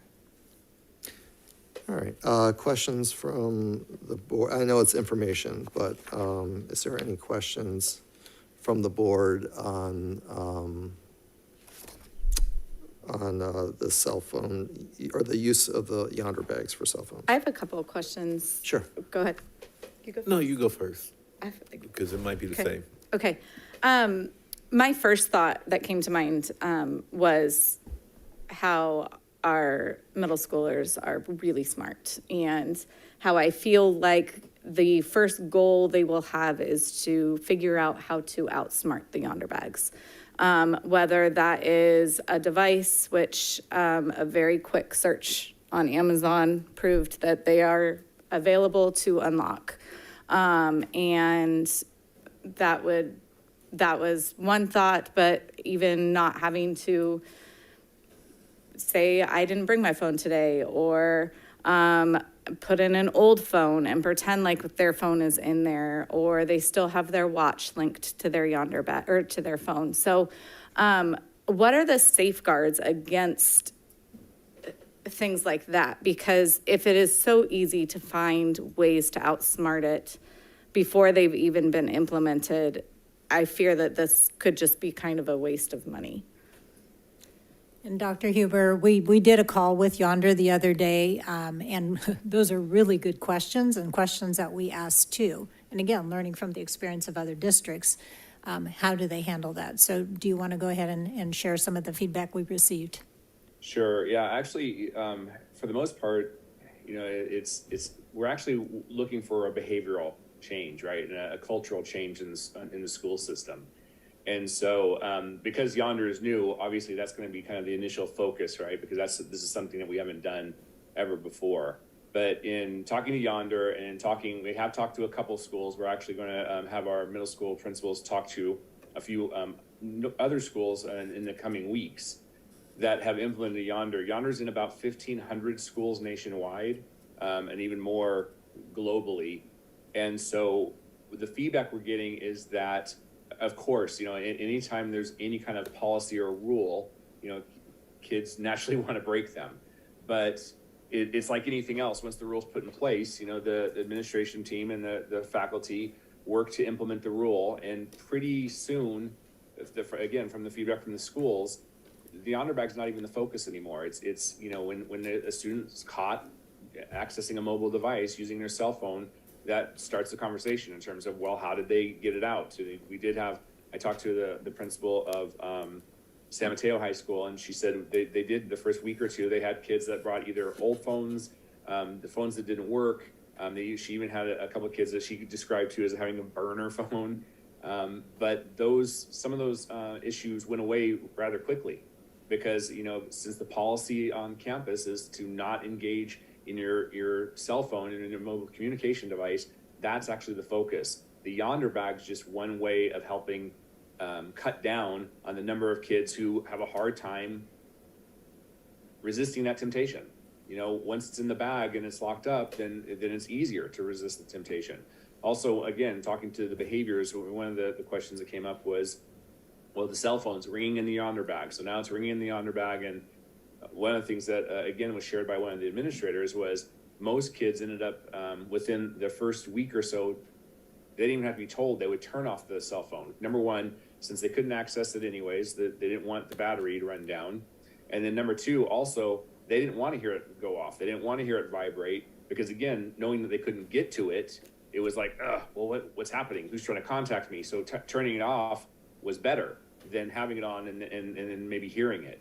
So again, the focus is the policy, right? That we want kids more engaged in class activities. We want kids more engaged with each other. We want kids to put themselves out there and take risks and not be afraid that they're going to be the next meme, right? That's shared around the internet because they failed or it didn't go well or, they tried something new. The Yonder Bag is a means to help us get to that. And that's, again, to Dr. Klegian's point, the reason we're doing a 1-year implementation is to, again, collect the data. And is this something that is working for us? I was just today looking through some news articles, just trying to see what's going on out there. And there was 2 school districts within the last week who did pilots this last year at one school or a couple schools in the system. And they're transitioning to full district implementation next year because they're seeing the same kind of things that we're hoping to see. We're seeing a decrease in the amount of referrals to the classroom because of inappropriate use of the cell phones, and they're seeing more engagement in class. And also their polling and their interaction with students and student feedback and how they're feeling now that they've had a year under their belt of not having the phone always right there at their, at easy access has been positive. And so hopefully, Folsom Cordova, we experience the same thing. And I think getting back to some of the specific questions as Ms. Lofthouse was asking, we would put that in the frequently asked questions because that was one of the, what if a student destroys the bag or tries to open it or buys something on Amazon to try to unlock the magnetic, device piece. Or, what if they're using an old phone and putting it in the bag. So I think those are all questions that will be addressed in the frequently asked questions. We haven't finalized that document yet. I saw it as a draft this week, Dr. Huber, but I would assume we're going to have that ready very soon. Yeah, it's very close. Yeah, we'll be following progressive discipline just like anything else in terms of course, especially when we first initiate the policy, there's going to be kids that violate the policy, and so we'll have a progressive way of addressing that. But the overall hope is that we're changing culture, we're changing a behavior. Yonder's just one of the ways to get there. And maybe at the end of the year we decide it didn't work for us and we don't want it. It'll be interesting to see, but as we've become a very data-driven district, which I'm very proud of, and that's what we're going to do with this as well. We're going to follow the data. Board Member Clark, you had a question? Yeah. So I just want some clarification here. We are going to pilot this Yonder Bag thing. Did we talk about this when we were going through the whole? When we talked about the policy, we talked about Kinney High School Right. engaging in a pilot, which they're also part of the pilot. And we didn't recommend Yonder yet for the middle schools, but after the board approved the policy, we went back to our middle school principals and, asked what feedback they were hearing from their staff, what concerns they had. And it became concerns about consistency of the expectation and wanting to fulfill what, the board's direction is, and a request for a tool that would help them with that. So in the implementation piece, administration made that recommendation to move forward with a pilot. Okay, I'm just concerned. Again, we're doing something that's going to be at a cost, and this is like even more than paying for a feasibility study. We're paying what was it, $85,000. $85,000 now. What if this thing doesn't work? What if these kids are being clever enough to figure out a way to open these bags or use the burner phone or use an old cell phone and they're still able to get away with using their phone? Or, I don't know, what do you do with the watch? Because you can just as easily put your phone on silent, you're still going to get your watch signal. I think even for me, I can leave my my phone at home. I can still get calls and messages on my watch. So Yeah, that's why it's called mobile communication device policy. Right. It's inclusive of earbuds, watches, phones. Okay. And again, those questions are, I don't know. I just think that we should have had maybe more of a discussion on the yonder bags instead of just saying, okay, well, you know what, we're gonna spend another 80 grand or whatever we're gonna do. I mean, we should have looked into it. We should have had more of a deep discussion about it when we were talking about the cell phone thing. I don't know. That's just my concern about it. I mean, it may work. It may not. But, you know, we're going to pilot this thing for how long? A year? It's a year. Mhm. So I know we had conversation, and correct me if I'm wrong, that we were going to revisit this cell phone policy in what, a couple of months after In the school fall. started? Mhm. And we'll do those quarterly reports again with the implementation of the policy as Okay, well. so explain this to me. Why are we committed for a year then on these yonder bags if we're going to continue to have discussions to see how this goes? Why don't we just revisit it in a year? Well, the term of the yonder bag was for a year. We're going to continue to bring data to the board. Right. And as Dr. Huber said, we're hoping to see a change in behavior and hopefully. And I'm not saying that we won't, maybe we will, but I mean, what if we don't? We need to maybe look at doing something else. And I'm not saying give them their cell phones back, but I mean, I don't know. I just have a funny feeling these yonder bags are going to be an issue, especially amongst the 4 middle schools. I mean, we have it at Kinney, great, but that's a student population of what? What's the ADA at Kinney? Anybody know? Probably close to 200. Okay. That, and what's the ADA at let's say he's gone, Sutter. 1,500. Yeah, about 1,500. Okay, big difference. So anyway, that's just my concern. I'm done. I actually somewhat share the concerns raised by Board Member Clark and Board Member Lofthouse in that it's a study, but if you're going to do a study, shouldn't there also be a test of how it would work in a like institution without the yonder bag, so that you have something to compare and contrast with? You know, hypothetically, pick one middle school in Folsom and one middle school in Rancho Cordova to use the yonder bag in one middle school and one middle school in Folsom, one middle school in Rancho Cordova, where you don't use the yonder bag, but rely on, no tolerance policy, which is what we do in elementary school, where the phones are turned off, they're in the bottom of the bag, they're not to be seen at all during the day, and just see, does one work better than the other? Are they about equal? I mean, it's hard to, we'll never know the answer to that because we've never given it a chance. We've just gone universal with the yonder bag. So,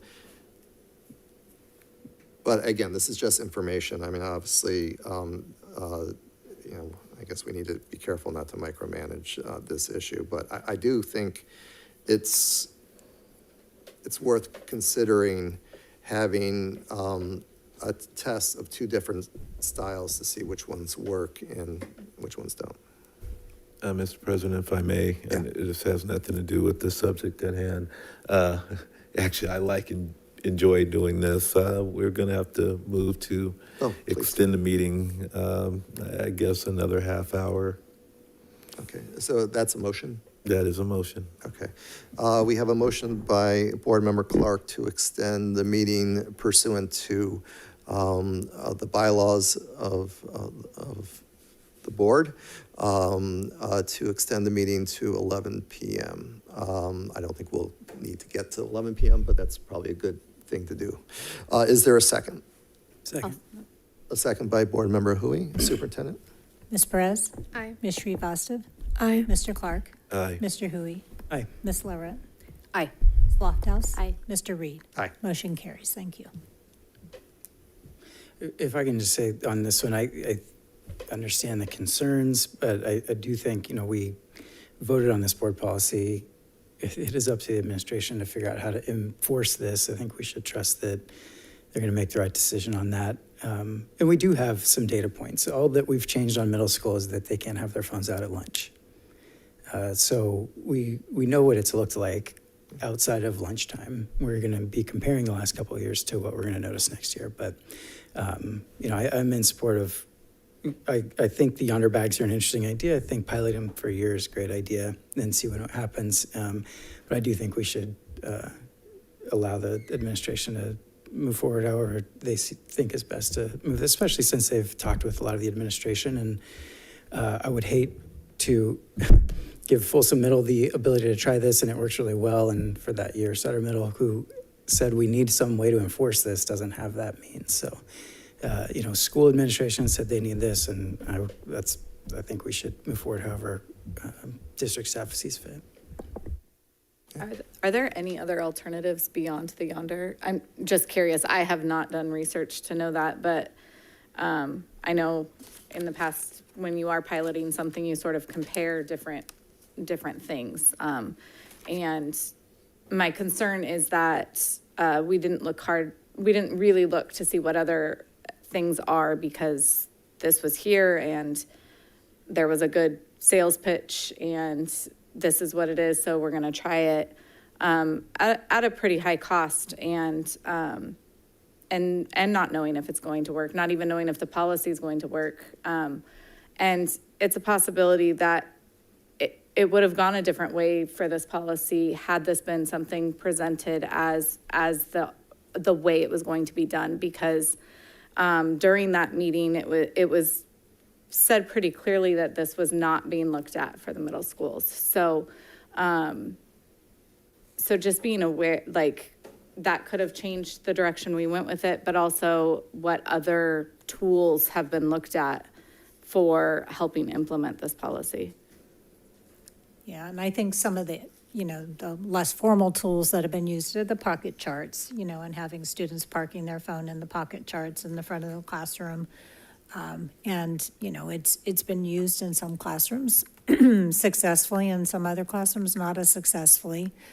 Another strategy I've heard is, a clear box that's put on the desk, but it's always with the student. But it's out of their reach, but it's still, it's still there, and accessible if the student wants to find a way to get to it. So I don't know, Dr. Huber, are you aware of any other ways that have been tried? Yeah, everything that you just spoke to, and I think one of the reasons there was a desire to, how do we give our administrators tools to implement this so that they don't spend all their time on this as well. There's also, again, the desire to try to be as proactive as possible so that kids aren't out of class or in the office because of violating the cell phone policy. And so some of the earliest anecdotal data came from a WASC visit to San Mateo High School. And San Mateo High School's implementation, I believe this coming year is their third year. And they're a high school that looks very much like, Cordova High School. And their implementation was so successful, all the middle schools feeding into San Mateo High School went to Yonder. And so, and same thing in terms of talking to that faculty, or no, I'm sorry, that administrative team, kind of the same things we heard a lot of, right? In terms of the other types of things that were tried. The nice thing about the Yonder bag is that the phone remains in the student's, care, custody, and control. It's in their bag. It's just not accessible. A lot of the other things, you end up with liability issues. I put the phone in the pocket and then I went up to get it and it's gone. So either the teacher now or the school is responsible for that. Or I gave the teacher my phone and now the phone, I got it back and there's a big crack on the screen and the student says that it wasn't there before and the teacher says, well, I think it was. And so it really takes all those elements out because the phone remains with the student and it remains in their backpack and no one else is taking custody of the phone. And so I think that's one of the reasons in terms of just, again, anecdotal data, in terms of just experience of dealing with phones, for many, many years. this seemed, and again, Yonder is the one that's out there. Yonder's used at concert venues. They've been doing this a long time, and so that was the reason that we went to using Yonder. And it will be interesting to see what the data shows at the end of the year. I did ask Yonder what their rate of attrition was, how many schools that they worked with stay with them year to year, and they're over 80% of the schools that have started with Yonder year one, year two, are still using their product. It's slightly higher actually in California in terms of schools that have stuck with Yonder after the next year. And again, like I spoke to a little bit earlier, there's 2 districts, one in Texas and the other I think in Alabama, that I just found this week, that after their trials, they are now expanding the program to all of their schools.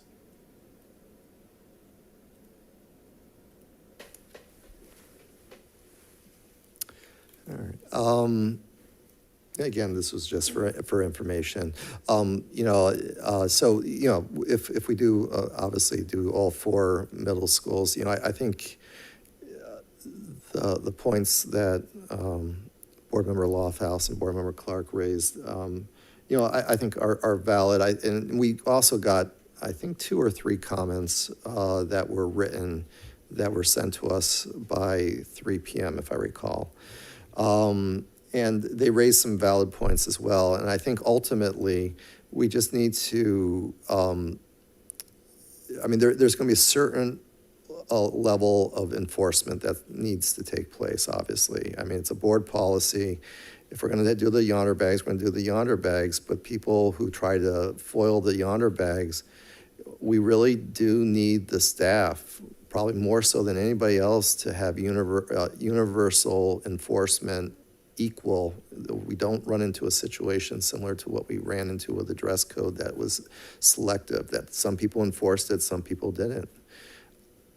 We need universal compliance among our adults at our middle school facilities to ensure that the students are treated the same way at Mills as they are at Sutter. They're being treated the same way at Folsom Middle as they are at Mitchell Middle. We just can't have some teachers decide, I don't want to deal with it, where other teachers are very rigid. And the only way that that's going to work is I guess, through the principals and through the administration and hopefully with our union partners to make sure everybody understands what our expectations are. Yeah, agreed.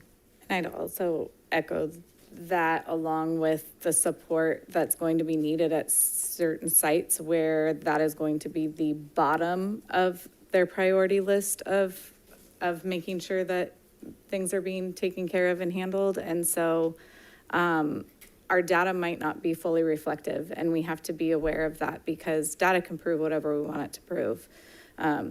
You can pull up 2 sides of data anywhere for anything.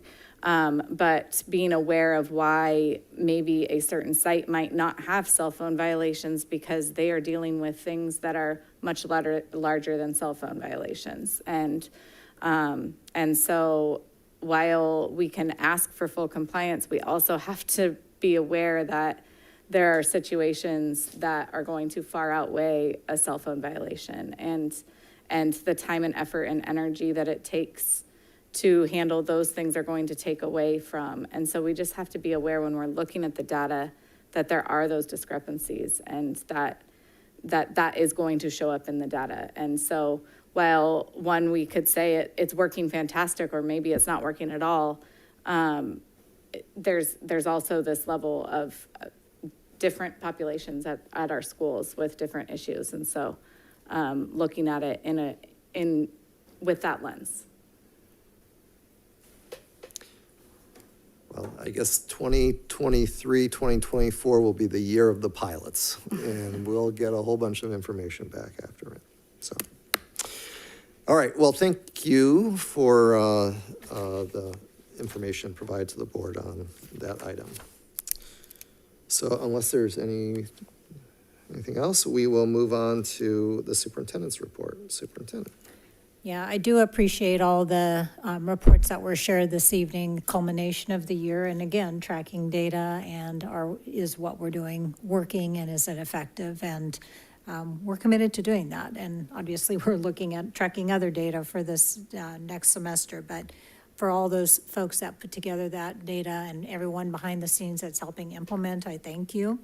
I also want to thank and recognize all of our summer school staff, both general ed and ESY, and our students. We have about 1,700 students between elementary and high school that are attending summer school. And just a reminder that we do have a graduation ceremony for our graduating seniors. It'll be next Friday, the 23rd at 9 a.m. at Cordova High School. And then lastly, I was asked by the board at the end of last meeting to follow up on, just a kind of a parliamentary procedure about when we're asking for board consensus on future agenda topics, and I just wanted to clarify it so it's clear. We did check with legal counsel, when it's not an agendized item for action, and we're just deciding whether to put an item on the agenda or not, it's our own policy in our handbook that we created to have consensus, but our board bylaw says either the superintendent or the board president or even a member of the public can request to have something put on the agenda. So right now those two don't align, but one isn't right and one isn't wrong, but it's not a violation of the Brown Act, if we don't have the consensus. So items can be brought forward. I think we might want to revisit our governance handbook when we get to it again, just to make sure it's still working for us. And then we probably need to go back and modify board bylaw 9322, which still says the old wording. So just clarification there. And as far as, bringing forward a recommendation for a third party value engineering consultant, in addition to what we do at our pre-construction value engineering, that is something we'd like to bring forward to the board when we do our study session. I think we have a date in September now. I think it's the end of September. We actually got a date that will be addressing that and our bond programs and facilities and looking at all of that in much more detail. So I wanted to report back so our public is aware as well. Thank you. Thank you. All right, let's see. We'll start with the students. And I guess we said our goodbyes like a month ago, but I guess this is your official last meeting tonight. So we'll start with Board Member Perez. Thank you. Since this is my final time on the dais, I just want to say that it's been such a rewarding experience being able to contribute as a student and work alongside all of you as professionals, providing a safe and loving space for other students, which was my biggest goal this year and was achieved, has been most valuable to me. Ria and I have formed a wonderful partnership, and she has also become one of my greatest friends, for which I am glad. And I appreciate this district and my community, and I hope that we continue to make major strides in equity, inclusivity for all, setting all political beliefs aside. I wish you all a happy and healthy summer. Thank you. Thank you. Board Member Srivastava. Thank you. I just want to quickly comment on the feasibility study because I won't get to make my statement in August, or maybe I will as a member of the public. But I just wanted to say I think it's really clear that there's a lack of support for our schools in Rancho Cordova, and I think the way that we go about fulfilling those needs is what we're discussing here. The process of splitting the district itself would take 4 to 5 years, and then following that split, it could take years for a new district to establish itself and identify the causes of those deeply rooted issues. That isn't to mention the very real possibility that our district wouldn't even qualify for a split. It's highly likely that there are criteria among the 9 that our district will not fulfill. And I don't believe that what we're doing right now is working. I think we need to redirect supports, resources, and funds towards our Rancho Cordova schools. But I do think that there are changes that we can make now rather than a decade down the road that will impact students now rather than after they have graduated. So that's just my comment on the feasibility study. Other than that, it's really hard to believe that this is my last time speaking on the dais. It has been such an honor to represent Folsom Cordova students this past year and to have a voice in our district for the past 4 years. I just want to say thank you to this incredible community, our district staff, and my fellow board members for all of their support. My heart truly is in this community and within this district. I really don't know what I'm going to do with my Thursday nights free going forward. And with this final opportunity to speak on the dais, I just want to remind our board forward the importance of uplifting marginalized youth, centering student voices, and moving forward as a collective rather than divided by political or personal conflict. It's so evident that the incredible education that I received from Folsom Cordova is not the reality for so many of our students, and I hope to see a real commitment to improving outcomes for those students. Folsom Cordova is my family and will always have a special place in my heart, so whether it be at the podium or as a teacher or an educational attorney or even up here on the dais as an elected board member, I know that my journey will lead me back here at some point. Thank you. Thank you. Board Member Lofthouse. I wanted to start off by saying Happy Pride Month. I would be amiss if I did not take this opportunity to recognize a former Bulldog who many people who have worked in the district for a long time, Doug, or Dougie is what he went by. Piper passed away this week, and he was an advocate and a voice for those who, for whatever reason, did not feel that they could use their own. He was a proud LGBTQ plus activist, and to know him was to love him.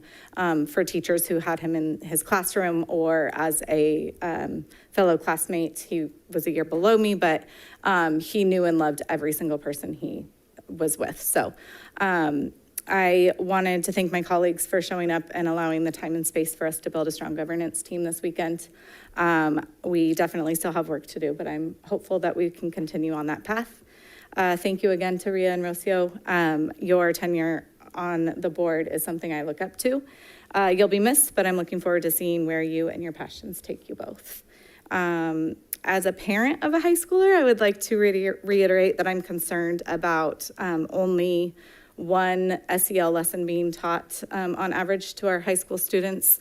I think that in these formative years, it is extremely important that they are gaining life skills of being a good human and that is able to prepare them emotionally for this world. So I really, really hope that that's taken into consideration. I can only do so much as a parent, and when it comes from somebody else, sometimes it hits a little bit harder. So I really hope that that becomes a focus for our high school teachers. Have a safe and restful summer, and I look forward to seeing everybody in August. Thank you. Let's see, Board Member Clark. I'll miss you, girls. But like I say to any other student I come in contact with, if you all need anything at all, you have my number. You call me, okay? I look forward to seeing you guys grow up and be productive leaders and maybe come back and be leaders in the community as you are now. You know, I wanted to just comment on this meeting and the dialogue that we had, and I would apologize if I came off kind of rough, and I just look at the state of this district and where we've come, but where we're headed. You know, honestly, I'm worried. I'm a little worried on the finances of this district, and maybe it's just me being the CSBA director now and looking at the numbers in more detail, but I'm a little worried, and maybe I shouldn't be, but I am. I just hope that we can grow and get out of this deficit. I know it's going to take us a while. But the unnecessary spending that we're doing right now does not, and I said this, it doesn't make sense to me. But I appreciate the board's comments, and Tim and I were kind of jabbing at each other, but I just, I'm concerned, and I'll leave it at that. A couple of things I didn't mention last board meeting, and I want to thank Dr. Peace for coming to our CSBA delegate assembly and speaking at our director's breakfast. You gave a great presentation on our homeless students and foster youth. Talking to the other directors on the board, they really enjoyed it, and they wanted to convey their thanks to you. So great job on that. And I want to give kudos to my colleague on the board who completed her master's in governance already. 6 months. Took me 18 months. But congratulations. I don't want to put you on the, well, maybe I will. What did you learn out of it? A lot. A lot. There is a ton to learn in this position, and classes won't always teach everything, but I think my biggest takeaway was looking at the percentages of high-performing boards and what they spend their time talking about. And so high-performing boards spend 65% of their time talking about students and student learning. And so I think moving forward, if at least I wasn't at that place, I urge our board to kind of get to that place where that always is our focus. Well, that's what brought us all here. And so ensuring that we keep focused on that to become a high-performing board as a cohesive unit. All right. Well, welcome to the Masters in Governance Club. And I just wanted to touch on the decisions that we make as a board. And I've said this a million times during my tenure on this board. It doesn't matter if the vote is 4-1, 3-2, whatever. If you're on the short end of the stick, I think it's our job to continue to support the board and move forward with whatever decision that is made. Folks, I tell you this once, I tell you again, that's good governance. And you learn that in Masters in Governance. You're not always going to be able to get the vote to go your way.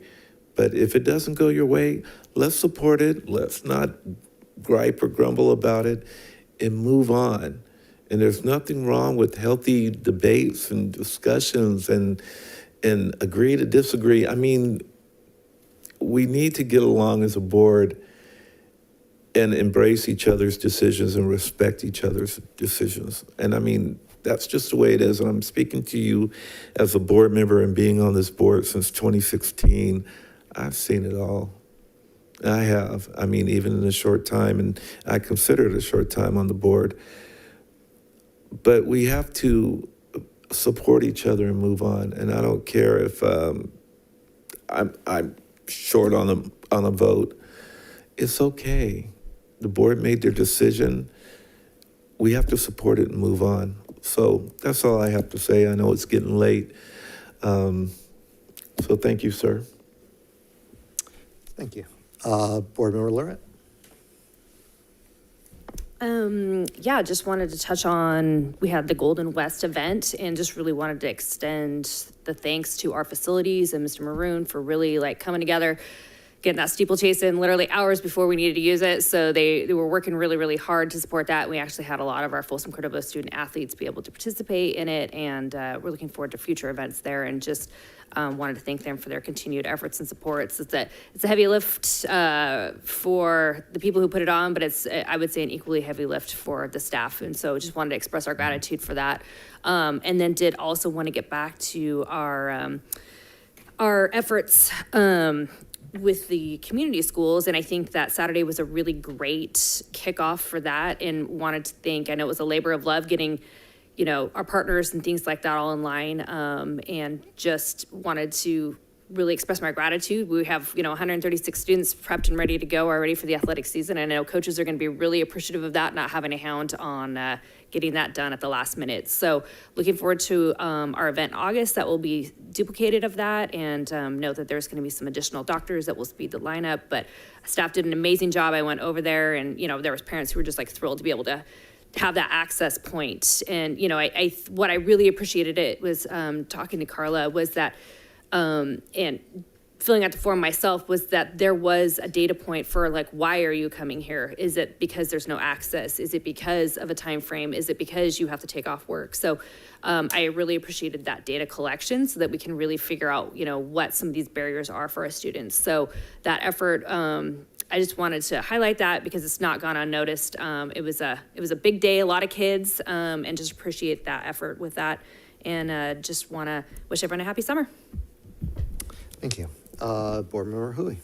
Thank you. Yeah, one quick comment, or I know Don had shared out earlier about the job fair, but just wanted to thank you and your team and everybody, Aaron Story, even though he didn't know it apparently, for all their work on Monday. It's an incredible success. So thank you for doing that. Thank you for all the work you put in, Angela, and you and your team. So way to go. Thanks for doing it. Thank you. I just want to, I think we did it, like a month ago, but I do want to thank both Rhea and Rosio for your commitment to the district and serving in this role. It's not necessarily easy. I think we all realize the time commitment that you put in, and it's not like you didn't have a lot of other things to do, including studying for tests and getting papers done and things like that. So it's very much appreciated. And, when myself and my fellow board members say, we see a bright future, it's not a platitude. We really think you guys are going to do really great. And we wish you all the best in college and in your future endeavors, wherever that takes you. And then just for me, if folks are looking for summer reading, I don't usually recommend books, but this is actually a book that Jim Huber had given me a number of months ago called Of Boys and Men. If you're looking for some summer reading, it's nonfiction. It's not fiction, but I think it's good. And I do just want to read the first two. Well, it's not take just a minute. In the front of the dust cover, it reads: "Lost, disaffected, adrift, checked out, dislocated, withdrawn. What is happening with so many of our boys and men? Economists lament inexplicable drops in male labor force participation. Public health officials point to disproportionately male deaths of despair from suicide and overdose. Parents see their sons struggling and worry what it means for their future." And Of Boys and Men, Richard Reeves provides a groundbreaking diagnosis of the contemporary male malaise. Many of the rapid economic, social, and cultural changes over recent decades pose new challenges to boys and men, especially those at the bottom of the economic ladder. Black boys and men face the most acute challenges of all. So, again, if you're looking for a book, please consider this book. And that's all I have. I wish everybody a wonderful summer. Please find some time to relax and rest with your family and friends. And hopefully come back with recharged batteries. And August isn't going to be long. It's going to, blink of an eye, we'll be here on August 10th for our first meeting of the 23-24 school year. So thank you. And that takes us to advanced planning. Our next board meeting is August 10th, 2023. 12-month calendar is there for your reference. And are there any future suggested agenda items? All right. Hearing none, then we will skip ahead to adjournment, and we will adjourn by unanimous consent unless there's an objection. Are there any objections? Hearing none, we are adjourned.